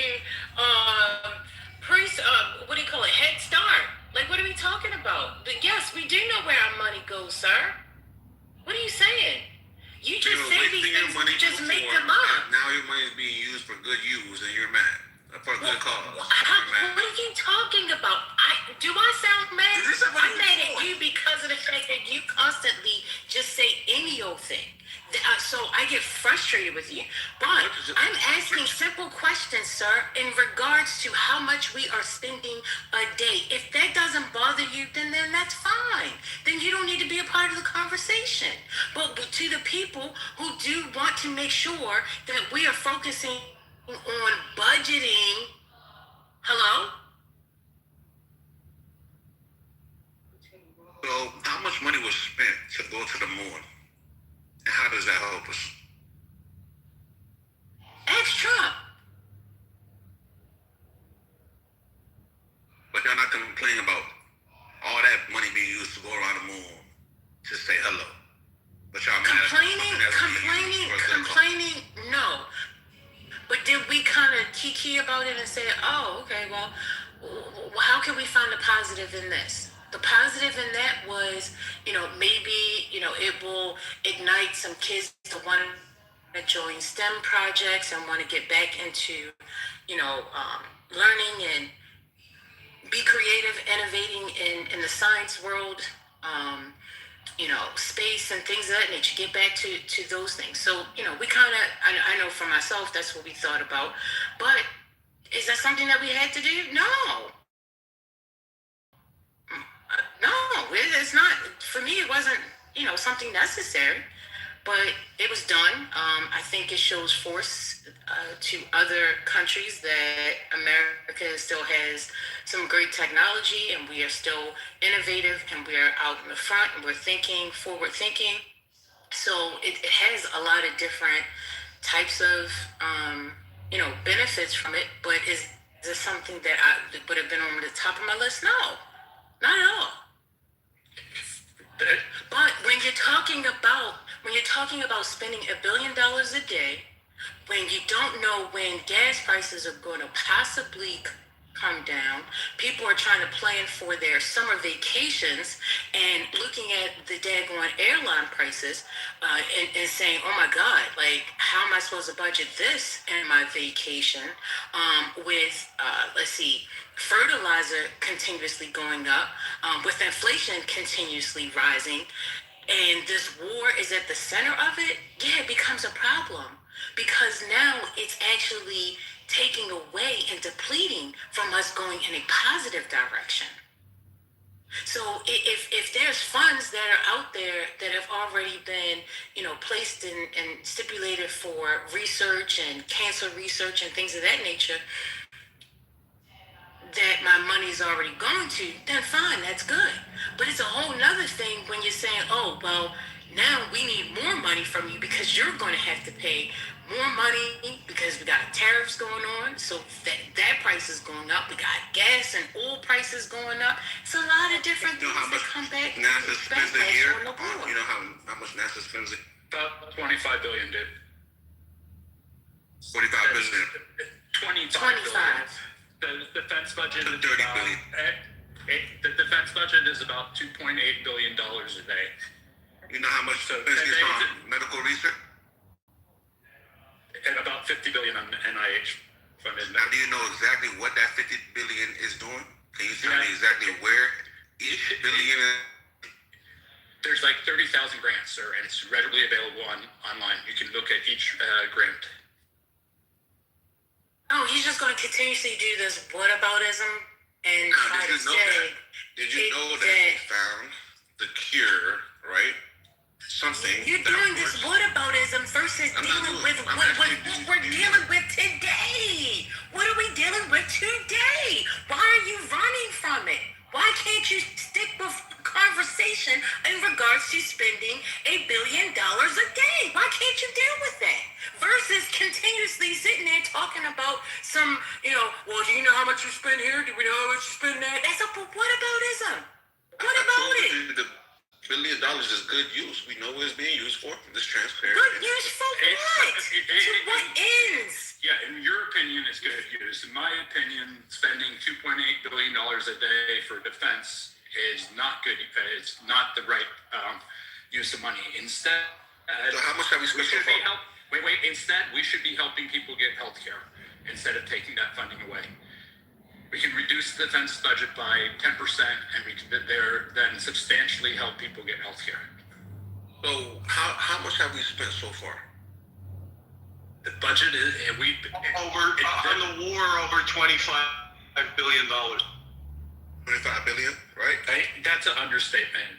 You can multiply the defense budget, as I said, is $2.8 billion. Well, let's just go with the safe number, $25 billion in 60 days. In 60 days, $25 billion in 60 days.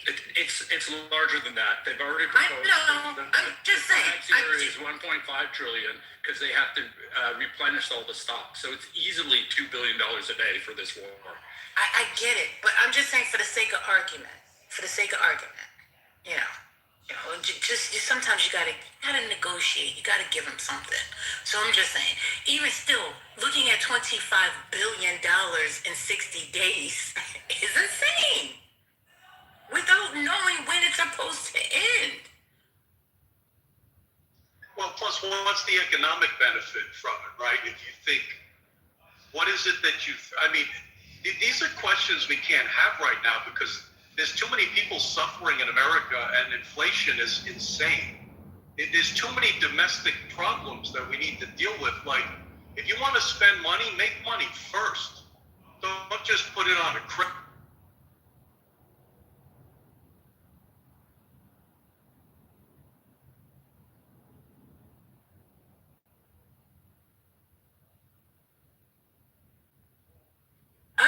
I'm just going off of what this administration ran off of. We were having a conversation before we took a left, and the conversation was, hey, listen, if the Dems have to spice the truth, I don't like to call it a lie, because if you plan on doing the thing that you saying that you aren't going to do, then it's not really lying. It's just spicing it for the moment, right? So that was the conversation. In some kind of way, we kind of turned and went down a detour lane. But yeah, I'm just focused on the fact that this is what the administration ran off of. And now, instead of the people who actually voted for it, who actually came in, argued, this is why they're voting for a thing. And now, instead of saying, yeah, that is what I voted for and I'm not getting that, they're now pivoting and some kind of way flipping it back on the other people who's bringing it up to them. Hey, listen, this is what you said you wanted. You said that there was a problem with inflation and that you couldn't afford your groceries at the grocery store. And that this person was going to bring gas prices down. That's the conversation.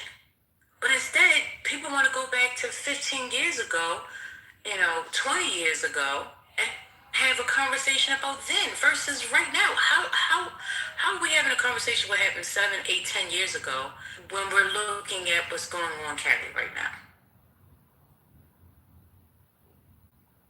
But the only way that we can have the conversation is if, in fact, we allow the whataboutisms. And nobody wants to have that. I don't think that's productive. I don't see it as being productive in comparing, well, you spent this amount of money here. Like, I don't get it. If you voted for something and you said that this is why you were voting for this thing, and then the person's not giving you the thing that you said you voted for, you're okay with that. And you're okay with that because you think that people dislike the person. That's insane.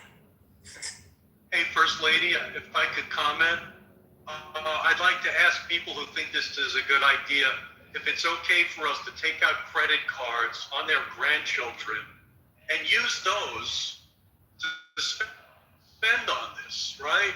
Can I take out a line of credit, have your grandchildren be responsible for those credit cards so I can pay for this shit?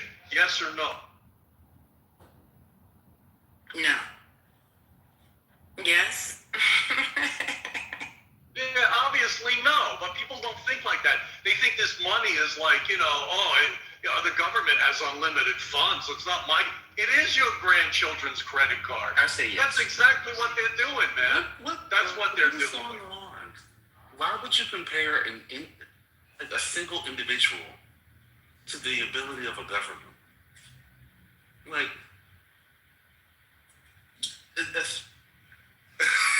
I can't. Well, you didn't know your grandchildren, brother, can raise taxes on their neighbors?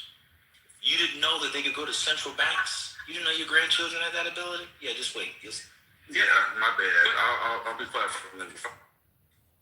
How is it reasonable for the boomers to push their costs onto the future generation? They should have to pay for what the services that they got. They've already got a bonus. I don't think it's fair. Granted, I'm not going to dispute that they'll find budget correction or some way to increase the budget in the future. But why is it that under the GOP we run up the budgets more than under Democrats? Well, I didn't vote for it. Well, that's what the American people voted for. Well, that's. I mean, I'm not being flippant. That's you asked what. That's Yeah. what.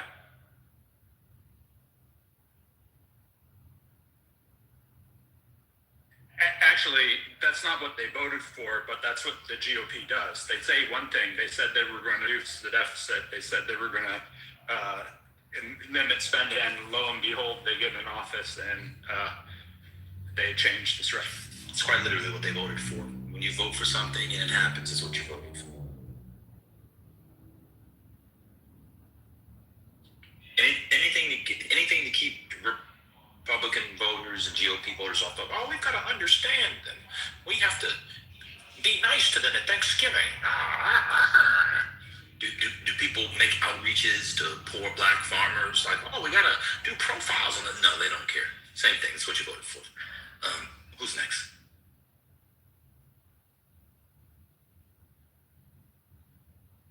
I went into a diner and there were these Trump voters. One of them voted for Obama once. I wanted to know why they changed, and they just felt like the country was leaving them behind. Trump leaves them behind. Well, that's not what they voted for. They wanted something else. So what do? They'll vote for Republicans in 2028.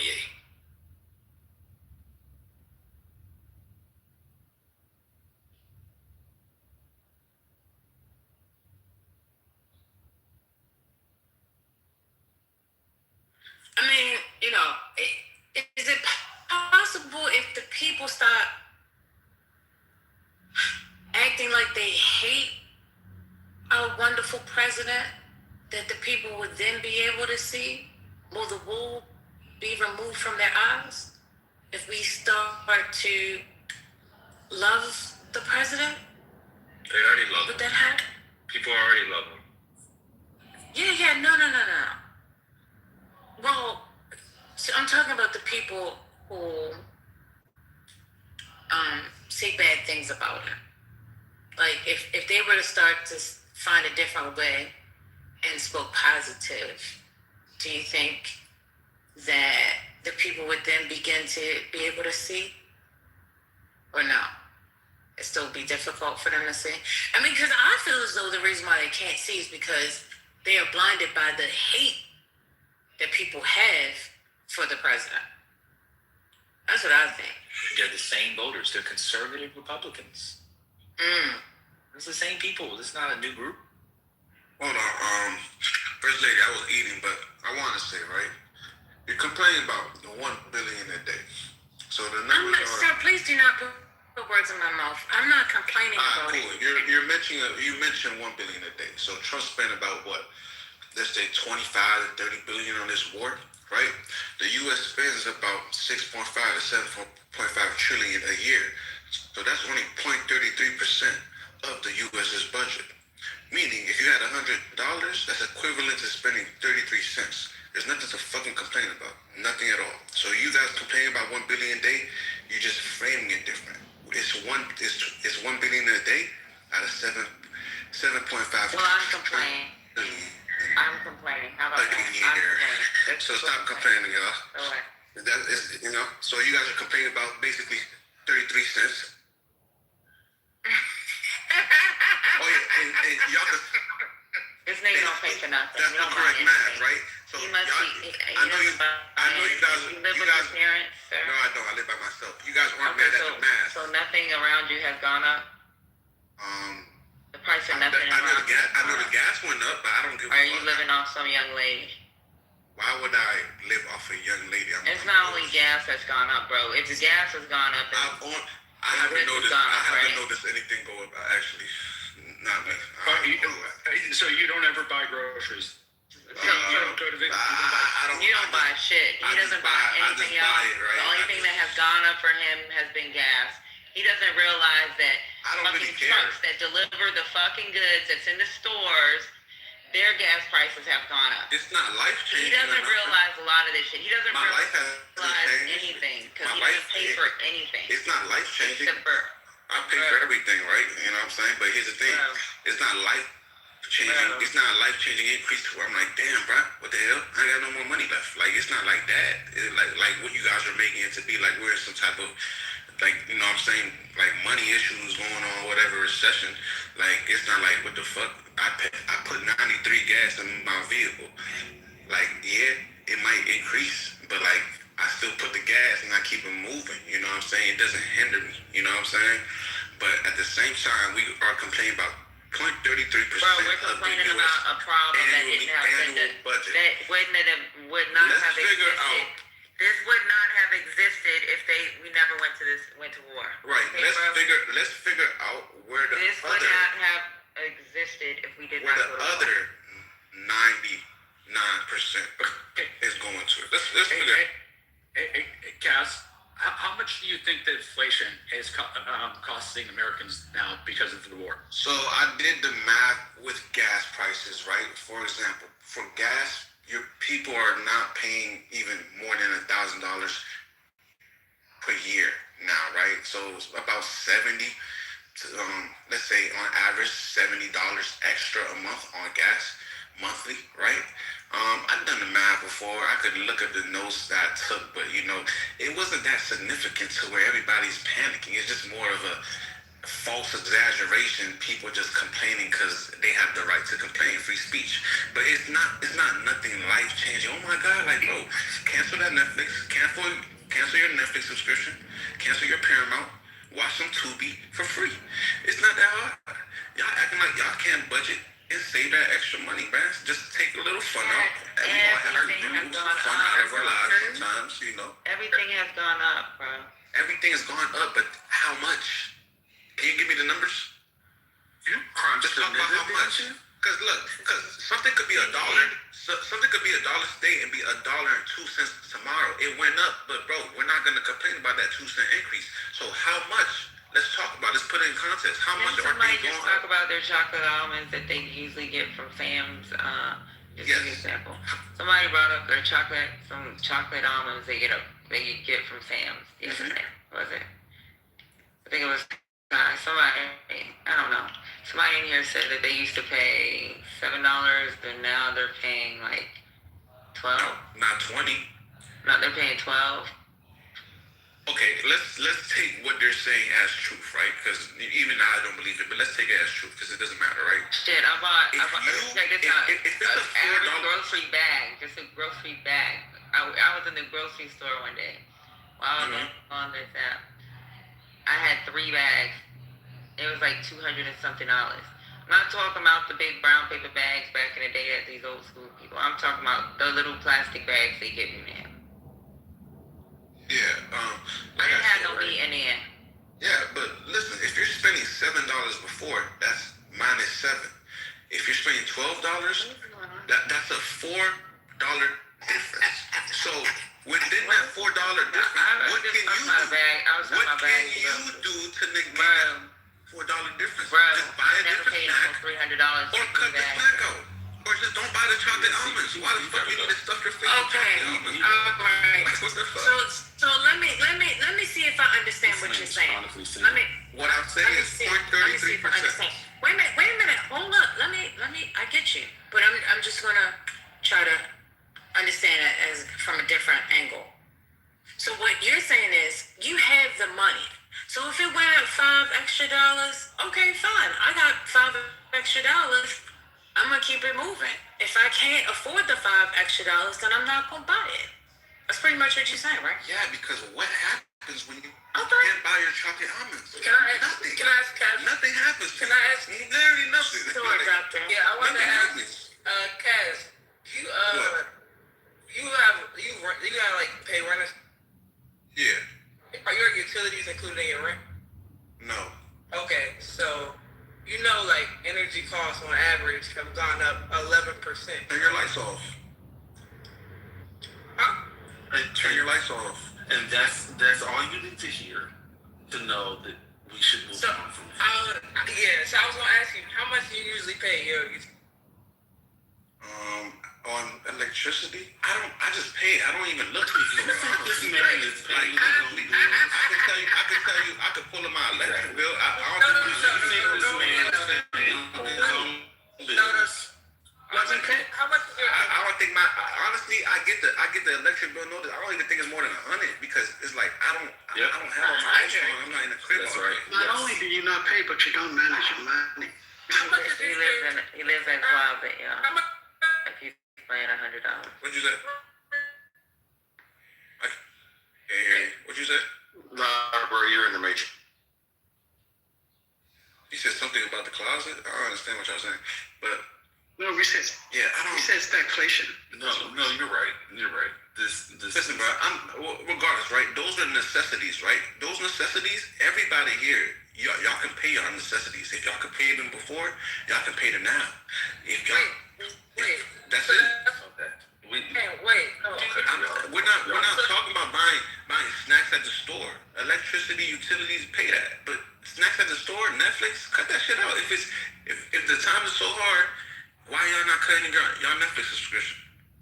Why y'all still going out to the movies and to the club? It's y'all. Y'all not responsible. I don't want to hear that shit, bro. Be real with yourself, man.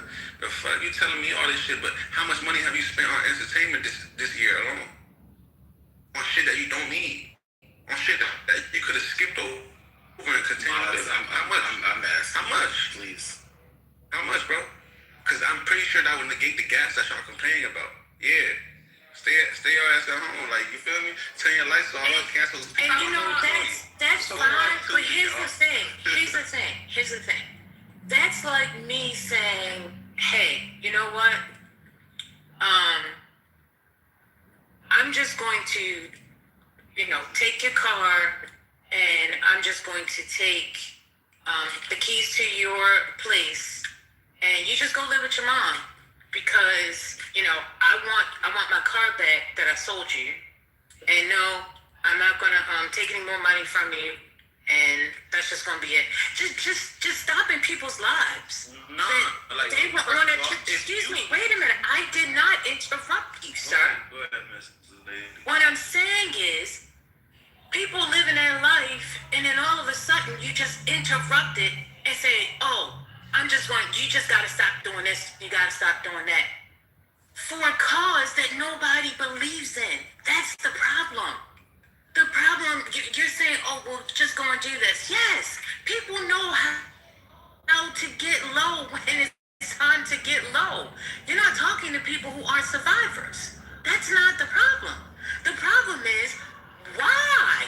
For what reason? I hear you. For what reason? I hear you, but I hear you.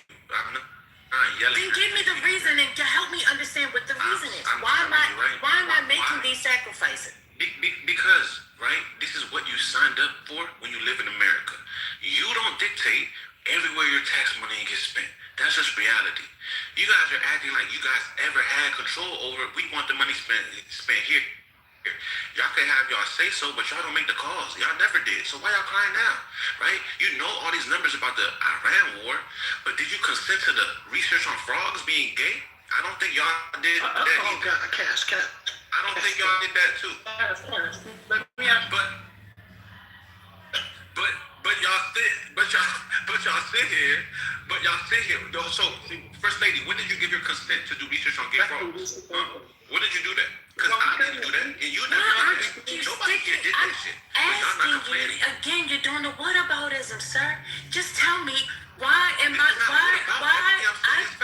asking you to make the claim as into why I need to sacrifice my Netflix and my HBO and my cable and my high-speed internet. Go ahead, sir. Because you're a citizen of America. I forgot, in the 5th grade, they showed us a word, a social contract. Was it that or something like that? But basically, becoming a citizen, right? You're getting certain rights, but you're giving up certain rights being a citizen. So you're on a social contract. So yes, being a citizen here involves that. If you don't want to do that, move out the country. It's that simple. It's that simple. Just move. Because when you sign up to be a citizen, it's a social contract, meaning the government can do this. Meaning you have to stick it down when it happens, bro. But this is a good cause. This is a good cause. This is helping the country. This is a very great cause. He didn't know what it and was. it's transparent, and he's letting us know He's what's being talking context clues with Cuban in. Niggas okay with gay frogs getting millions of dollars, but complaining You know what? You're right. Like what? Gay frogs getting. Yes, if we're giving gay frogs millions of dollars, I would be upset about that. I'm just being funny.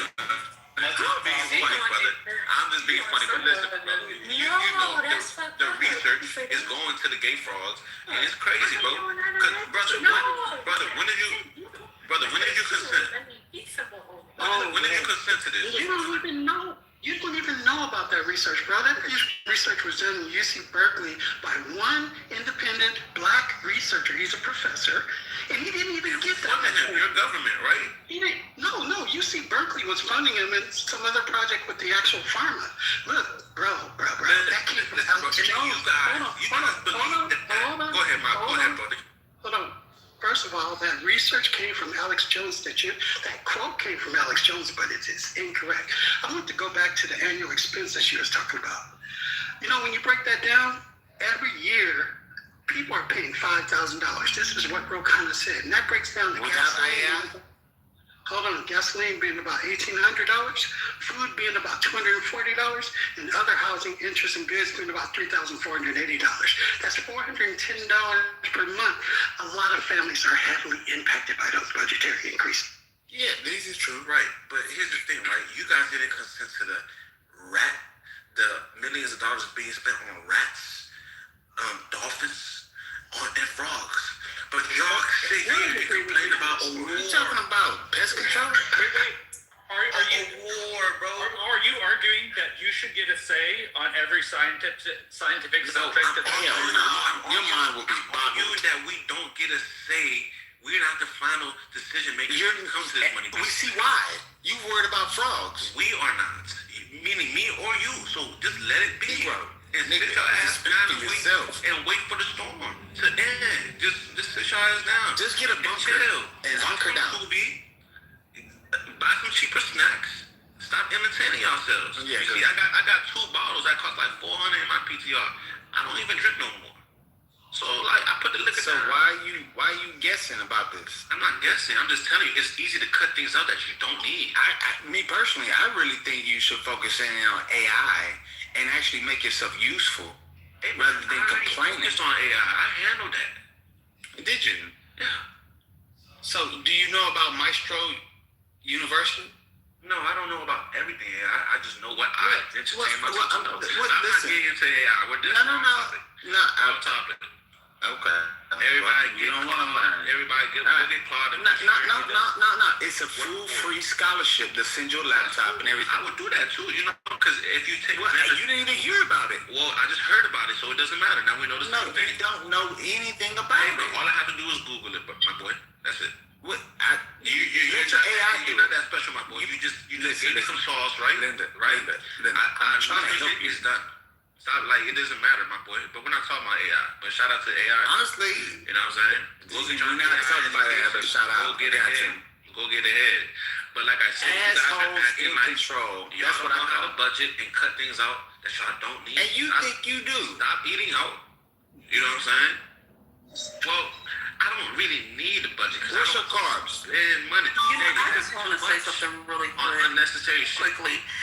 If you, well, not all of you, because this message is not to all of you, but for the people who have common sense and the ability to deduce proper information, if you see the youth, please pour into them. Regardless if it's a young boy or a young girl, we need to literally pour into the youth because the state that the community is in is sad. And if we allow certain people on the stage, I'm not going to call anybody out by name, but if you make an assumption, you will probably be right about who I'm talking about. If they are leading the youth, we shall all perish. Right. But nursing homes would be if you see a child, just give them a hug. Right. And tell them you love them and encourage them to go to school and not use Google and any other search engine, because then you are not able to deduce. You have to, in order to be taught, you have to have a teacher. Hallelujah. And you see that word right there? You see that word right there? Hallelujah. So one cannot teach themselves. One cannot teach themselves. You have to have a teacher. You have to have a teacher. Let me give you You have to, and in order for the learning to happen, in order for the learning to happen, in order for the learning to take place, hallelujah, you first have to be quiet so that you can listen. Because there are some things, there's some steps that need to be taken. Right. Who disagrees with you? I don't think you're taking it in. Alex, if you told me about AI software engineering, Cass, do you not hear Dr. Library trying to get in? I don't hear nobody. Just talking. All right, mute up, please. Thank you. DR, go ahead. These two. That's what I'm saying, TT. I'm about to agree with you. If you see a child, you should also probably put them in an organized sport. Do you see how the gentlemen on this or the military? You see what I'm saying? You see how they lack discipline? They can't shut up for 10 seconds. They just going. The kids don't have no discipline. So give them a hug and a book and sign them up for soccer. Soccer is good. Yeah, I played soccer half of my whole life. I played soccer. It don't teach you discipline. Alex, listen to me for a second. We're having a conversation. Listen. No, I know you spent a lot of time in the principal's office. Because you can't talk when she's teaching you. She's teaching you. Is she? So we're going to practice that this is the classroom. Just for the children. These men are just he needs to learn this. What I'm saying is what I actually work on. This app is rapid. People that don't know nothing mental health. I have ADHD, but I'm not. I am disciplined. You need to go get a prescription. I'm literally in law school, sweetheart. This app is ate up with mental health issues. Of course it is, and the black community is run rampant. I totally get it. This man cannot go on mute for 2 seconds to let someone get out a full sentence. Of what? I'm pretty sure that any woman that he's with, that he's done before she even opened her legs. This shit's insane. Oh my God. She come first, I come last. This shit is insane. It's not, sir, no one believes you. You don't have enough PP according to what I hear.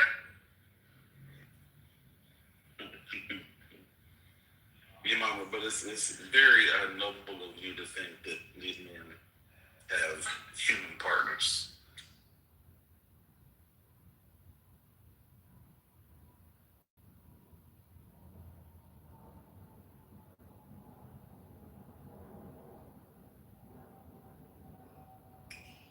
And honestly, you forgot people only have a certain amount of attention span.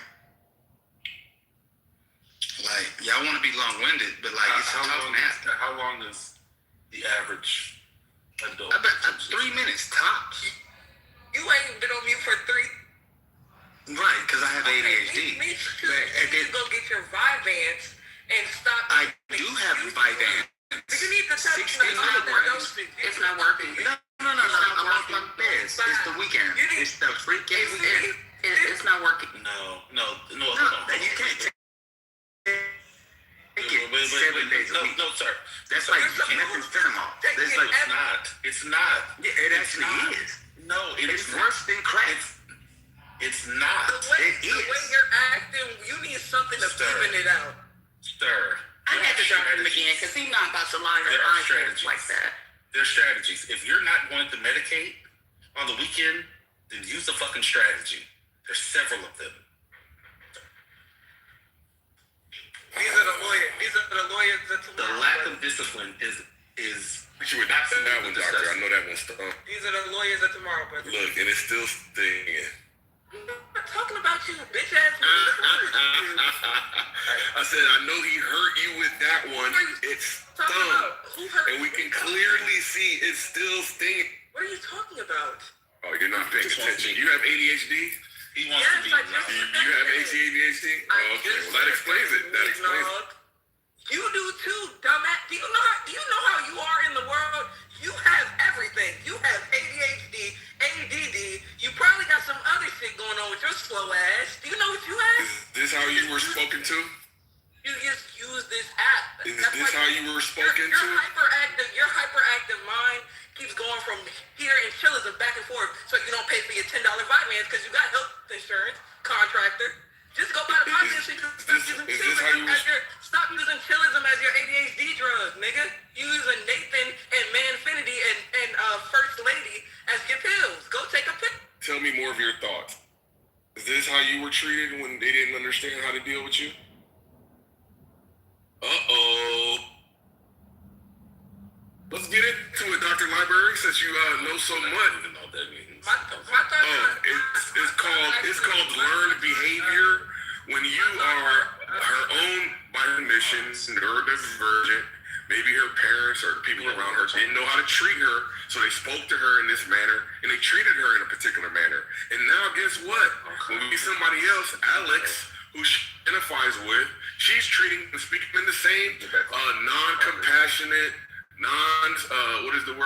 patient, very demeaning manner. Learned behavior, the cycle continuing itself. What's going on? When do we grow? When do we learn better? And that's to you, brother. Please, he's fresh. Aren't you an educated man? Weren't you telling him how to have coping mechanisms? Please don't speak to me. Aren't you the smart guy in the room? Please don't. Aren't you educated? But yet you have this really caveman type of approach. Interesting. Make it make sense. Somebody, please. Getting your dopamine hit now? It's just crazy, bro. Y'all suck. And this is the best of the community, everybody. This is the conscious, educated, aware, politically involved portion of the black community. And oh my God. He just crashed. Okay. That's wild. Do we have a topic?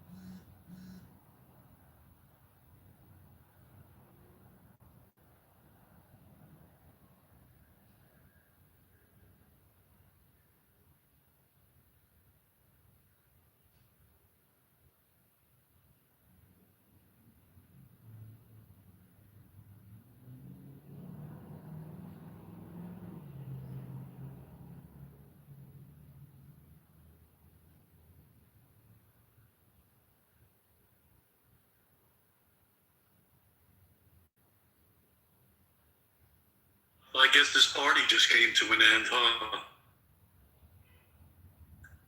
No, I ain't come to I don't know what the fuck they was talking about. Hey, Kaz, I wanted to answer you, and the answer is yes.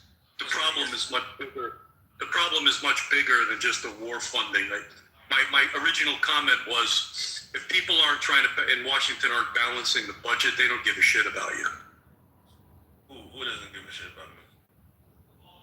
Well, Washington, your representatives and everybody that says they're representing you, they're just on this fucking crazy spending spree. And as far as the cost of this, Trump's already said he wants to increase the military budget next year by $500 billion. We don't have it. We don't have the. We have it. Really? By hyper. Right. So people keep. So when we have terrorists, right?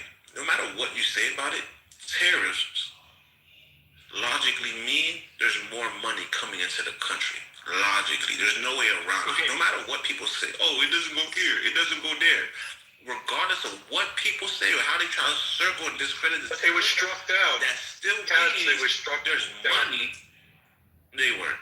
They're still active. I don't know where. Look, you should download the White House app and get this news directly from them, and not people trying to fabricate information to make you dislike Trump, right? But the thing is, right, we have the money. It's not even a terrorist. That's a point. The point is, we have the money. We always have the money. And yeah, people are complaining about this $1 billion a day. That's nothing. According to what we spend yearly, that's really nothing. It doesn't even do anything. And we waste more money on other shit that doesn't matter. This is relevant. This war matters right now, right? And it's gonna get done.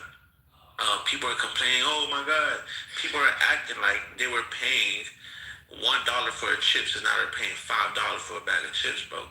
People are acting like their rent jumped $1,000 or some shit, or they're more, like, you know what I'm saying? People are acting crazy, right? So it's just, your job is not paying you less, right? Your bills didn't really increase for real. Like, most of your bills are stationary stacked. He doesn't know what he's talking about. I do, because you can't rebuttal anything I said. That's why. You're right. I know you can't, because I can let you take any point I said and rebuttal it. Go ahead. Talk. Did everybody's Netflix? Did your Netflix get more expensive? Yes, it actually did increase in price. Really? Yes, Netflix increased price to $27 a month. When did that happen? That just happened this month. Last month. Please. I'm gonna talk about. So imagine this person's on and what he references is bag clips. Yeah, Netflix is $15 a month, bro. You don't need a 4K. He dismissed y'all. So just things that we can think about, like whether or not to engage with him. He mentioned Netflix and bags of chips. Yeah, money. Things he dismissed money on. He dismissed people's rent. He didn't even talk about healthcare. He dismissed gas and transportation. How much has your healthcare increased? How much has your healthcare increased? Utilities? Right, how much has your healthcare increased? He talked about these things. And we dismissed all of them out of You don't even know your own finances. So things that we know about him, he either is not paying his own stuff, which is very possible, and that's fine. But he can't enter the we can't have a conversation with him that is going to be logically centered, that's going to be reasonable. Everything I'm saying is logic. Because he doesn't have any moorings to reality. Brother, he talked about they didn't believe it. chips and Netflix. So how much has your expenses engaging in a conversation? Let the room know who has no connection as to your reality increase. Just understand that. You just speaking a whole bunch of bullshit. How much has your expenses increased, brother? $1,000? Are you spending $1,000 more a month now? Because if you said yes, that would be a lie. So what are you talking about? Everything is based off of logic. I thought we saw that the average was like $430 a month for the average family. That's how much more they're spending. No, we're not spending even people are not spending $1,000 more a year because of this. Yeah, I did the math. It's not even $1,000 Respectfully, more Cass, a year. we don't believe it. A year. I don't think you can show the work, and if you can't show the work, you don't get credit. So we're just gonna go with Dr. Library card said. Okay, thank you. Wait, did she show the work? What the fuck? She didn't show the work. She didn't show the work. I didn't say it. What's the name? The man you was arguing with earlier was up here talking to you. He's his source. It was Aleph, right? ALEFPH. I was not here He for was that. up here. He was talking to you. He literally said it on stage. He says something and you believed it. No, he said what source he got it from. I mean, you want us to believe you when you were wrong about the percentage of the budget. You were just wrong about the percentage of the budget that the war costs a day. But you want me to believe that you know the amount a family spends per month based on inflation. Doctor, we spent $25 billion on this war so far. The U.S. spent $7.5 trillion a year. If you do the math, that's only 0.33% of the whole budget. My math is not wrong. Your thinking is wrong. That's in addition to what they allocated for the Department of Defense. That's another $25 billion. So on top of wait, excuse me. It's another $25 billion. Less than on stop. Less than Kaz, shut up. You shut the fuck up. Kaz, shut up. I'm talking. Kaz, I don't care. It's another $25 billion. Okay, Kaz, let me finish talking. Kaz, let me talk, and then you can rebut it. Is it under 1%? Kaz, let me finish talking, and then Kaz, let me finish talking, and then you can rebut it. Kaz, let me finish talking, and then you can rebut it. Kaz, stop talking. Let me finish talking, and then you can rebut it. No, there's no rebuttal. Kaz, let me finish talking. Kaz, is it less than 1%? How much budget was allocated for this year? This war is another $25 billion on top of it. On top of what was already allocated for the Department of Defense. Are you saying my math is wrong? Will you stop and just listen? Are you saying my math is wrong? Oh my God. Yeah. If you're not saying my math is wrong, then I don't gotta listen to you. Tell me my math is wrong, then I'll listen to you. And then give us the proper math. Okay, then I thought so, because my math was right. Your math is wrong. Yes, your math is wrong. So what's wrong about the math? Yes, your math is wrong. How much does the U.S. Yes, your math is wrong. So how much is it? Yes, your math is wrong. Yes, your math is wrong. So I won the conversation. Yes, cool. Yeah. I know, yes. Yes, your math is wrong.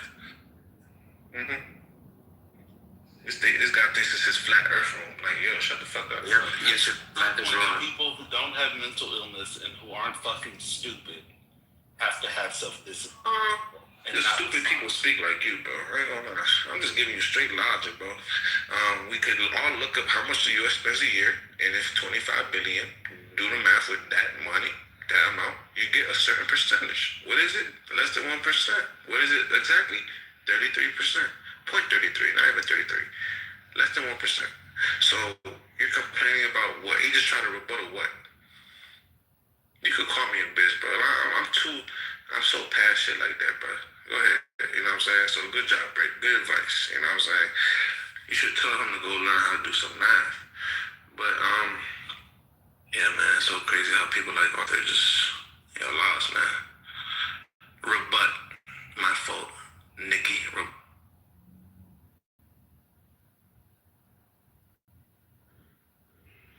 Damn, looks like no one can rebut his math. That shit crazy. Yeah, he couldn't rebut nothing. The whole argument is fundamentally wrong, Cass. I agree. You're right here, Dr. Mitch. You could give me the proper math, right? I'm just going off the facts. If the U.S. spends about $7.5 trillion a year, and we have $25 billion on this war so far, what percent of the total budget that we usually spend yearly? Correct the math. I'm standing to be correct. You're asking the wrong question. You already brought up the problem that the government is spending too much. So we should be attacking everything, but this one's easy, right? I mean, you got to start. So you're just going to say because we're spending so much money, let's just spend more. That's your. I didn't say that. You said it's only $25 billion more. No. I'm saying, right? The year just started. So this is just 25 billion included in that budget.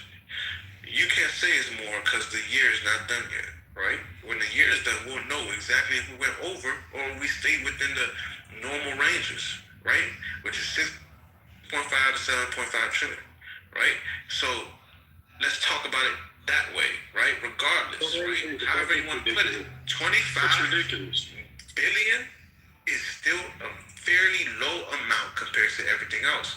Now, what am I saying? Well, I said this war is justifiable and we need this shit, right? So everything else that we don't need, like testing gay frogs and shit. What about food stamps? Do you think we need food stamps? Yeah. Do you think we need NASA? Do you think we need food stamps? No, I don't. Wow. Okay. Rich country can't afford to give food to the poorest people and the disabled. It's more important now the war. Yeah, because what the fuck? You're acting like Trump's been president for the last 80 years. He's been president not even 8 years. And he skipped a consecutive term. So what are you talking about, man? What Is Trump balancing before this? Is he balancing the bubble before this? You're never going to win this argument with Was everything so great and dandy before? I don't logic by comparison. That's a false argument, dude. Wait, what? Was everything good before Trump, bro? What's up, Concrete? What's up, Kev? People over here crazy. I can get what you're, Kaz, I can get what you're saying, but there still is logical fallacy in that statement. But you are correct. Let me ask Concrete, because people are trying to make a comparison between. Let me ask Concrete. Other governments would do. Concrete will tell me if I'm better. Yo, Concrete, bro. So the U.S. spends $7.5 trillion a year, right? People are complaining about this war. 7.5 on what? Just the whole budget. Total expenditures? Okay, yeah. Go ahead. So people are complaining about this war that we spent, let's say, 25 billion so far on, right? Now, that's 0.33% of the whole expenditure budget that the U.S. usually spends. So it's very minuscule and irrelevant. It's in addition. They're saying my math is wrong. In addition to the 7.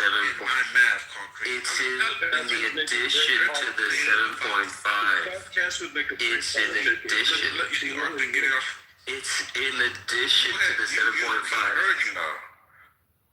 So, I think it's primarily a disagreement with the war, right? I think if you were to try to just look at it as a pure number, of course it's a minuscule number. But what I think the problem is, and especially for me, is that we have other things we could have spent this on that would have been more beneficial to the community, right? So I don't know if they've made the argument. I made that argument. I told them, well, they're saying, well, you guys didn't consent to the testing on gay frogs, on all that testing on animals. Yeah, so it's like, why, okay, if you guys didn't complain about that shit, why are y'all complaining now? Well, obviously, this one is different in terms of the loss of life, right? And its effects on the global economy. Whereas testing of frogs is going to be the loss of frog life and not human life. And it doesn't have a global impact. Concrete, you remember that space was the allocation for the research, was it? Wait, Concrete, let me ask you a question. Was the funding for the research, set aside at first? One at a time, Arthur. Just go after him. So, Kaz, let me ask Concrete a question. Kaz, stop. Concrete, let me ask you. You don't have to do this. You don't have to do this, Arthur. Arthur, just shut up. Let me just ask you a question. You said something. Let me talk to Kaz. He wants to, yeah. Hold on, Kaz. Thank you. Let him get his question now. Because it's in response to what you said, Concrete. I got you. I'm asking him for a fair assessment. Hold on, Kaz, for a fair assessment. Let me hear what the other side has to say. Please. So was the funding for that research, was that allocated initially in that 7.5 trillion or not? And if it was, I don't know. It does nobody. Stop. If the funding was not allocated, then where did they get that number from? That 7.5 trillion, if it wasn't originally allocated for? You're saying that the budget. You see how his hold on, Cass. I'm trying to understand what he's saying.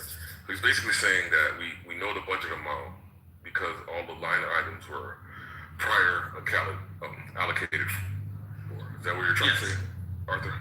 Okay. All right.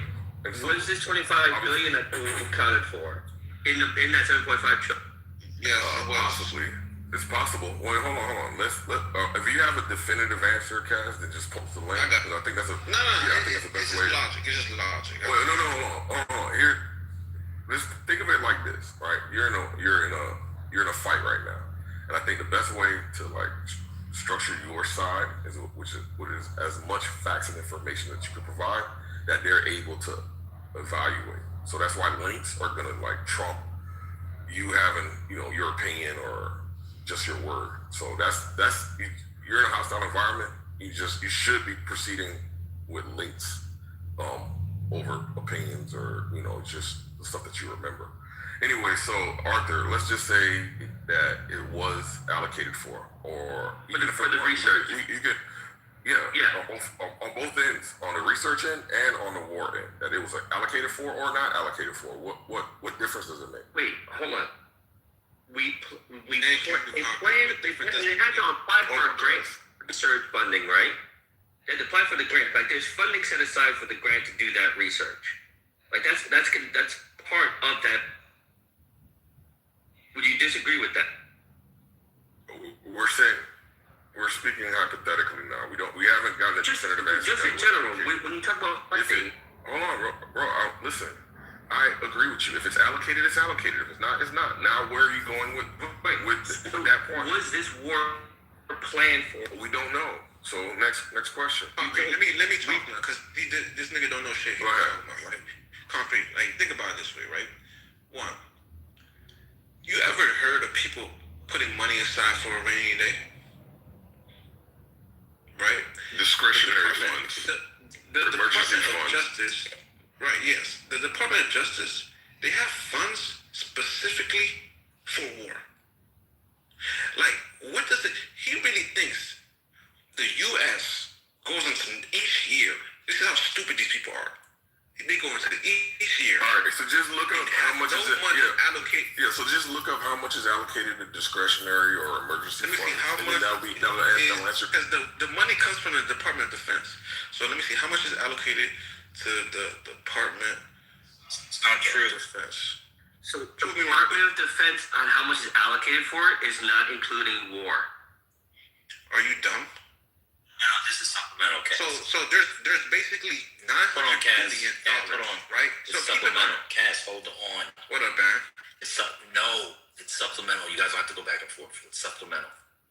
And it exceeds, and it's going to be more because they have to restock munitions. That's how much they're spending. They haven't even restocked it. It's going to be way more than what it is. It's going to be about double that, what they stocked right now. It's a lot of money. It's on top of the defense budget, obviously. They don't take it. There's not an ATM where they take the money out of the ATM. It wasn't in the budget for an Iran war when they had the appropriations last year. We weren't in the war, remember? Come on. Let's move on. It's getting a little bit back and forth. It's getting a little boring. Come on, bro. I kind of let you do your thing. It's getting a little boring. The half troll, half mag is getting a little boring. Let's kind of move it around. You can talk, but like do a different troll. The thing on it's not a lot of money. It's kind of boring. It's a. No, I've been over there. He just asked me a question, but yes, that's really what it is. But yeah, it's cool. Y'all keep going, but just to get a different troll. Man, Infinity's here. He can do his. Go ahead, Infinity. Make fun of that. I don't want to make fun of nobody. I come in peace. Isn't that what you do? Don't you talk about people taking prep? No, I only do that when they attack me. I only do that when I only hit back. I never throw the What's wrong with prep? I have a question. What's wrong with prep? because it indicates you're living a sexually promiscuous lifestyle. And I think that's wrong. But straight people do that more than gays. I think they're both wrong. Absolutely. Do you think straight should take PrEP? I don't know nothing about. I thought PrEP was a gay thing. I didn't know it had anything to do with. Oh, you think there's a specific? You think there's a medication just for gay people? What is their DNA? Yeah, because they do it. They have anal sex. One second. Oh, you don't think straight people? I don't do that stuff. No, I didn't ask if you do that. I said straight people. You don't think straight people? I guess straight people who have anal sex should probably take PrEP too. Got you. And so you think that PrEP, which is something to stop HIV, has to do with anal sex. So if I share a needle, you don't think PrEP would stop it? You know, I never looked into it. Every time I see a commercial for PrEP, I see gay men. So it gave off the impression that it's for gay people. I've never seen a PrEP commercial with heterosexual people. I got you. But I'm just asking about the mechanism of the HIV. So you think they came up with let me ask the question. Damn. I don't know how y'all do that. So you think they came up with a medication to stop via suppression viral load of HIV, but it would only stop HIV contracted through anal sex? Or you just hadn't thought that far? Absolutely didn't think that far. The last time I took a sexual, hold on one second. Last time I ever took a sex health class, sex ed or whatever they called it, was in 6th grade. You know what I'm saying? I got you. What does that have to do with knowing how viruses work? But let me continue. So, straight women contract HIV through vaginal intercourse with infected men. Straight men can also. Do you think PrEP wouldn't work for them because they're not doing it through the ass? I'm not even thinking that strong. All I know is that when I see I'm asking you now. What do you think? Ask the question again. I'm sorry. Do you think that a straight woman or a straight man, if one of them was infected, not even through, it could be, so Arthur Ashe had HIV/AIDS. It wasn't through promiscuity. He was in tennis grade, correct? He was. He got it through, I think, blood transfusion. So you can get it in ways that are not promiscuous, just so you know. But do you think if they had PrEP, him and his wife, if he didn't know he was infected and he infected her, you don't think PrEP would stop it because they had vaginal sex? I'm sure PrEP would be a mitigating agent. Absolutely. Oh, okay, cool. I was just making sure you didn't think it was just for the butt. Well, you know, that commercial is very misleading. But I guess But there are commercials with straight people in it. For PrEP? Yeah. Okay, I've never seen it. I don't watch a lot of TV, but the only commercials I've ever seen for PrEP, you got a gay man walking around in the commercials. All right, so they gave off the wrong impression. Well, that's the ones you saw. I've seen some with straight people in it. I would love to see one. How about this? I'll give you a PrEP commercial with women in it, not gay men. If I do it, you leave the app for a year. If I can, within 5 minutes, I leave the app for a year. Nah, man, I'm not gonna agree to that. I mean, I'm sure it's out there. I'm just saying that's. So I'm not. The only reason I hit Hurricane with that is because he's very vicious with his words, and you know that to be true. I understand he comes that, in here but people die. That's the only reason I take it there. I understand I try not to having HIV jokes, even if you disagree with a lifestyle, because like I said, Arthur Ashe didn't get it from a lifestyle. I'm just trying to understand how disease, for someone of your professed moral and religious aims, is not off limits. It's because I'm a Christian, but I'm not Christ-like. And when somebody attacks me unwarranted out of nowhere, I tend not to think in moral terms. I tend to think in ways to shut them up and hit them where it hurts. So your it's Christianity is okay. So your Christianity is you can't control. You just can't control. So you don't have you don't have the discipline yet. Correct. My spiritual journey is still in progress. How do you work on it? I work on it through what's called the silent prayer, and continuing to sacrifice, because discipline comes through all different kinds of sacrifices. And when you sacrifice, whether it's with food or sexual activity or that tends to bring you closer to God and tap more into your spiritual side. So that way, when someone attacks you, you can just swallow your pride and let it go. I'm just not always there. And he comes in with this vicious attack on me every time. So it's something I gotta work on. It's really more revealing of my weakness than his. Because I should be able to let it slide. Maybe the Lord or the Holy Spirit sent hurricane for you to learn that discipline. You know, there's this thing about tests and temptations that Christ talked about, and the disciples. And so maybe that's just a test for you, and you consistently fail the test. What would happen if you just muted up? I've already done that. I actually told First Lady last night that this is an excellent one who wants to overcome their ego. This app right here, if you want to, it's ego. Well, it's ego that is provoking me to respond to him. If I don't think it's ego. I think it's bigger. If I assassinated my ego appropriately, this man would be able to say anything about me, and I could just say, "Father, forgive him, for he knows not what he does," and move on. I don't think it's ego. I think you just hate gay men. I don't hate nobody. Not hate, and I think you think that they're morally repugnant and they should be put down. I don't believe that either. No, I don't believe that. Okay. I just think I don't think I'm any better than. It might not be true. I'm just saying what I think. Yeah, I don't think I'm any better than a gay man. You know, because we're all struggling. We all struggle. Yes, you do. How you gonna tell me what I think? Everybody thinks they're better because that's just how people are. Everybody thinks they're better than somebody else or something.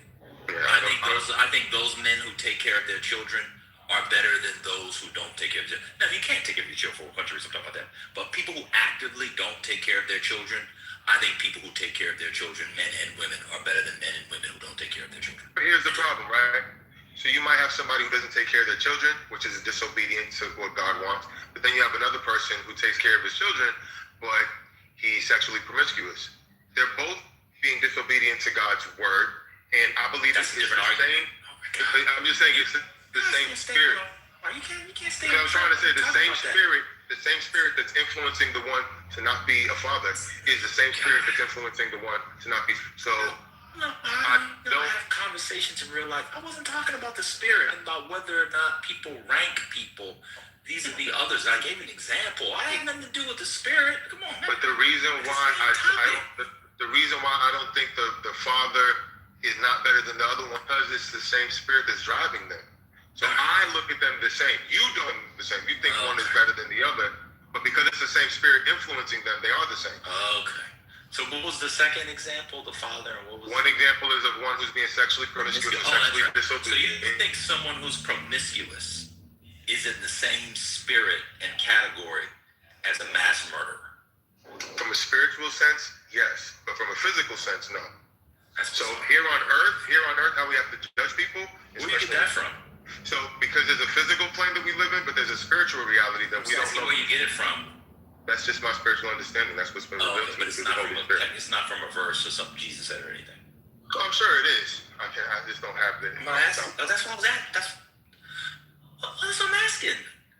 Yeah, I just don't have the scripture to give you. But so you think Jesus ranked all sin as the same? Right. There's only one sin. And the only sin. I'm asking. You think Jesus ranked one sin as all sins as the same? Yeah, okay. I know there's this thing about I think there's one thing about abomination and man laying with men, but I don't really know how to interpret that fully. I just put all sin in the same category because it all falls under disobedience. I'm just talking about the nature of sin. Okay, I'm just asking. It's not a quiz. I'm done. I'm literally just trying to find out how you feel. Yeah. Well, if you think that, I don't know. The prep jokes, I never understood the prep joke, but okay. I know it hits him where it hurts. That's why. You think? That's all. Why do you think that? That's something I should overcome that. I don't need to be. Why do you think it hurts him? Because I'm sure he's not secure in his sexuality. Because as a Nigerian man, we know how the Nigerians feel about that. So I'm sure his family puts a lot of pressure. I can't be sure. That? I can't be sure, but I believe that to be true. Just like you believe it to be true about the things you don't know for sure about me. That's what I believe about him. I believe he's a Nigerian man. Mine is based off evidence. And the evidence is that the Nigerians are famously against that kind of behavior. So the odds are that his family... Which Nigerians? Nigerians in general have That's not true. They're almost like the Jamaicans when they, in terms of how they feel towards their lifestyle. That's how. That's my experience. It's old. Do you think this man is He's not that 60 old. years old? Who's old? Hurricane. Hurricane is not 60 years old.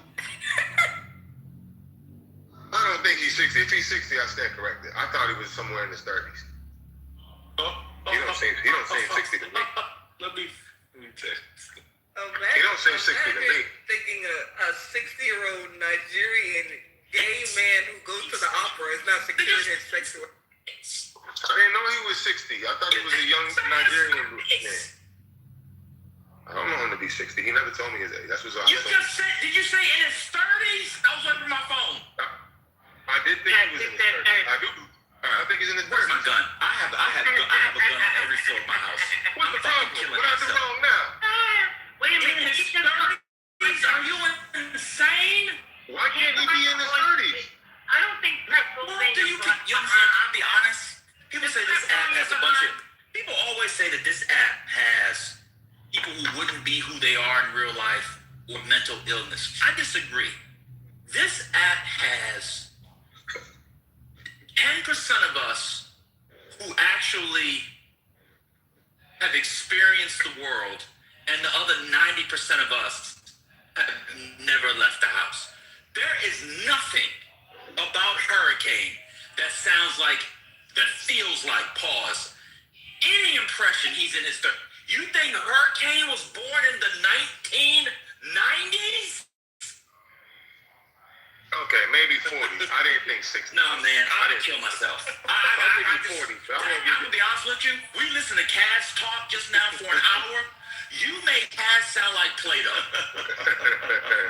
Listen, man, I'm just telling you, he didn't sound 60. He could have been in his 40s. I agree with you, Matt. He acts like he's in his 30s. So I'm screaming, Monica, because I'm so nonplussed that if I don't let it out screaming-wise, I will have a heart attack. Hurricane hasn't seen 30 since Benjamin Franklin got diagnosed with the gout. Yeah, but the thing is, we just don't know. This is just our impression. We all experience people in our different ways, right? You experienced me in one way. No. There's objective markers for somebody that you can tell. It's not like it's not a belief. Hurricanes talked about shit that he experienced in the 80s and 70s. But maybe I wasn't party to those discussions, bro. Oh my God. To be honest, let's be clear. Hurricane talked about the homicide trial. Like, we have to be honest. He is old enough but I might not have been there for the founded the homicide country. He was on the boat. He was on the boat. But I wasn't there for the. I wasn't there for the homicide trial. You know why I think he was 30? I now remember why. There was a time when he used to put his real picture in his PTR. And when he put his real picture in his PTR, he didn't look nobody 60 years old. He advised Cinque when they should start the revolt. That's how they y'all didn't see his PTR from years ago? His PTR showed that he was about. He's just black. He didn't look 60 though. Oh my God. Whatever, man. At the end of the day, I only said that because, he comes punching. He comes kicking. I agree, man. The way Man Finity talking about Hurricane, maybe Man Finity needs to get the prep. I'm gonna be honest with you. See what I'm saying? I'm gonna be honest with you. You sound a little gay, bro. You just said to me, I'll be honest with you. You might need to get a thing of prep. You Bro, think that he man don't was look fine, 60. If young that and fine picture in is his what he photo? looks like, he don't look 60. You just said he was young and fine in his photo. Bro, I don't care if you think he's gay. I'm not gay. I just think I don't think he looks 60. If that's gay, then that's gay. I don't think he's 60. Based on that picture. Hurricane is a bad bitch. I didn't say he was attractive. I said he doesn't look 60. No, somebody put that in the chat. Anyway, did you want to contribute to the conversation? I thought Kaz was making an interesting point. Is that a lot What of was the people... point? No. Before we move forward, I just want you to know that I think you have to take it in a different form. It doesn't go the places that you have to either. Right, but the fact that I even said that further frustrates him. Whether he goes up your butt or not, I don't care. It's all about the ass is crazy. So he knows he doesn't know how to take it. That's why. But he just assumed that it's a suppository. Okay. That boy crazy. What else are you shoving up your ass? Hey man, I don't know what prep is. I just see it on these ESPN commercials, and I'm not sure why they're putting it on ESPN. Why do they have those commercials on ESPN? Because they bought the airtimes. That's how capitalism works. So Anyway, what's the good point that Kaz was making?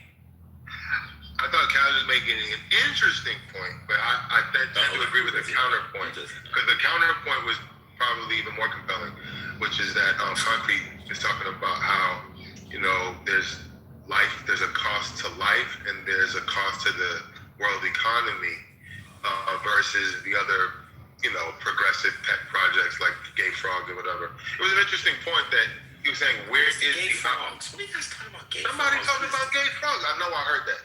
I didn't make that up. Gay Frogs. I know Alex Jones with Gay Frogs research. What are you guys talking about? I heard about the fluoride. To see that they put some type of water, and it supposedly made It's the fluoride in the water that makes the frogs gay. I don't know.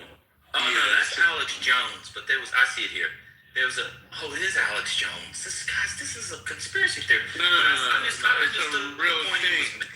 No, I understand the point you're making, but I mean, this is kind of strange. So when one administration does something, as citizens, we're allowed to disagree. It doesn't matter. I don't get it.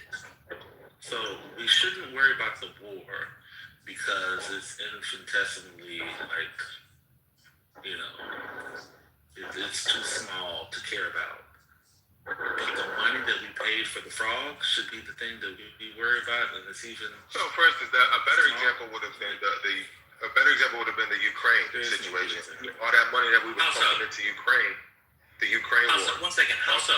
Why is that a better? Wait, why was brother interrupted? That was rude. No, I was done. You were not. You were right in the middle of saying what you were saying. I didn't even get to the end of it. Yeah, it was because as I was talking about it, I had to remind myself that this is the same person who said that, you know, he talked about food and he talked about like potato chips. Let's not take it there. And I can't. I just had to stop myself. Okay, fine. You don't want to. I had to remind myself that he's an idiot. Okay. Let's stay focused.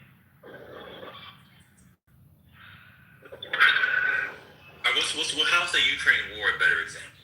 I think it's a better example than the Gay Frogs, because the Gay Frogs don't have a life cost to it. It's a waste of money in my view, but it's not a life cost and it doesn't interrupt world economy. But when you look at the war in Iraq, oh shoot, these people are driving crazy. When you look at the war in the Ukraine and Russia war, we were supporting Ukraine to the point where that was having a life cost associated with it, and that was a war that there was a conflict that so many people on the left were gung-ho about. It was the people on the right that seemed to have an issue with putting money into that type of war. But now, the way that Trump reworked it, we're giving money to NATO, and NATO is selling our weaponry. We don't give money to NATO. I'm sorry, we're giving our weapons to NATO, right? And then we're selling them to Ukraine. So it's like, this is a better use and a better setup for people, for American companies to make money, rather than just throwing money at a problem, which is what. You have no idea. Be honest with us. Do you have any idea how any of that works? Just be honest. Yes or no? I remember it being explained in this very moment. I may be flubbing it, but you understand my general point. Now we're being recompensed for our weaponry today, whereas in the past we're just giving our weaponry. That's all the time. The money, the munitions that were sent to Ukraine were U.S. stockpiles that then were replenished by U.S. companies. That's always the case. Trump did not do anything different. That's the normal way in which things are done. So weren't we giving cash to very little cash? They get very little cash. What are they? Watch this. What is Ukraine going to do with cash? Go and buy some caskets? They're at war. What would cash do? They were getting the pull at the top, like Zelensky and others. They were lining their pockets. So you think the I got you. So you think the United States government sent cash, wires for Zelensky to line his pockets? No, that wasn't the intent, but that's what Zelensky was doing. That's what I meant. Right. And you think it went directly to, and Zelensky could do it, and he's still in power. Nobody's killed or anything. He just lined his pockets.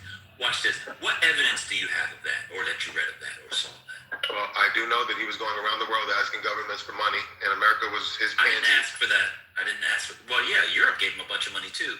What evidence do you have that we gave cash? Just the report that I remember seeing. What evidence do you have? You say you don't have any right now. Just say that so we can keep moving. I don't have any right now. All right, cool. So let me. The report that I remember reading. Cool. What percentage of it was cash? I have no idea. Okay. I don't think we should have given him any kind of cash. Why?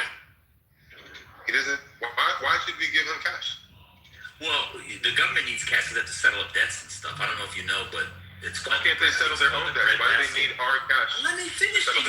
And so this is not a learning. Why do you do this? You ask me a question, you don't know the issue, you start speaking. I'm 3 words in. I was about to talk about wheat. Do you know about Ukraine and wheat? No. So why'd you cut me off? My apologies. Okay, cool.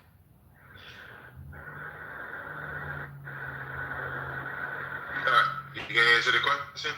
Why do they need to settle their debts? Another thing is when people cut me off, they just want to talk. You got it. I'm not gonna.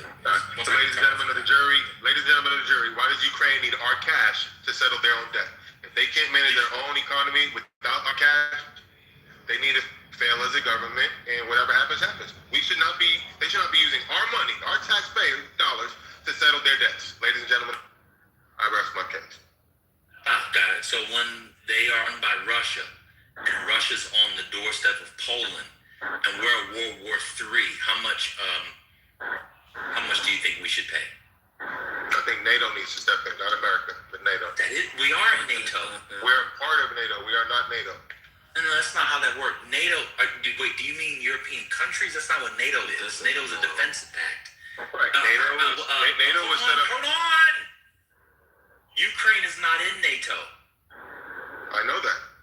So why would NATO step up? NATO doesn't have money. They don't have banks. Well, NATO is just a treaty. Hold on. It's just a treaty. Oh, wait a minute. Oh, my God. You think that NATO is a separate entity, don't you? A separate entity to what? You think it's like freestanding, like there's a central bank of NATO and they have currency and all that? No. I know that it's a treaty. So then how can NATO send the money? Now, the UN could. You mean like now, let me give you credit. Do you mean like the IMF or the World Bank? No, what I'm saying is America should not be funding their debts. Why? Because it's not our responsibility. Why not? Because whatever debt that Ukraine incurs as a country is their responsibility. It's not our responsibility.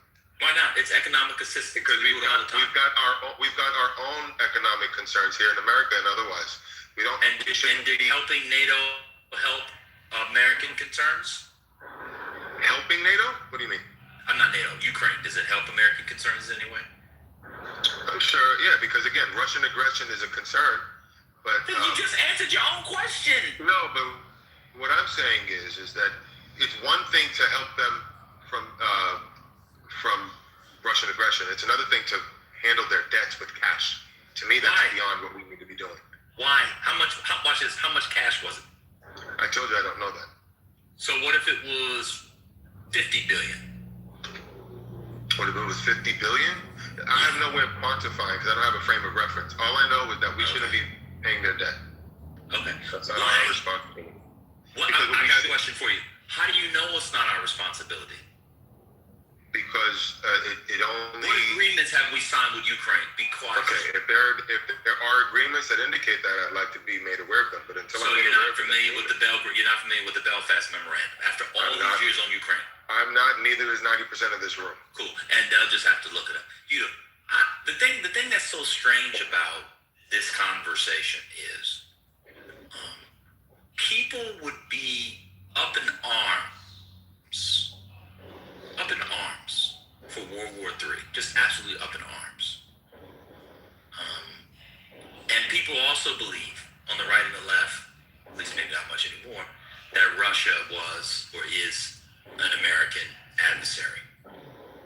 If you told people 5 years ago that you could spend $40 billion cash, or 30 billion, whatever the cash is, let's say 25 billion, I don't even know that much, let's say 25 billion cash, let's say 50 billion cash. Not one U.S. soldier has died. I'm sure it's special forces, whatever, but you know what I mean. Not one U.S. soldier has died, and the Russian military would be quite literally decimated. Everybody would have taken it.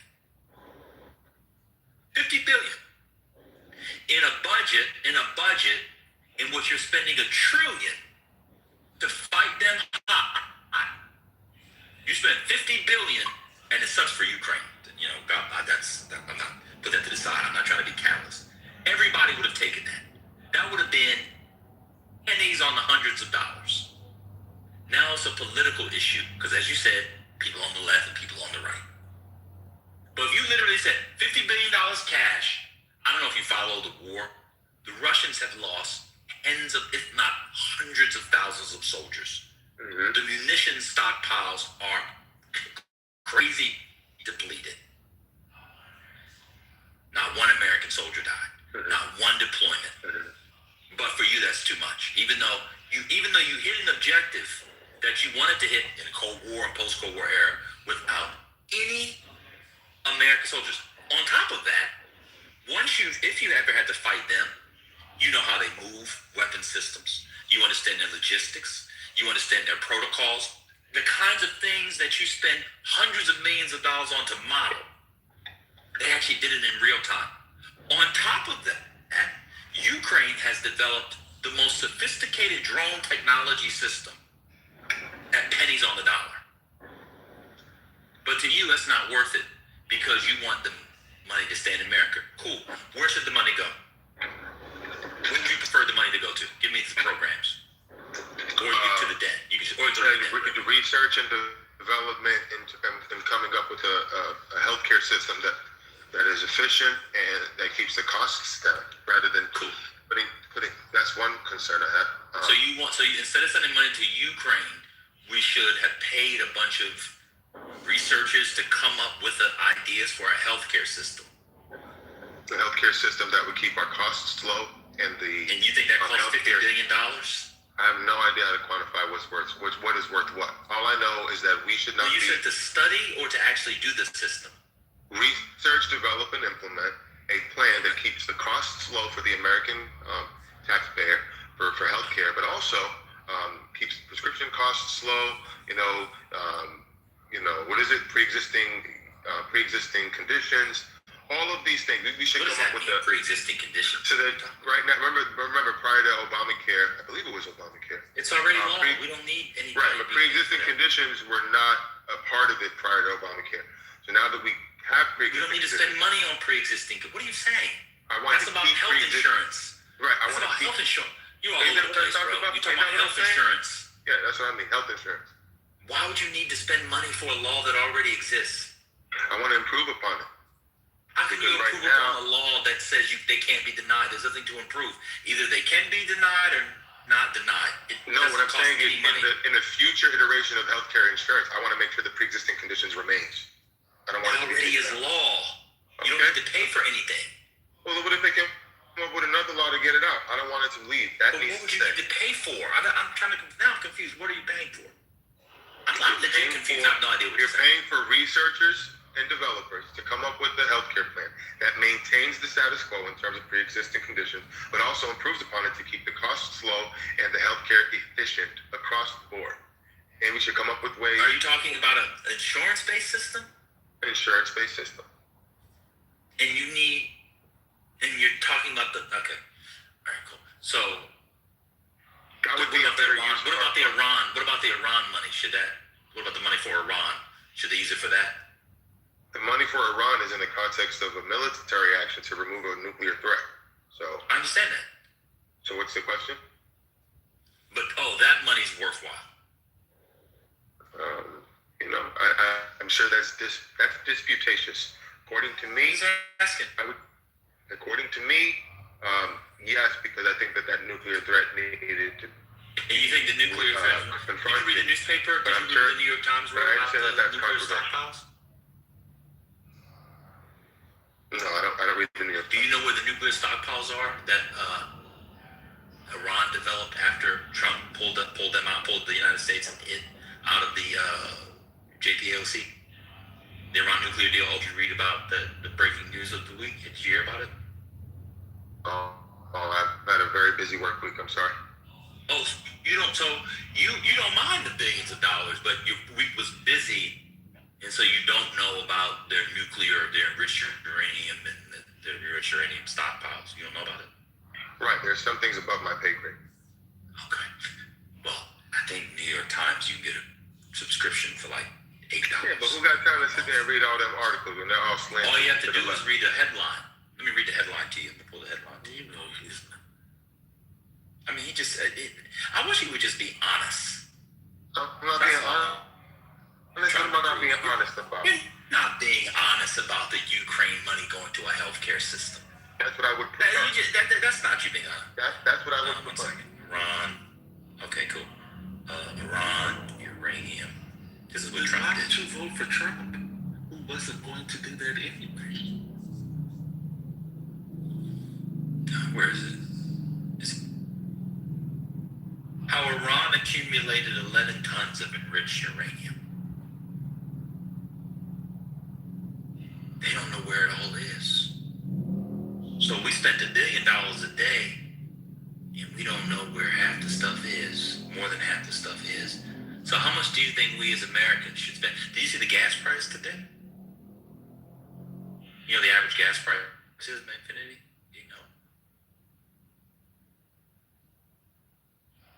Y'all be so phony. Y'all just like Donald Trump because he's against gay, because you can get your hand.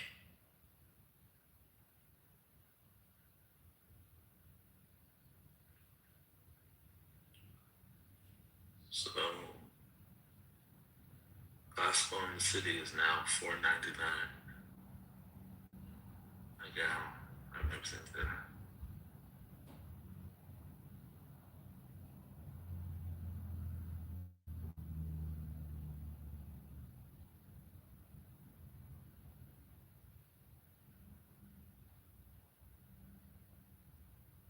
Before the war,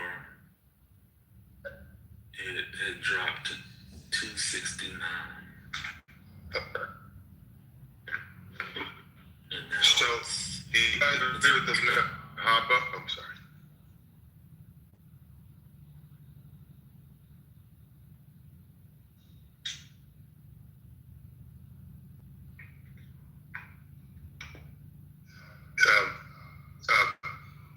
Hello? Go ahead, man.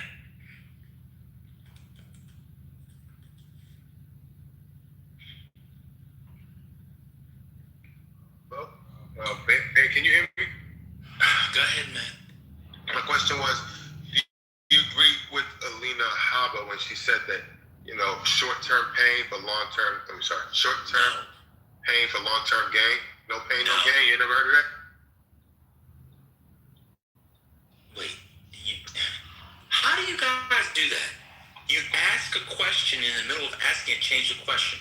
You said, do you agree with it? You ever heard of it? So I don't agree with it, and I've heard of it. Those are different. Why don't you agree with that principle? Because there's no gain.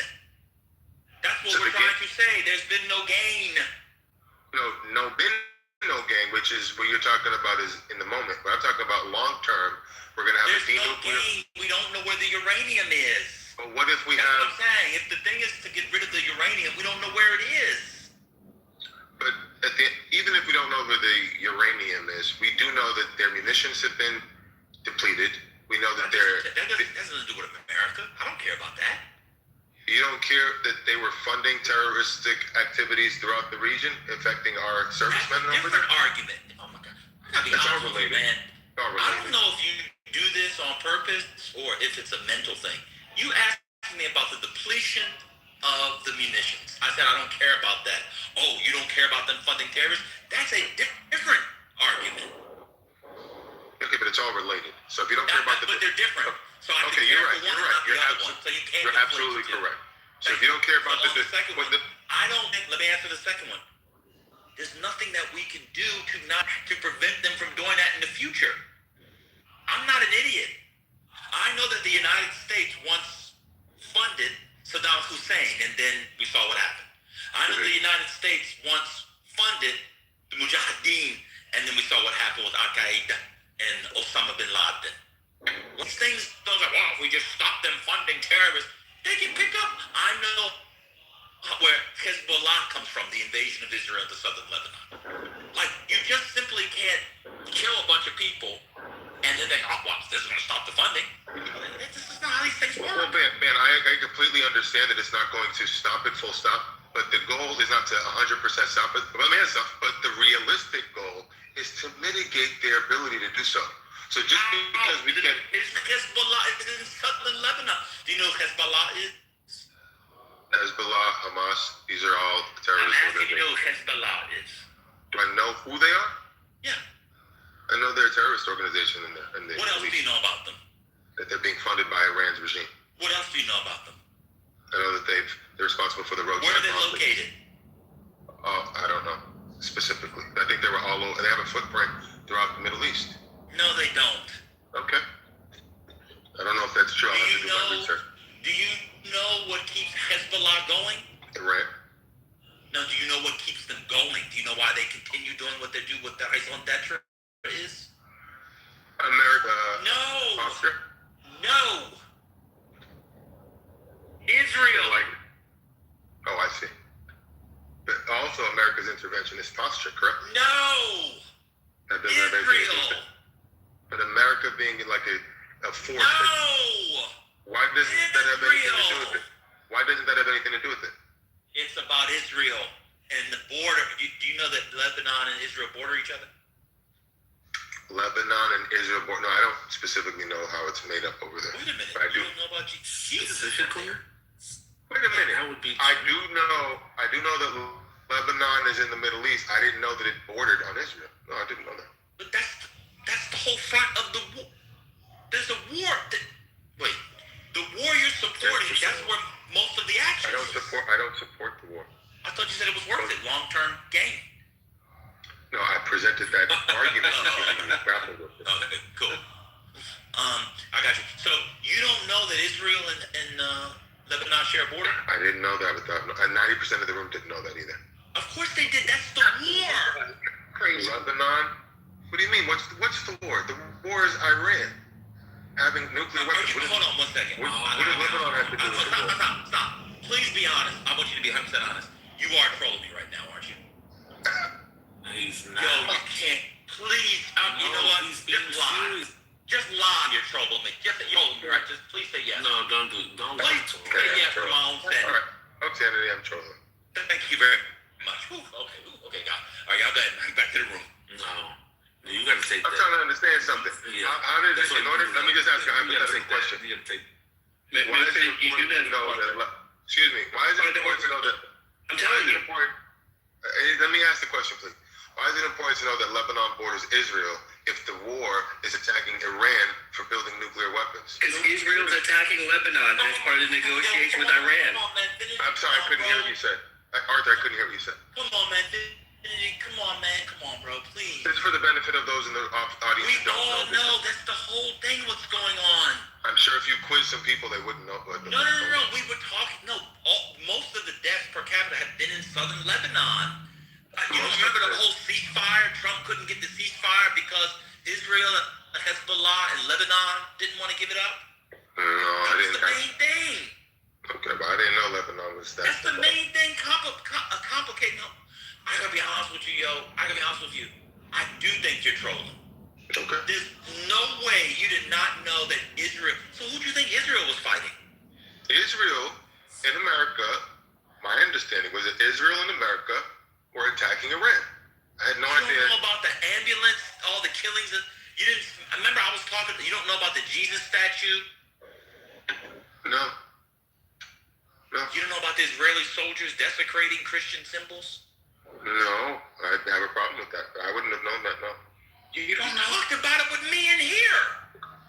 I did not talk about Israel denigrating Jesus statue. Soldier with Not with me. You're talking to somebody else. I didn't even know about that. Yeah. Did you not hear about the nun that got beaten up in Israel this week? No, the only thing I heard about was a school with girls was killed in Iran, I believe. That's all I know. I didn't hear anything about Jesus. I don't want to argue nobody. I'm just letting you know what I know. He just wants to talk to you. But you seriously didn't know that the like soldier on soldier was happening between Israel and Hezbollah in northern Israel and southern Lebanon? You didn't know that? I did not know that. Absolutely not. I did not. You haven't heard about any casualties, deaths between Hezbollah in Lebanon and IDF in Israel? You hadn't heard about that? Those headlines did not cross my feed, and I did not know about that. I did not know it was bleeding into Lebanon. I thought this was a war that America and Israel tag-teamed Iran. I didn't know that Lebanon was involved in it. So I appreciate you know Trump was talking to the president of Lebanon to try to get Hezbollah under control? Oh, well, let me back up. Do you know that Hezbollah is in Lebanon, but they're not the Lebanese government? Did you know that? I did not. I thought Hezbollah was a rogue terrorist regime organization that existed throughout the Middle East. I didn't know that it had its base in Lebanon. I didn't. I appreciate you sharing that. What about the Houthis? Who are they? I've heard that term. I don't know much about them.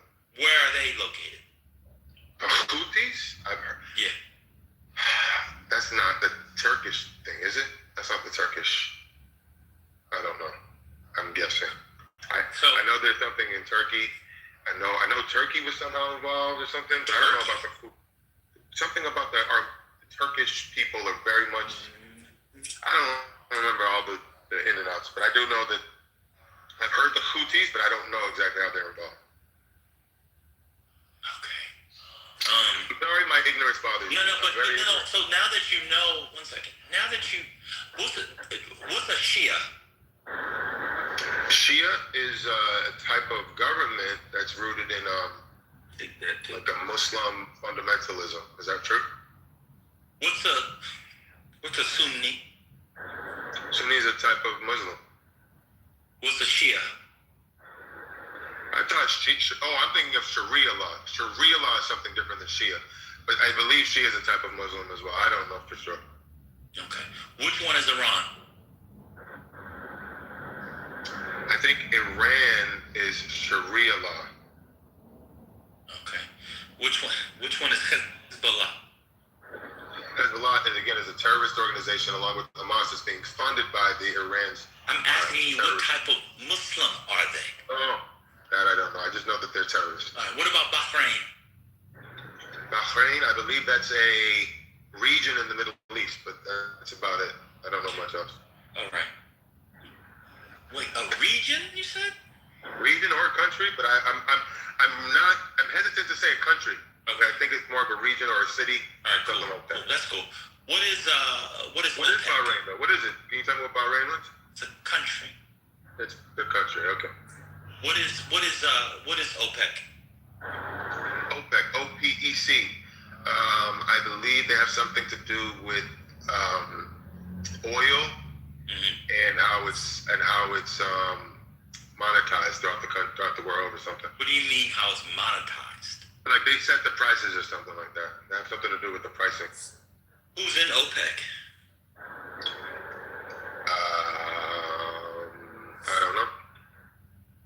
How does one become part of OPEC? Like, is it individuals? Is it groups? Countries? Like, what is it? I'd be guessing, but I want to say countries. It is countries, okay. Can you name a non-Middle Eastern country in OPEC? Would it be the UAE? No, I said non-Middle. What do you think UAE stands for? The United Arab Emirates. So why would that not be in the Middle East? No, you asked me which Middle Eastern country is not part of OPEC. Is that what you asked? Can you name a non-Middle East country? That's a part of OPEC? Mm-hmm. Then you got I want to say America, but I think that'd be wrong. I don't know. You think the United States part of OPEC? Okay, cool. I don't know. What is the beef between Iran and Saudi Arabia? It has nothing to do with Khashoggi, right? Khashoggi was the journalist who was tortured. But I know that Saudi Arabia. Yes, Saudi Arabia. Yeah. I know that Saudi Arabia threw in with the American, they threw in with America in the middle of this conflict, which I think has added to the conflict that exists between Saudi and Iran. What is the conflict? I don't know the root of it. I'd be guessing. I don't know the root of it. I don't know. They're both. Is it that Iran is Sharia and Saudi is not as much Muslim fundamentalist country? I don't know. Let's go to the other one because they did this one. When did Russia, if ever, control Ukraine? During the Yugoslavia phase, when it was called Yugoslavia, I believe. When Ukraine was called Yugoslavia, okay. No. That's not what I said. Wasn't there a time, am I wrong in believing, that before Russia was called Russia, it was called Yugoslavia? Yugoslavia. Correct. That's correct? Right. That's what. Right. Well, I'm not saying anything you're saying is correct. But I'm just saying it's fine. It says, y'all come up with me. So when it was called Yugoslavia, I believe, because the USSR, Soviet Union, right? Something. I believe when it was a massive landmass, I think Ukraine and Croatia and all these other, but they eventually broke off, and they both believe. But I think. You think Italy was part of? I don't think Italy was ever part of it. Was Italy part of the USSR?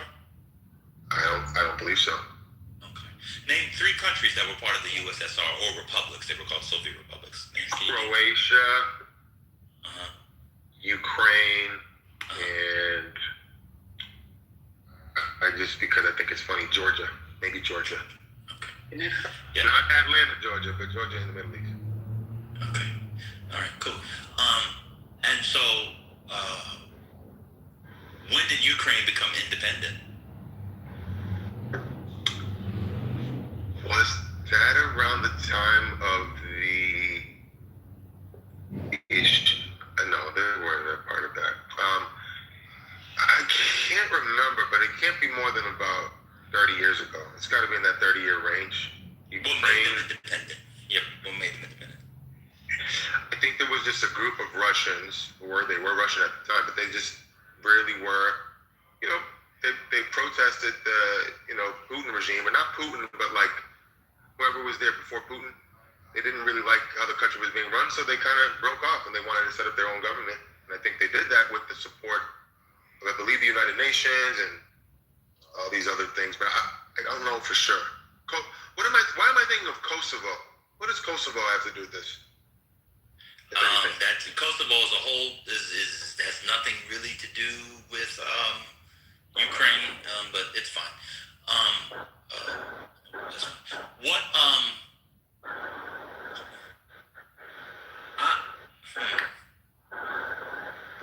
so you okay, yeah, that's fine. I'm done. Anybody else can go. Y'all can go. I'm done. I enjoyed that. Thank you. Oh, you helps me. What's the difference between the USSR and the Soviet Union?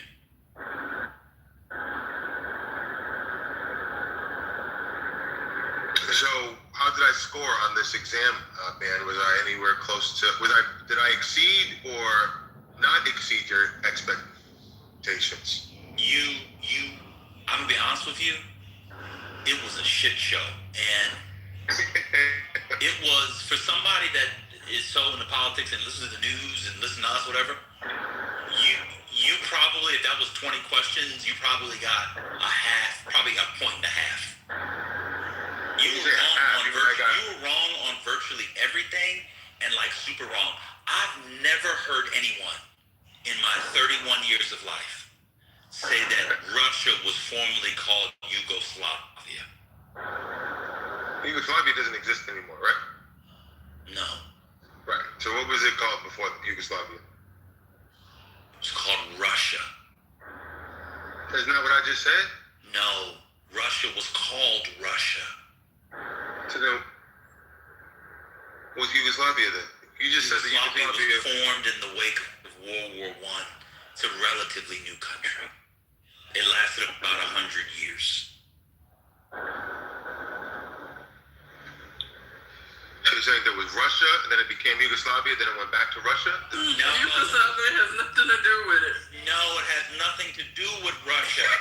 And where did Yugoslavia come from? I remember It was a Yugoslavia. country after World War I. You know what Serbia is now? Yeah, but where? So Serbia was one. Telling you, Yugoslavia. after World War I, there was fallout. They created a bunch of countries. Yugoslavia was one of those countries. It's since been split up into other countries. And you said Yugoslavia was a part of was the original Ukraine, and that wasn't correct either. Well, you know, I've never pretended to be an expert on world. You don't have to, no. You can't do that. You can't do that. You can't suggest that knowing that Yugoslavia was never called Russia means you're an expert. Y'all can't do that. Y'all always do that. Well, since I don't know a damn thing, if you know the basics, you're an expert. You said that, so you think that before it was called Russia, it was called Yugoslavia? No, USSR, but like for some reason I thought Yugoslavia was the name of the country before it became Russia for some reason, but maybe it's USSR that I'm getting it confused with. Soviet Union. Yeah, Soviet Union is what I'm confusing with Yugoslavia. That's my Yugoslavia. The Soviet Union is the USSR. Right. But what I'm saying is I was confusing the term Soviet Union in my mind. For some Union and Yugoslavia got put in the same pot in my brain. Not for some reason I thought Yugoslavia was what the Soviet Union was, but Soviet Union would have done me. Yugoslavia was never a part of the USSR. Right. It wasn't a part. It wasn't a part of it at all. Right. But what, in a weird way, I don't know why those Yugoslavia and Soviet Union sit in the same corner of my brain. So I got them confused. You know, we're all susceptible to. I thought Croatia was in the USSR. So Croatia didn't break off from Russia? Croatia is within Yugoslavia, but Yugoslavia has nothing to do with the USSR. Yeah. So who's Gorbachev? Well, he's dead. I think he died a couple years ago. He was a former leader of the USSR. He was there. Is he the one that had the purple thing on his head? Yes. Yeah. And then who's the other guy? Sharon from he was the former prime minister of Israel. You're not even in continent. So he was there before Netanyahu? What do you mean before? Sharon was leader. You said the prime minister of Israel was Sharon, right? So he was there prior to Netanyahu. Well, Netanyahu is the prime minister now. So answer your own question. Yeah. So I just wanted to make sure because there's a difference between prime minister and president, and I don't know if Israel is one of those weird countries that have presidents and prime ministers. It does have a president and a prime minister. Okay. So I just wanted to make sure that Sharon fell in the same line as Netanyahu versus. He did. And Netanyahu to be fair to you, has been many times, and that's why I'm confused, man. 1 second. Like this dude. And sir, 1 second. And so he was prime minister before him, and then he became after. He's the current prime minister. You thought Netanyahu was the president? No, I understand he's actually they're transposed in my mind, so I wasn't sure. But I was going to lean towards prime minister. But my thing is What's the difference between prime minister? President is more like in the context of other countries. Like in America, it's different. In the context of other countries, the president is more like a figurehead. It goes out and he's like an ambassador of sorts. The prime minister actually makes decisions that affects the national politics. I'll let you get away with that. Some presidents do have power because he's head of state. So one of the big issues right now is whether or not the president will he pardon. Like they could have pardon power, for example. So I'm gonna give you credit for that one. Thank you. In England, so the monarchy is considered the king.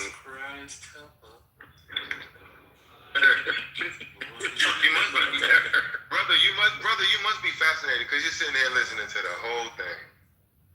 I mean, gosh, if I'm that uninteresting, come on, brother, please. But then, can I give him another half a point? Please, you guys can speak. Yeah. So man, Finley, I'll give you a little bit of credence. So the Yugoslavia and USSR thing, you were conflating the two because they were both communist nations coexisting around the same time before Yugoslavia split off. So maybe you were confused whether they were both communists. No. So black people have to stop. Let me. Black people have to stop doing this. You know, I'm black people have to stop. I bet you Yugoslavia and USSR bordered each other. I bet you they were bordered as one another. Border. I bet you Yugoslavia and USSR shared a border with like everybody. It was massive. That's my point. So that's why I got confused. So that also contributed to my confusion between USSR and the Soviet Yugoslavia. The king. I was going to ask you in the same way that I wonder what kind of power the king has in the England context, because I know that they're like a ambassador of sorts, but like, did they have? Was all of their power stripped from them, the monarchy, or did they have some? It's like you could read a book. It's like you could read. I could read, but I'm driving, and I'd much prefer this interactive version. You're not going to remember it. You're not going to remember it. Maybe I will, maybe I won't. It's hard to know. For sure. It's not. It's not. No, I'm just asking, was the monarch in England, did they lose all of their power, or did they have some power, and if so, what? So Dan is going to answer your question. I'm sure somebody will, because you treat this app like Open University, not the one that's, where you actually get a degree, but just, you ask questions and you hope somebody's going to answer them. And then you not knowing anything about it will then argue, as you normally do. You'll argue against the thing that someone is teaching you about, even though you have no knowledge about that thing. It's quite common. Happens all the time. But Dan has stopped himself. But the reason why you would do that. To his credit, Dan has stopped himself from doing that, and that's actually. I'm grown up, so thank you. Yeah, thank you. Yeah. So I recognize the reason why you would want to. But the reason why you would want to push back on something. Well, the reason why I would want to push back on something, even though I'm learning it for the first time, is because it further makes the point. For instance, if someone presents me with no one heard of, and I ask a question or I poke at it, that's to fully make sure that it's standing on solid ground. To take information just because you hear it for the first time and say, oh, well, this person's knowledgeable, I'm just going to believe it without questioning it. Let's not be skeptical or ask questions. I think that's foolhardy. Yeah, but questions should be informed. That's the thing. Your questions are uninformed. So oftentimes when you ask questions, you take away from building. So it's like, okay, we put 2 bricks on. If I ask a question here, then it might, put on another layer of, what's the stuff that you put between the bricks? What's that stuff called? Mortar, yeah. Instead of you knock off the brick I just put up. And half of the brick underneath. So we went 2 steps forward. Since you like cliches and everybody else here does, we go 1 step forward, you take 2 steps back. That's the problem. See, but the thing is, I guess I don't have that perception to know when I'm doing that or not, and that's the problem. Well, I know, but the other thing about asking questions, that's not my intention. You understand that's not my intention, right? The other thing about it is that, and this is respectful, you also don't know how to ask questions, because your questions often aren't about knowledge building; they're about partisanship. None of the stuff we said was just basic facts. We weren't even arguing. But you understand, my intention is never to take 3 steps back. And you're doing it again. It's not about intention. I'm not saying what the intention is. I'm not making any axiological or value judgments. That's how you take them. So you talk about your intention. I'm saying you're poor at forming questions. That's a skill. Okay. Well, what I'm saying is the reason why it's important to know my intention is that you would have more grace. I have grace. I just talked to you for the last 30 minutes. What I'm talking about is having more. The fuck?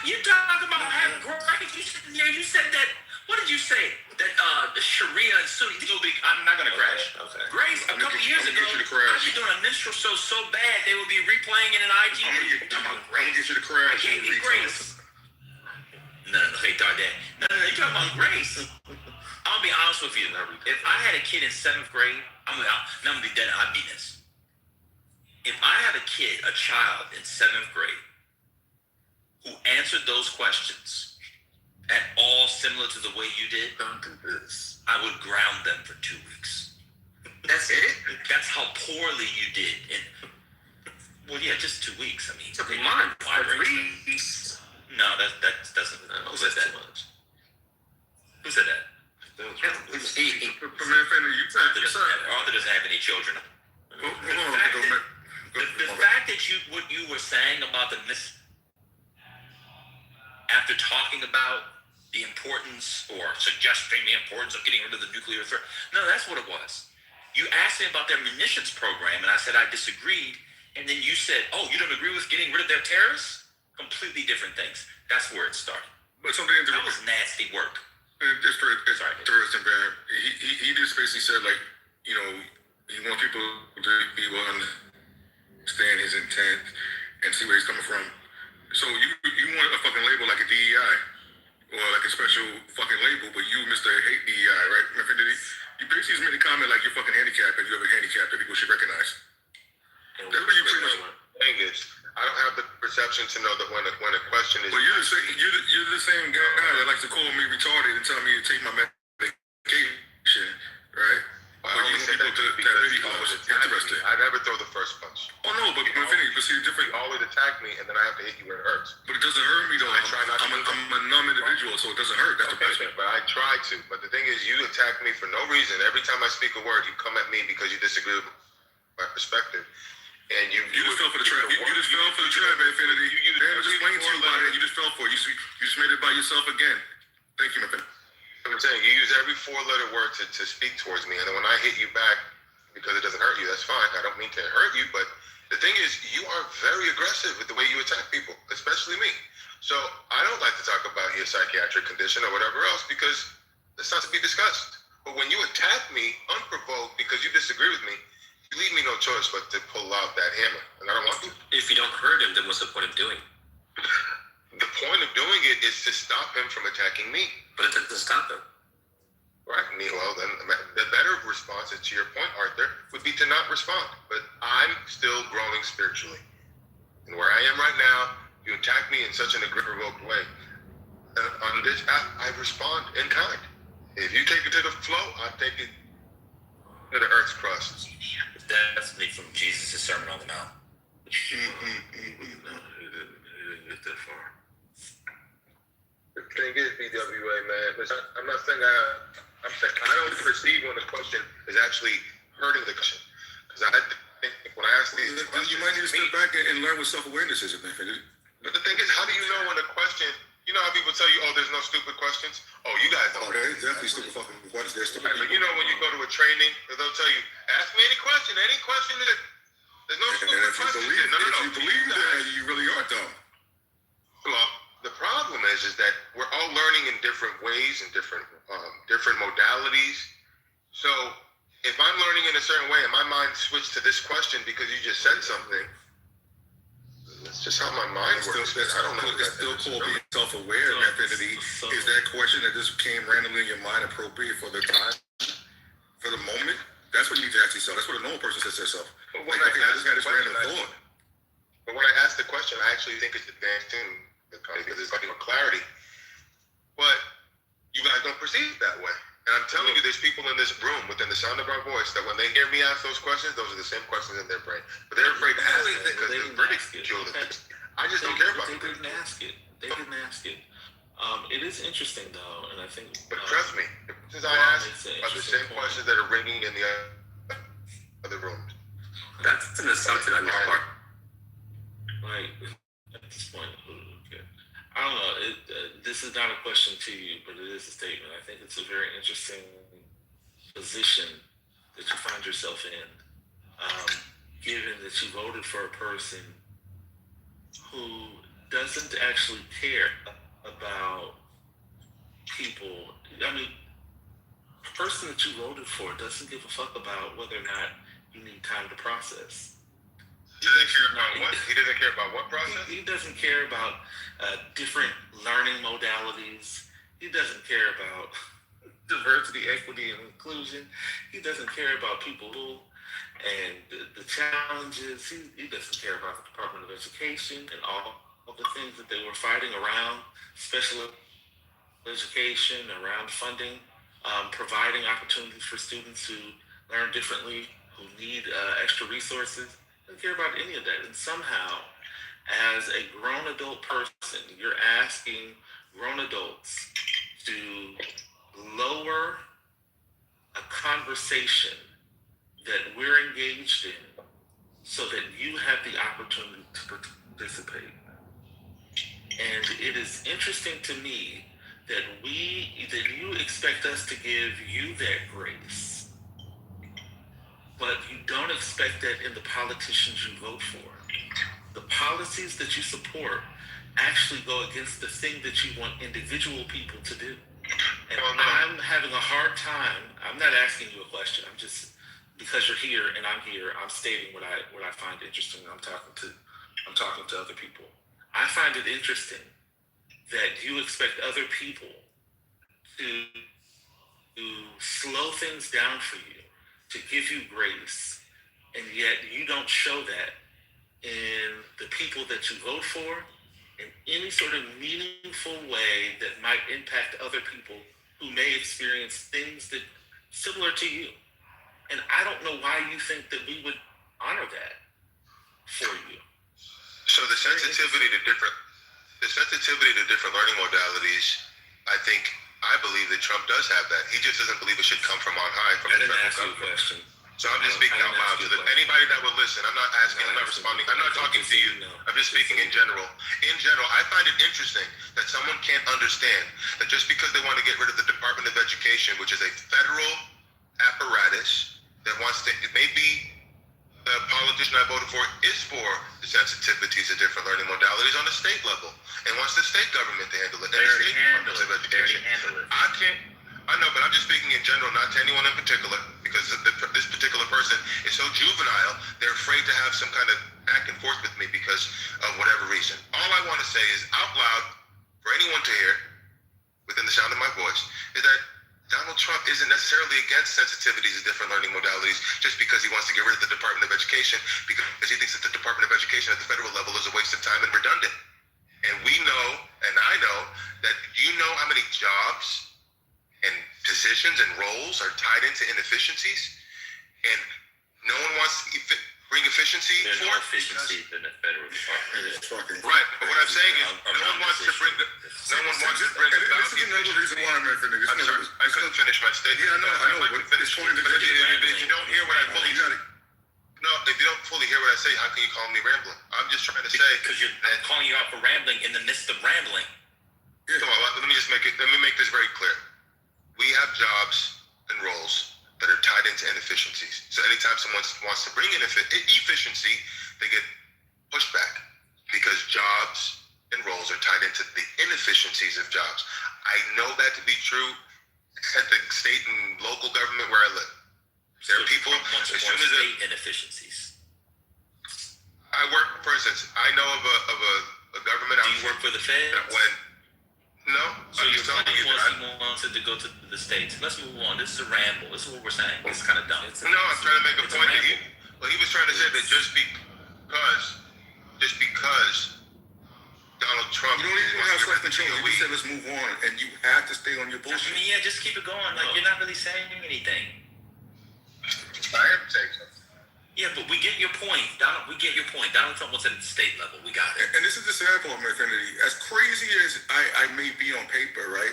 As crazy as fucked up things that a lot of us or myself have been through, I don't wear that as my motherfucking as my badge of honor. Who the fuck I am every day?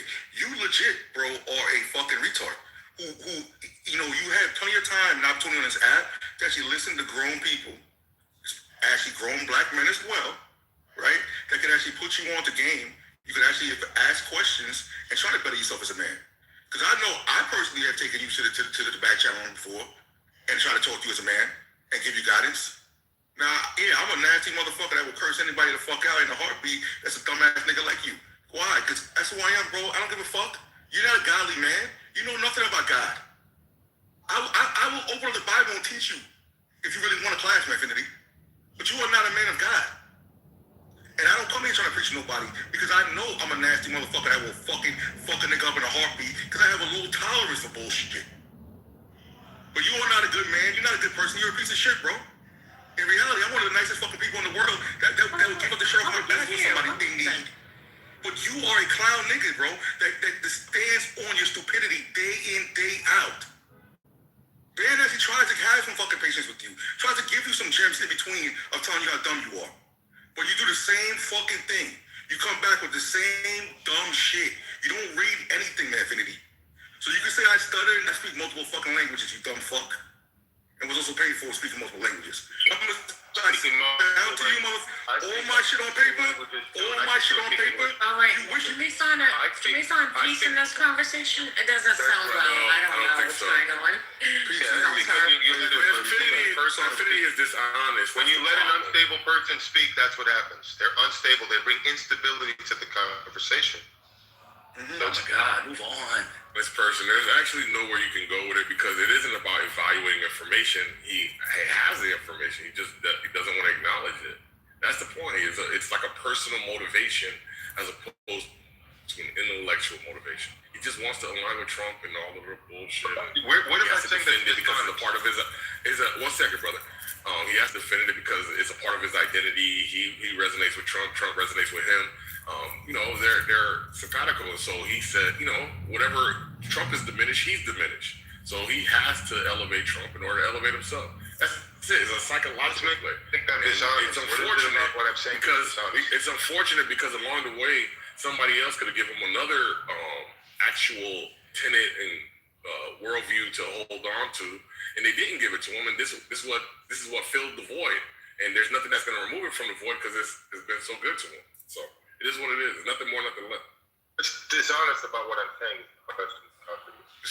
It's how you prosecute these conversations, man. It's like, bro, you're not even like this. You're not talented. So we see you move and pivot from one point to point. You engage in all kind of fallacious reasoning, and then when you get caught, you just you start memeing. That's the typical progression, right? First, it's okay. Let me see if I can defend this point intellectually. Oh no, that's not working. Let me just be willfully obtuse. Oh no, they found that one out. Now let me just try to play the moral high ground. Oh shit, moral high ground's not working, and now I'm just gonna fucking meme and troll, right? That's the the last resort. It's just meme and troll, and now right now you're at the play dumb stage. Next we'll go to the moral high ground. You're just woe is me. You're just beating me up because I'm dumb, and then the final attempt will be I'm just fucking around. It's not that serious. You guys are just tripping.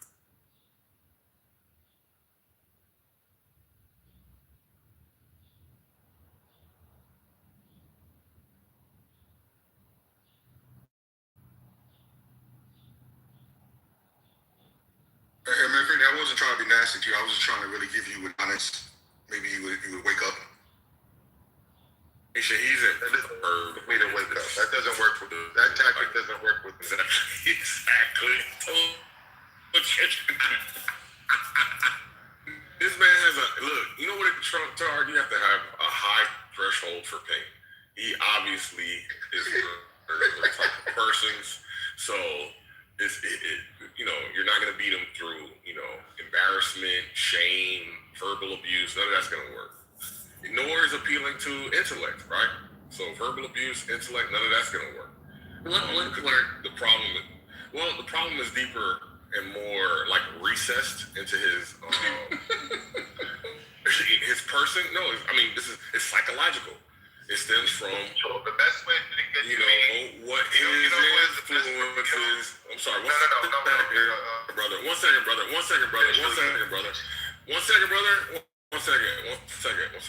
It stems from obviously childhood and fucking influences during your formative years and what's important to you, how you were treated, your alignments.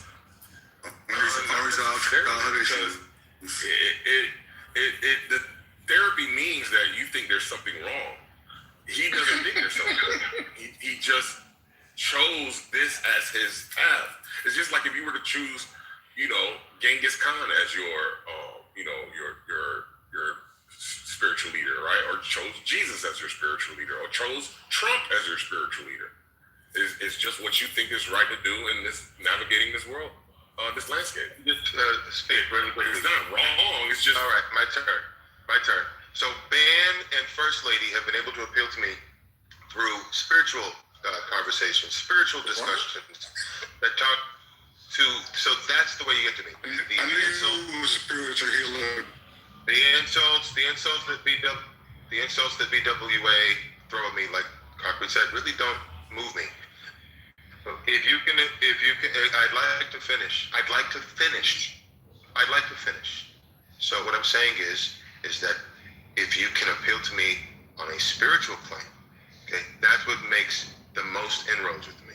Because the intellectual, I throw that to the side because you've been infected by the universities and the academics who think they know it all.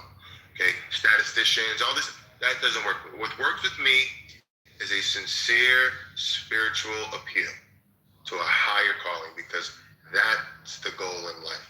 These intellectual discussions don't amount to much. Yeah, so this is the third level. Can I ask a question, Concrete? Good afternoon. Good morning. Good afternoon. How you? Hey, Miss Cleo. To the stage. So I want to make sure I'm understanding you right. Someone presenting you with facts and data and information that could not be refuted won't make much of a inroads with you. But a spiritual idea is the thing that'll kind of get you to say, oh, maybe I should consider this new thought. Well, like you just said, if it's a fact that I was unaware of, that might alter my perspective. That can't be, like you said, what did you say? That can't be what did you say? I probably said refuted. I don't really refuted. Yes, refuted is what the term that you said. If it can't be refuted, then I would incorporate that fact or piece of data into my analysis of whatever the issue is. But the problem is that people take, I saw this in a poll, and they use a poll result as some way to drive home their and impose their perspective over mine because they have a poll result. What about multiple studies that say the same thing? So again, it depends on who's running the studies, the sources and methods, and how they perform the study. So I take studies with a grain of salt. It's not that I throw them out. It's not that I throw them out with the bathwater, but I don't lord multiple studies over my thinking, because my thinking will be enriched. Even if your thinking is uninformed? Well, it depends on the issue, because there's some things that can't be ascertained through studies and polls and what academics sit around and talk about. Some things just can't be grasped. So I have to. So you're telling me people who devote their life works to things possibly don't know what the fuck they're talking about, but you who knows very little about it is able to better understand it? Well, not necessarily. The people that have devoted their life for something, you got to be careful with them because they're so impassioned. Their bias may influence their behavior. So now the people who spend a lot of time studying a thing are also problematic? It's possible. I'm not going to just because we have yes. It's true. It's true. Because there's bias. There's people. You should go look at Roland Fryer and what he experienced when he came up with the study that went against the conventional wisdom and what he experienced. Just look it up. What did he experience? I already discussed this. I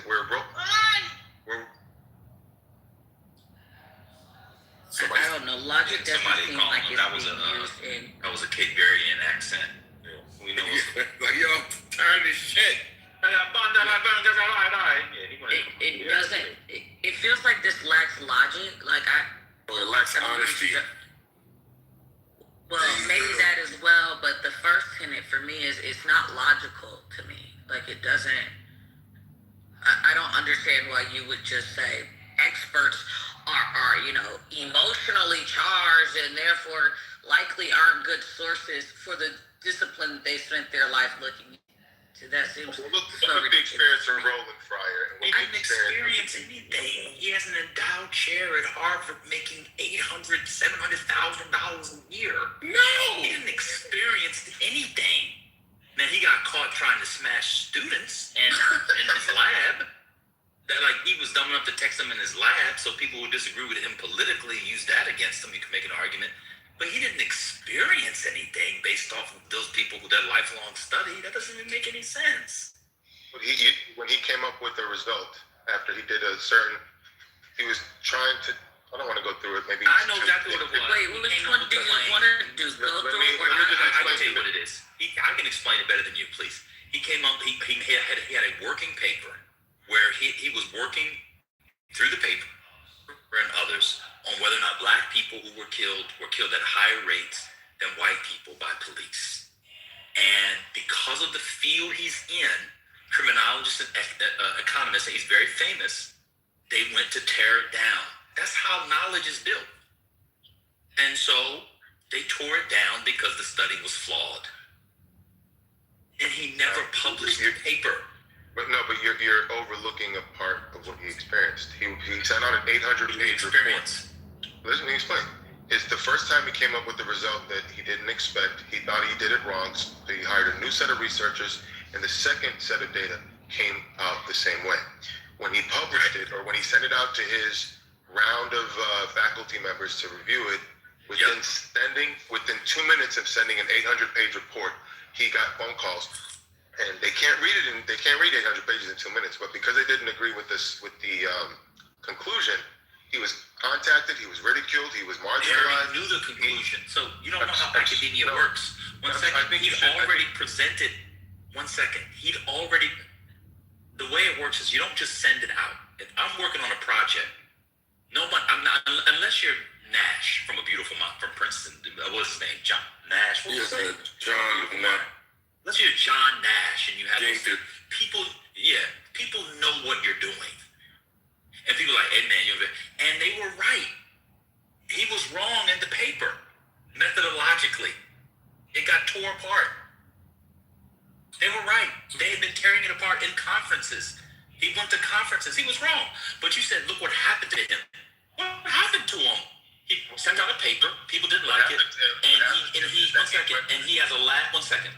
Roland Fryer from outside sexual harassment thing has won the Bates Prize. He has a lab at Harvard. He makes over $600,000, $700,000 a year. He has a chair. Then explain the abuse that he got. He, according to his own testimony, when he went to his CVS to go get diapers, he couldn't even do that because he had to get security because he couldn't go get diapers for his newborn. You believe that? Yes. You believe that Roland Fryer, this is a big nigga, by the way. Roland Fryer is like a real nigga. Like a real nigga. He's like a nigga. You believe that Roland Fryer could not go to the CVS in Cambridge because there were going to be, who was going to beat him up? Skip Gates was going to use his cane and take his knees out. So explain to me who was the constituency in Cambridge, Massachusetts that was going to beat up Roland Fryer? Which gang was it? He wasn't in Cambridge. Maybe it was Maybe it was in Dayton, Ohio. Okay, I got you. So in Dayton, Ohio, there are people who are beating up academics. One second. Wherever he was, for this to make sense, I want you to listen to what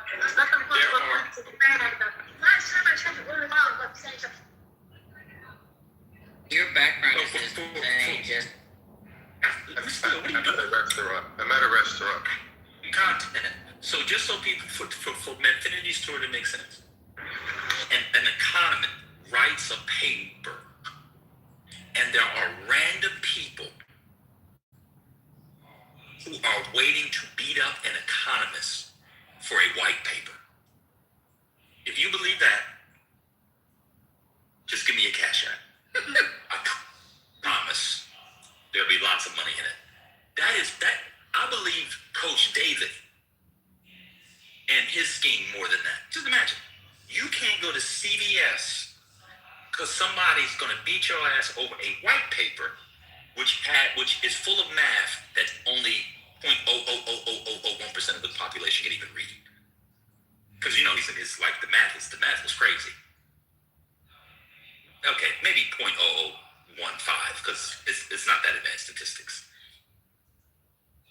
So he needed bodyguards because a left-wing academic gang member who not only is in the Bloods but also has an endowed chair at Northwestern University was going to beat his ass.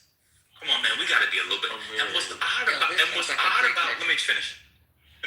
What's odd about this, man, Infinity, is you always say you're skeptical, right? So you're skeptical of knowledge, you're skeptical of the academics, but you're not skeptical of that story. That story sounds like we say to a woman when you tell her you love her after you're not trying to get To be fair, man, I've heard Bobo keep saying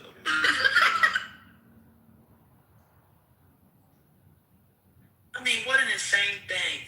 Henry Louis Gates was going to hit him with his cane. He got one leg. Henry Louis Gates got one leg is higher than the other. By the way, he didn't trust that Russia wasn't Yugoslavia, but he trusted that. He left? Yeah, he left. I just don't know why he would commit to that lie like that, because he said he trusts Van and he trusts First Lady, but Van does this every day, if not every other day with him, but he doesn't believe any of the stuff that Van tells him. So I don't know what's going on.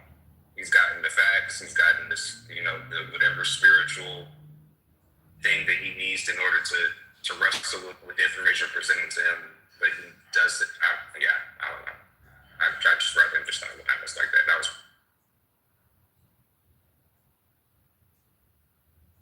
Imagine having to get a bodyguard for a white paper in an economics board.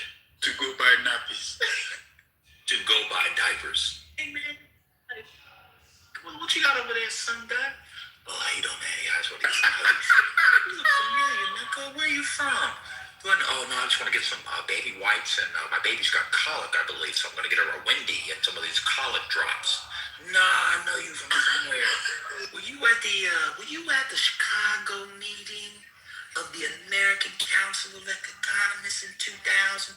Yeah. You gave that paper on psychometrics when you use it for the behavioral exit, and your N number, your N was a 25 instead of the 27.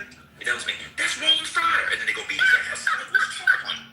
I've heard some stories. I told you, I heard some stories about Bobo. Now he won't believe us when we're talking about whether or not Yugoslavia used to be called Russia. He takes that with a grain of salt. But that story he believes. I'm glad Igor and Neo weren't here for that. Did you say that you was over there and you got the last jar of pureed bananas and it was organic? Huh? You got the last pure wipes, huh? Poor. Yeah, we're gonna beat your ass. Like, what are we doing here?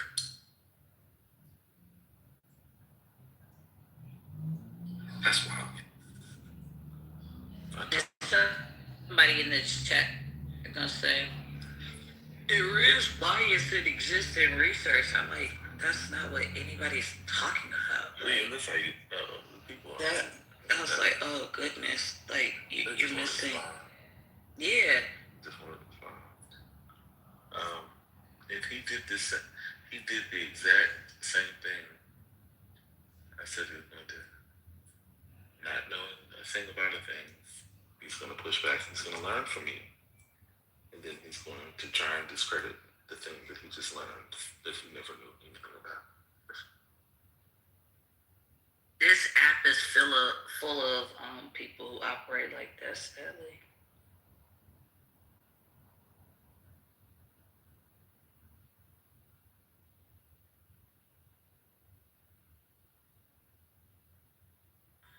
Y'all got quiet? Hey, First Lady. Did you hear what he said, First Lady? That a man had to get bodyguards because he published a working paper. An economist with a chair at Harvard, he had to get bodyguards to get diapers. SCBS. What? Oh, you missed it. It's the hard knock life. First lady, I got a song to pick when we have time. Oh, okay. Please, no phone picking right now. I don't have time. No, well, I can't hear. I can't hear. It's very loud where I am. Oh, no. I don't believe. It's fine. It's no rush. Okay, thanks. It is not necessarily you. Well, I'm here. Huh? Scared of water. Oh, no. Gay though I walk. Do the what? But I'm not evil. I didn't say that you were. That's not what I heard about you. Who's that? Hey, Miss Cleo. Hey, Dr. Library. Yeah, Miss Cleo. It's in the mode where she's crashing out slowly over time. It's been happening more and more across different stages. What would you call it? What is she doing? She's crashing out slowly. I don't know. Who is? DLC. I think she's moving from Dr. Library to Dr. Library. The library about to be permanent in a minute. Yeah, Dr. Library. Yeah. I think she's going around staring up stuff. That's what I'm saying. Me? I don't go into it.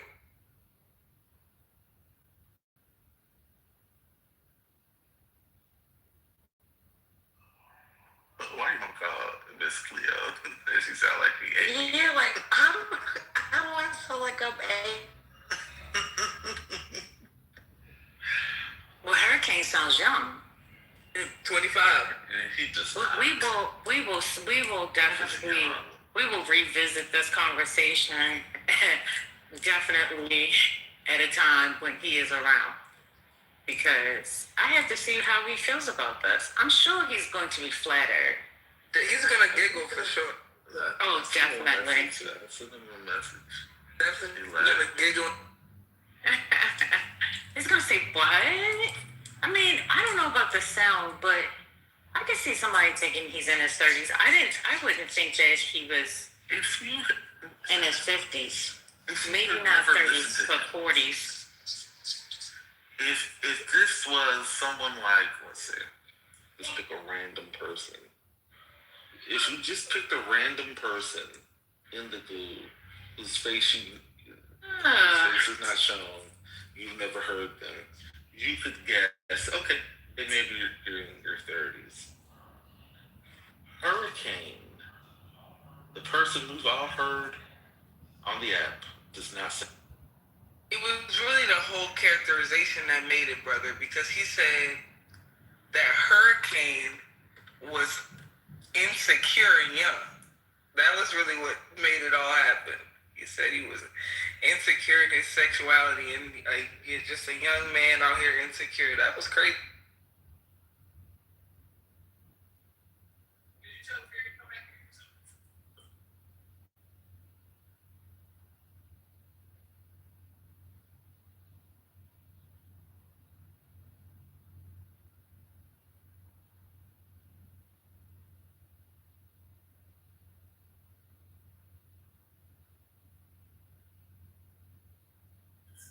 First Lady, are you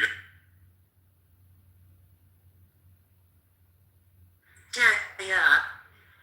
Did I tell you how I figured out Dr. Library Card's beef with me? Oh, no. Please.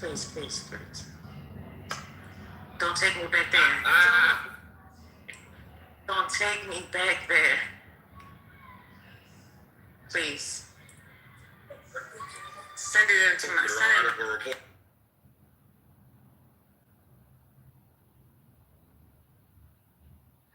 Nothing too detailed, just high level. I'll do bullet points. Intro and the summary. Somebody shout and scream. Lord.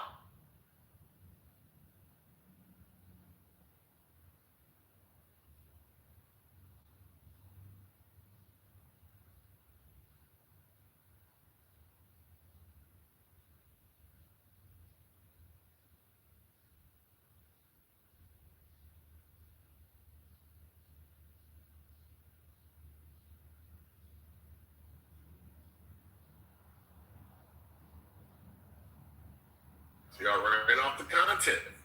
Kaz, Infinity. You about to start tap dancing now. You about to start tap dancing now. Doctor, I'm gonna release my report why you so mad. And then She told you herself. everybody gonna see it. I want to know why you think I'm a Misandrist concrete. Cause you are? The hell? Come on. No, wait a minute. Please. Now. Wait, I don't want to play the game, Mrs. Cleo. You know we cool. Wait, you know we cool, Miss Cleo. Wait now. Wait. Hold up. Because that did come up last night. Oh, you want to stir the pot? First Lady, huh? My God. This was my thoughts. First lady, Oh my I said God. it's not with you. This is not good. Oh my God. First Lady. You gotta foster the peace, First Lady. Un momento. You can't stir the pot and Listen, I'm not stirring anything. I just want to say that I came off mic to tell the two of you that this is how it starts. You guys do this friendly, banter kind of thing, and then next thing I know, we got fireworks and grenades. So, if you guys are going to do the friendly banter, let's just stay there, okay? If not, then let's just, okay. Because Miss Cleo knows that she's a misandrist. She hangs out with misandrists. No. All right, look here. I'm gonna do it. Hold on. Excuse me, sir. I cannot yell. I'm gonna lay down my. You enter into evidence. I'm just saying, because now you have done so. We are going there. We're here now. All right. You took us there. All right. Okay. So Mike, can we start? I take a misandrist to be somebody who has a general temperament towards men. General. That's gonna give you like a 51% of the time, or 51% of men, a generally negative disposition and outlook towards men, right? And I think it's gonna be expressed on this here audio app in certain language that is used to discuss men, right? Such words as dusty, such words as, or alluding to illiteracy or lack of educational attainment, alluding poverty or impoverishment, right?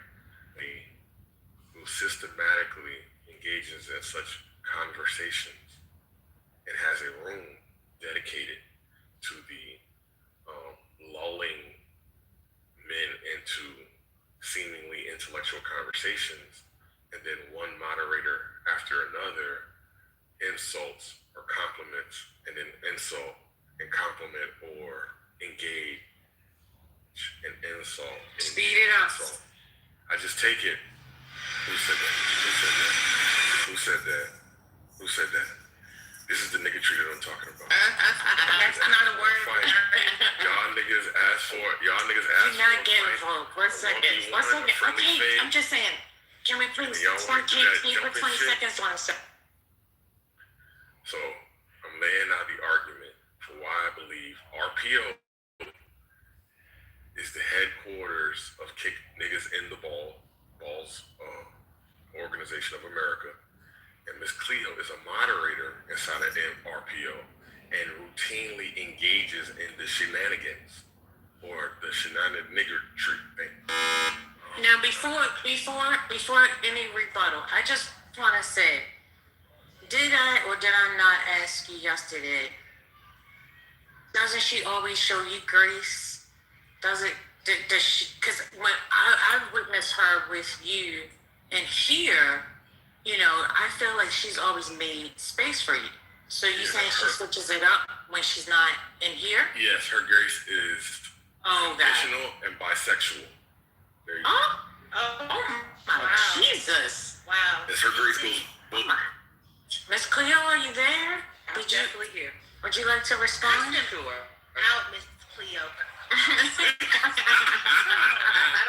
don't do that. Hit him in the face to prove that you are not a misandrist. He takes our kindness for weakness. Who said ours? How did so much. Penny get involved in this, First Lady? How did Penny get involved in this, First Lady? First Lady, make it make sense. She just want to be on the clip. She want to be on the clip. She want to be on the clip. Gotta let it. I'm talking about. Hey, why you want to be on the? Fuck out. Cuss him out like he cut you off and hit his brakes going 10 miles under the speed limit. I want you to give it to him good too. Yes, indeed. Yes. Okay. All right. First Lady, can I say something? Can I admit my opening argument? Just ignore. No, please, First Lady. It's gonna be good. No. You've already closed First your Lady, mic, sir. I cannot. I'm gonna introduce it later. Then fine. Thank you. This is really go ahead. biased. Go ahead. So, Miss Cleo. Oh, sorry, I don't know who that is. No. Yeah, I was just gonna keep going past it. I appreciate the apology though.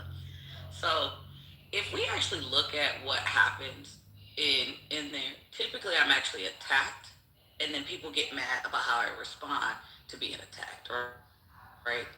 I will sit and walk. I literally, within the last week, helped a man who was 38 and had never scheduled his own doctor's appointment and don't have health insurance find a clinic near him and schedule an appointment. And this man couldn't stay focused. Like, this idea that I just and into everything to make them look stupid. No, lots of you all make yourselves look stupid very easily and on your own, right? And when given the opportunity to show you actually have intelligence, for some reason, we're told that we're making you look stupid. Mind you, I've been the main person saying I don't like the reading test. I've been the main person. You can ask the person who's come up with all the passages. If you have to pick one person in RPO who actually is not in alignment with the reading test, who would it be? And my name is going to be the name that it said, right? Because that's not actually something I align with. I spend lots of time trying to educate men, to ask people questions about things. I've literally stood on stages to try and make sure, like, hey, let me make sure I'm hearing you correctly. And then I get accused of putting things in their mouth, and I said, no, I'm trying to understand because this is what I got from it. And cursed out. My bio is filled with the things that men have said to me, and I continue to give men grace. But for some reason, none of those men who've made these comments in my bio are the ones anyone's attacking. The person that they're attacking is the person who asked them a question, who tried to understand, who slow walked with many of them. Somehow I'm the misandrist. Make that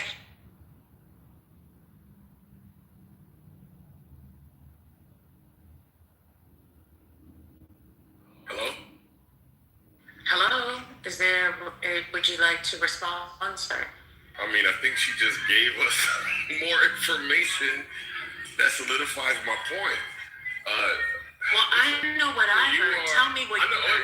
Tell me what you heard. Listen, we know that you're on team Miss Cleo. Please calm down. No, I'm not team anyone. I just asked you a question. Please, no, don't ask me any more questions. Please, let me just give my submission uninterrupted. Is that okay? Is that okay? Because you let her have her, you let her give her submission uninterrupted. I'm just asking for the same thing. Is that okay? You got that already, technically. Hello? Now she's asking. All right. So the jumping is a clear indication of bias, right? So are we gonna do it fair or no? Because the lack of fairness just says everything. It's like a tacit admission of guilt. First Lady's like, I know she's in trouble because her submission was horrible. I'm gonna do everything I can to muddy the waters, obstruct the testimony. I'm gonna do everything I can. I'm gonna get you out of this, girl, because you just. No, I just wanted to know what you heard. That was my question. And that's what I was about to give you. Okay. So I'm just saying, please stop interrupting. That's all. Okay. Can we agree to that or no? Move on? All right, I'm done. You got it. You're just admitting that you get it. No, you got it. You just took a No, you gotta learn how to. Are you gonna move forward? You gotta learn how to stop squeezing so hard. Well, guess what? I'm gonna show you how hard I'm gonna squeeze. I don't play your game, sir. You play the game that I provide for you to play. If you don't understand that, that's fine. You're out of the game. Here are the rules that I'm setting. And that's the problem. You have a problem with following guidelines. You don't like the color outside the guidelines. I was just simply simply asking, tell me what you heard her say, and trying to keep it whereas a person can understand exactly what you're saying. But you want to speak from this emotional side of things, and nobody understands that. It's not clear. So I was trying to help you so that people would understand you if, in fact, what you're saying is true. Maybe we all continuously think that you're a troll, but maybe your feelings are really feeling this way. But we don't understand that because you don't do a good job articulating it. You don't. So I was trying to help guide you, not sit there and try to control you. But you want to continuously keep doing the same thing over and over and over again. It gets tiresome. Nobody wants to do that, especially if you're not going to try to find progress in it. Doesn't make sense. Did he leave? I've never seen people who just want to sit around and be the victim all the time. I want to be victorious, not victimized. Yeah, and I'm trying to see what every part of this story is victim, victim, victim, victim, victim, victim. My God. I'm sorry. Go ahead, Miss No, I was just curious. Like, I'm trying to figure out what he got out of my submission because he's like, exactly. Like, I don't know what and I he was waiting for understood. that answer because I was like, I'm trying to figure out what I'm missing in what he's saying because I'm like, I'm sure I didn't say anything that supported his claim. And maybe it did. We just don't know. But he doesn't know how to articulate himself because I don't know what he's thinking. A lot of times I've heard him speak, and then when it finally got down to it, he just automatically assumed that somebody thought the way that he thought, and then thinks that people are playing with him. I don't think like you think. Clearly, that's the reason why we constantly have a disconnect. But if you don't know how to communicate and express yourself, it becomes very socially awkward all the time. Hence why we're constantly having these, detours about behaviors. It's not productive at all.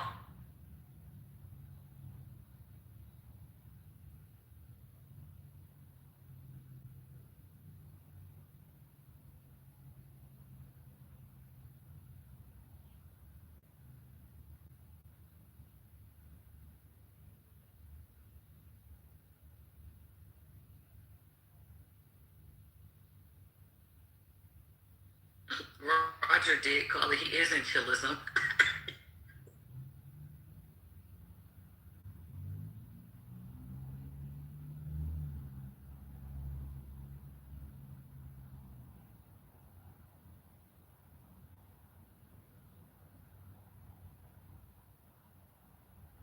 Well, how's everyone else doing since he ran away? Yeah, you don't. I'm fantastic cheering for my Pistons. I feel you. I'm all about the home team. Is game seven tonight or tomorrow? Well, my todays and tomorrows are different than yours, so I get confused. Okay. So I'll be honest, like I have a hard time answering. It's coming up soon. Yeah, game 7 tonight. It's my tomorrow, but I think it's the day after tomorrow for you. But I'm not really sure. Yeah, Philly and Boston are playing, I think in an hour, game 7. All I know is after last night, I never want anybody to compare James Harden to Dwayne Wade. Wow. Oh my God. This nigga went 5 for 15. He's like literally a disgrace. Why don't you just shave his beard off while you're at it? Shave his beard off while you're at it, though. Nah, he's ass, bro. I was like, they need to stop comparing him to my GOAT. This is.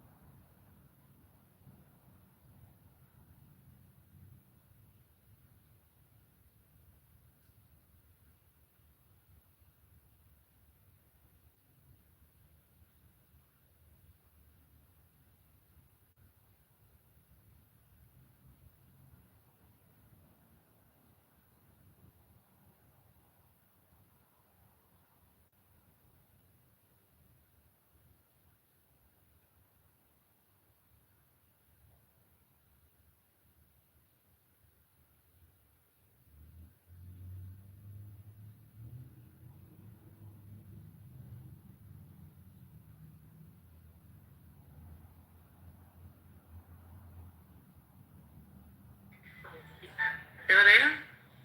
Hello? Hello? No, we're not. Hello? Hello?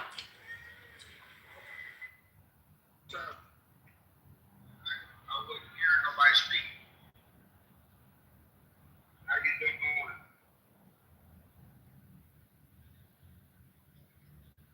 First lady, Huh? how you doing? Oh, I'm fine. Hey. Hey, Paul. Paul told him. I like your logo. It reminded me of my logo. I was like, oh man. Oh, really? Yes. I was like, oh man, she's looking good. That looks really good. Wow. My logo? That's insane. I have a logo? Where? What's that seat? What's that? What's one seat? Yeah, I like that. Yeah. Is that your That's logo? cute. No, that Clubhouse created it. Well, here, look at mine. It's CC. I've gotten different, people say different things about Oh, okay. It's really loud here. It's really. what, my voice or the logo? She's talking about her background. She's talking about she said it's really loud. I'm driving. Y'all know I'm driving. How y'all doing? Y'all, Trump is disintegrating before our very eyes. Oh, please. Yeah, he is. You defended. Oh, stop it. You gonna I take hate that? to see it. I hate to see it. I ain't latched on to the white man. You argued and defended that man to him, to me for months, if brother. it's good, it's good. If it ain't good, I leave it where it stands. That's fair. No, but you know who I really think is dangerous? Is Pete Riley? Pete Hexer. That guy should be nowhere That's who you near voted for. I know. Unfortunately. Take it. Told him, will you have Don't to? tell me take it. Do you think your opinion will change after the war is over? Will you go back, or you think you're done? Like you're through? I'm done. Well, you got to understand that my business right now is connected directly to oil and gas and fuel. So I make my income going back and forth across the United States. So last week I probably spent $3,700, $3,800 in fuel. Right now, out of that amount of fuel, I probably did about a total of maybe 9,000 gross. And then when you start doing the deductions, well, you think you're taking $3,700 out for fuel. That's a lot of fuel for something that should be more than maybe $2,400. You feel? You didn't predict this, though? You didn't see this? I would have been Nostradamus to see gas prices. You didn't have to be. You just have to be politically correct because we talked about it.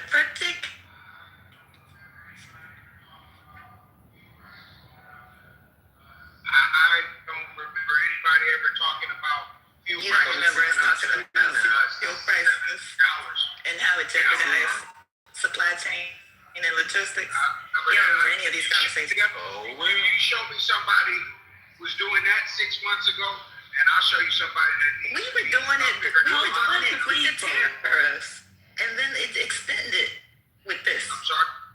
We started these conversations when the tariffs came, and then it extended with the war. I don't You're right. What did you vote for him for? What were the issues? I like the tax stuff is really good. Some of it I have been. What part of the tax? What? I mean, there were a lot of things around that. I'm not a CPA. I can't tell you ins and outs, but some of that stuff is I was able to write off quite a bit this year. I even got a return. So you should be fine, right? So you didn't get those same write-offs under Biden? I don't know about Biden. I wasn't set up to do what I did. Well, I guess was it all? It could have been. It could have been under Biden that But see, he hadn't passed the big beautiful bill was passed early. So all that tax stuff that was in the big beautiful bill was what we got on this last tax time. Well, that's why I was asking you. You said I was asking you about what specific tax benefits did you gain? No, I couldn't tell you. I couldn't tell you. Honestly, I couldn't tell you. But I know the stuff was in that big beautiful bill. I was able to. You got money back, basically.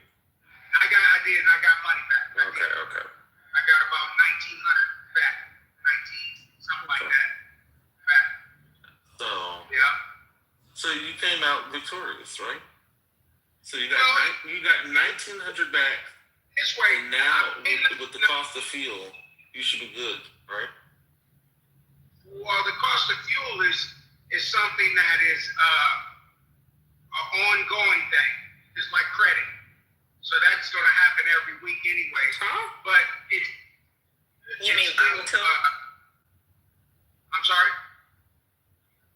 Continue. Let me put my headset in real quick. Let me see something. How much do the headsets cost?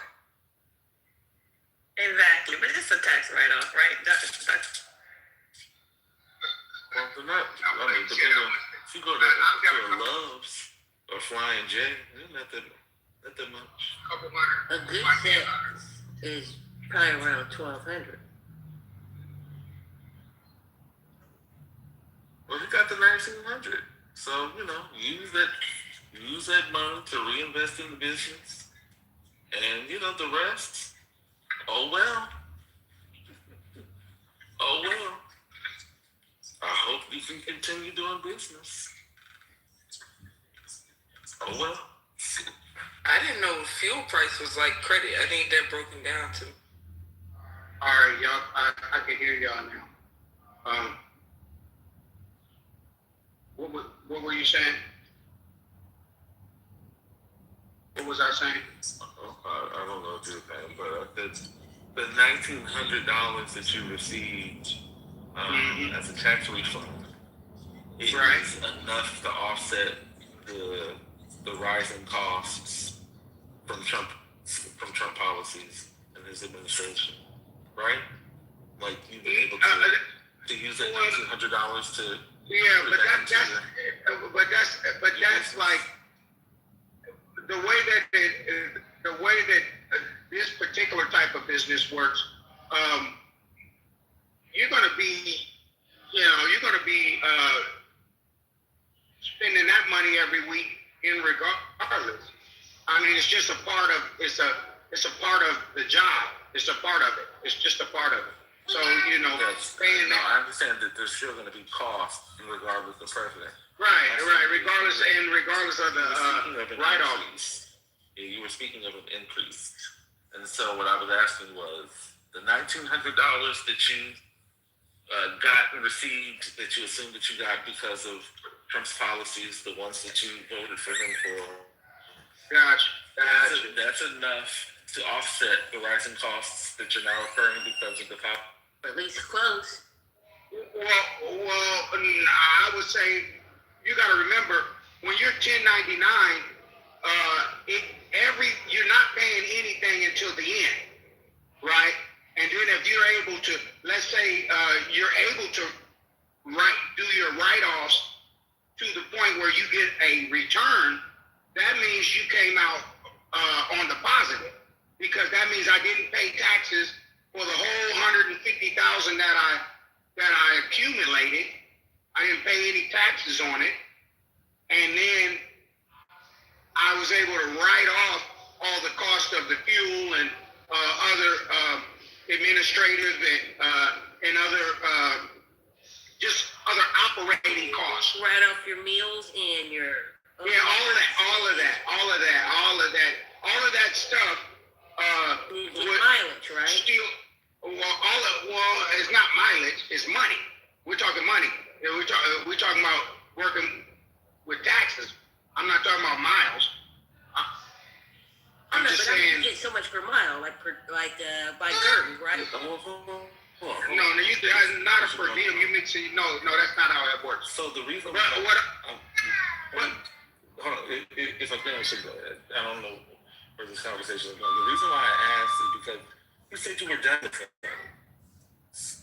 I am. So then I said, well, why did you vote for me? You said the taxes.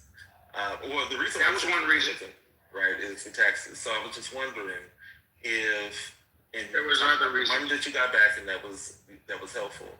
I was just trying to understand. Say that some of it was offset by it. Yeah, you could say yes. No, I was asking. I wasn't. I don't know. I have no idea. Just wondering how much more. Like, are you saying that money isn't enough to cover what you believe to be the increase of your? I'm actually not trolling. I'm just trying to. I don't talk. Understand. You're trying to understand. Sure. I got you. You're trying to. We'll look at it this way. That 1,900 that I got back, right? That's the amount that I'm paying over in 1 week. So hey, total. And it's 52 weeks in a year. You understand what I mean? Yeah. If it's 52 weeks in a year, and the 1,900, if you were to just say, okay, let's see if this offset. Well, remember, if I told you I paid 3,700, right? Now, out of that 3,700 I paid last week, a normal week would be about 22, right? So 22 to 37 that's 1,900. Yeah. Hey, Totem. So Totem, I got a question for you. That wasn't really clear on this, okay? You were mentioning how the tax reductions, how you were able to deduct your meals and stuff, right? But Trump made a 2017 Tax Cuts and Job Act, right, that eliminated the ability for company I'm reading this, W-2 drivers to itemize unreimbursed business expenses, including the per diem meal deduction. All right, so, and then with the One Big Beautiful Act it made those cuts permanent. The suspension of miscellaneous itemized deductions. So actually, you can't deduct your meals and incidentals. Now that I don't know. You have to talk about that with my tax preparer because everything was deducted and return did come. He's self-employed. Yeah, I am. I have a C corp. You do it under W-2, right? Oh, so no, I'm 1099. Self-employed? Okay. I'm 1099. Yeah, I'm 1099. I don't know about what you're reading, but yeah, I'm 1099. It looks like you can still deduct that. Yeah, that's what I'm saying. With businesses, it's different. With corporations, it's even better. So he from a corporate tax perspective, because that will be the way that I would file because I'm a C corp. But it's good. It's benefits in it, but the benefits don't offset the real world cost. Because I just gave you the real world cost. I don't give a damn if you do get $1,900 back on a one-time occasion. This is money that I deal with every week, every 7 days. You feel me? So yeah, it's nothing. It's absolutely nothing. Did you have to pay any more for the tariffs on your equipment? There was no tariff on the equipment unless you were buying something that had broke. Let's say a piece broke down and you needed let's say you needed a water pump and the water pump came from Europe and there was some type of tariff on it. That would be the only way you would receive a. How about tires? How about tires? Tires. I guess Goodyear makes tires here in America. A lot of tires are from the U.S. No, a lot of them. That could potentially be something, right? Yeah, that could be absolutely. It's a lot of things. Chips for sensors and things like that. Computer sensors. A lot of that stuff comes from overseas. And so, yeah, the tariffs do affect that, and it does lead to higher costs in repairs. So, absolutely. So the answer to that is yes. So, you're 100% right. What? Insurance, not so much so. That's based on your record. If you're tearing up shit or not, as long as you're driving, you're all right. So what about sort of these increases would you attribute to Trump? Like, are there things that you now see or you can connect to Trump policies or? Absolutely. What things are you?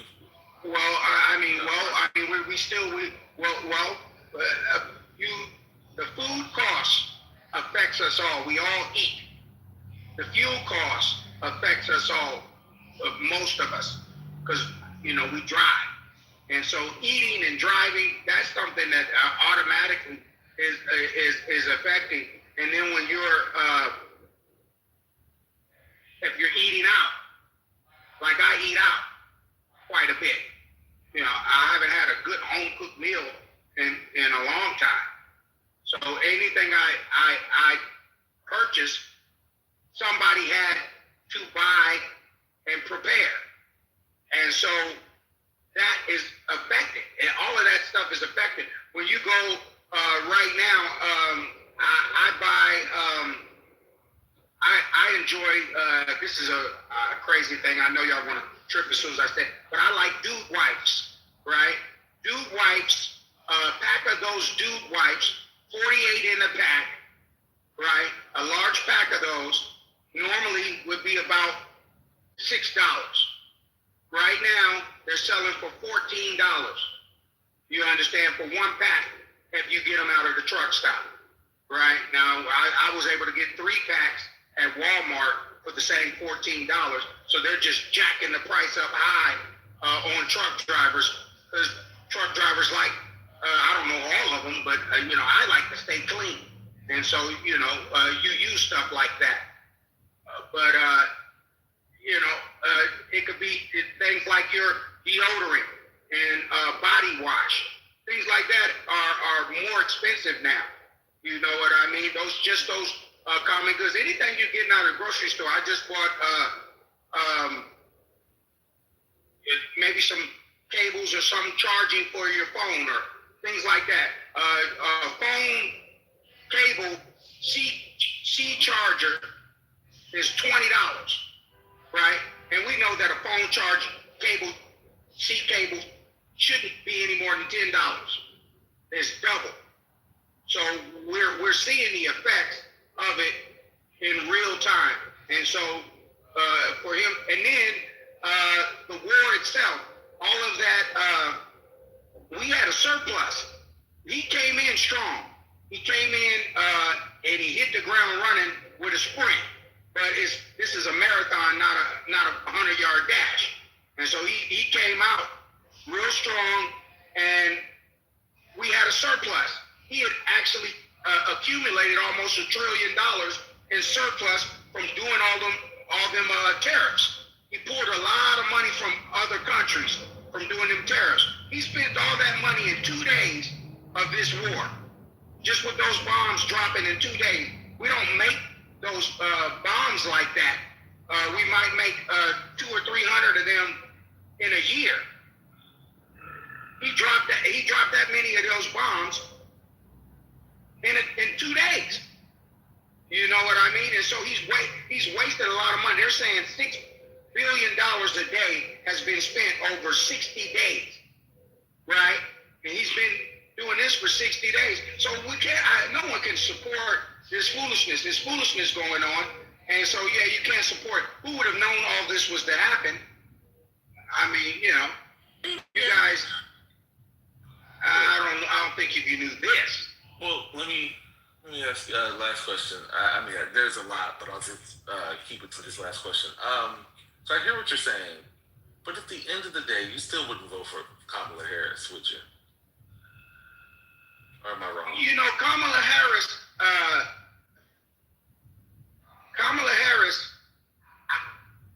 I don't know. I think maybe an attorney general. I think she would have been really sound at that. I think from a presidential standpoint, just seeing what Trump is dealing with in the way that, and Xi Jinping have manipulated him with Benjamin Netanyahu. These are guys that have been running their countries and their nations for 15, 20 years, right? This is where Xi Jinping, I think he's been in there for at least 15, 20 years. Putin has been there almost 20 years, 25 years. What's your point? The point of what I'm saying is these guys have had longevity in the office, and so they can manipulate the American four-year president very easily. And we see what, bro. I think Kamala would have been manipulated worse than Trump. I think. Kidding me? Yeah, I do. I think what they did to Trump, they played him on his greed. What they would have did to her, it would have been played on her greenness. I think he was green and greedy. I think she was greedy and female. So female. That part. So these guys would have done her bad. I think they would have did her pretty bad. You should reevaluate your statement there. I think you should think. Well, I mean, especially about the female part, because black females are doing the best. They're having the best education. They're doing the best professionally. How could you then transform that to they would do the worst politically, or even a point where you have to have those kinds of skills? All right, I'll give you a perfect example. How many years? 1 second. All right, well, I mean, she was very quiet, Vice President. 1 second, Jamal. Alette, do you get like a punch on a pussy punch card? You say stuff like that. Why do y'all say that? Oh my God! What do you get like 8 punches? You get a free 20 minutes of pussy for every 9th one. Why would you say that? I would say that because I do think that black women do well. I think they've achieved a lot, and they continue to excel. One mic on you, go ahead, Mom. That's one thing. So, Interesting. It's interesting. Interesting you said that. No, but I'll say this. As far as from the standpoint of her doing negotiations, I think she would have not been taken to the level of seriousness that Trump has been taken. I think Trump has been played because he was greedy and he was in bed with Benjamin Netanyahu and the Israelis. And I think that's how he got played. Now, on that point, I don't think they would have been able to play her the same way. And so I don't think we would have been into war. I mean, I don't know. It's hard to tell. But I don't think we would have been in the war with her. I don't think Benjamin Netanyahu would have been able to manipulate her into bombing Iran the way that he manipulated Trump. I don't think that. I give her that. But I'll say this, and I'll say this in landing. We can see the mindset of her and her abilities just by what's going on right now with Meg Thee Stallion, right? And just looking at how men and women are talking about Meg Thee Stallion, that says a lot about her mindset. Wait, what? See? You want me to? I'm gonna tie it all together. Because she chose Meg to go and perform on a national Democratic stage, right, at their convention. That's not true. She chose her to do that, right? Okay, well, somebody had her there. Hold on. It wasn't a convention. It was just 1 second, bro. It was just a rally in Atlanta. It was a rally? Okay, the rally. Okay, well, she chose her to do something, right? But now we see as black men from Clay Thompson how black men. You consider him black? Got it.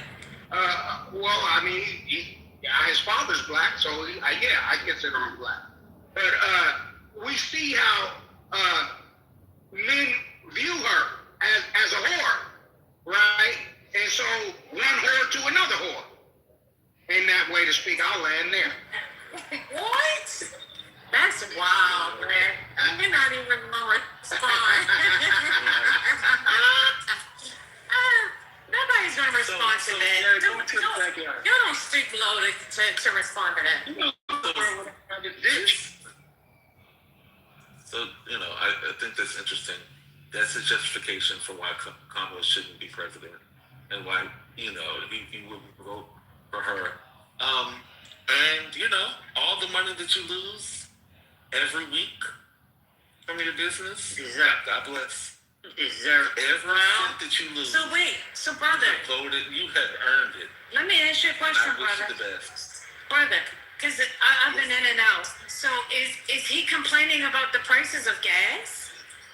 He has been complaining. He is saying that he is losing about, what was it, every week or, a certain amount of time, I don't know, with some frequency, the money that he gained from his tax returns or that he received back from his tax returns, he's losing like every week.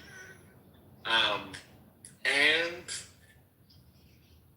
he said Kamala is a whore. So that's why he still would justify his vote for Donald Trump. And I say, God bless you. He said he still supports his vote. I've always loved a whore more than an imbecile. So I say I have to say I love for Kamala. Why do you have to be so disrespectful? It was a joke. No, listen to me. For the sake of this conversation, please. I think that is very highly disrespectful. I'm sorry. And her a hoe. I didn't mean it. I don't know her to be that. We don't know her personal life. Well, we've heard things. We've heard rumors. We've heard things. Okay, so is she not? So she's not supposed to date anybody. She's just supposed to. I like her. She's beautiful to me. She's very attractive. I like her. Okay, now you go to she's attractive, whatever. I like her. I thought you had to change your I mind. take her over Meg. I take Kamala over Meg Thee Stallion any day of the week. If I had to choose which one to be with, I would take Kamala any day before Meg. I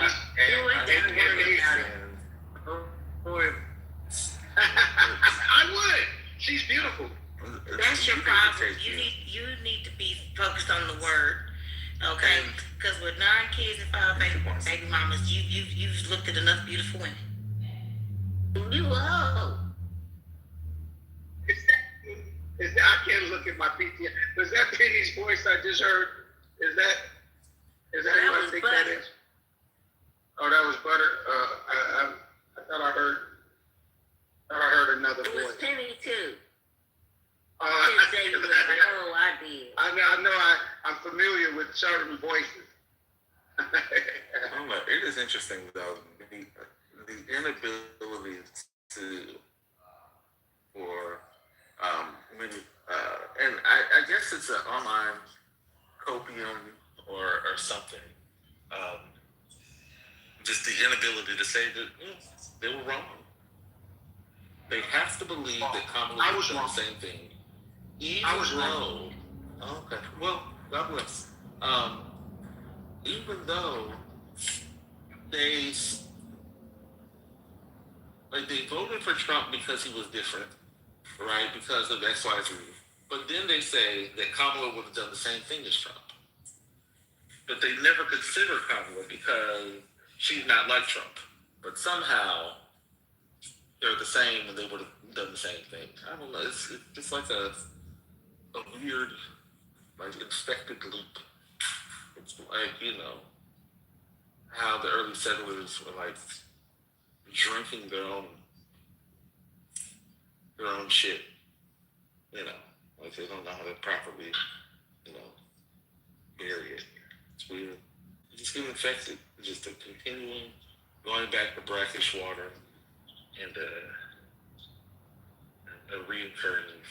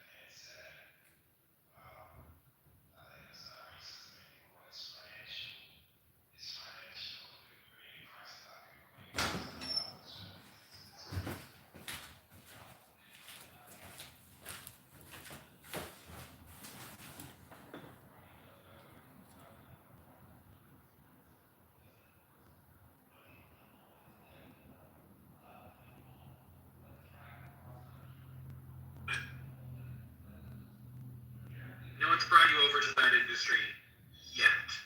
I loathe the idea of dealing with institutions like hospitals. I hope that never happens. All of the blue people die, and the red people stay alive. So think about what's being said. So you push if a majority end up pushing the blue button, everybody stays alive. If a majority ends up pushing red button, only the red people live. Okay? So which button do you push? Oh, well,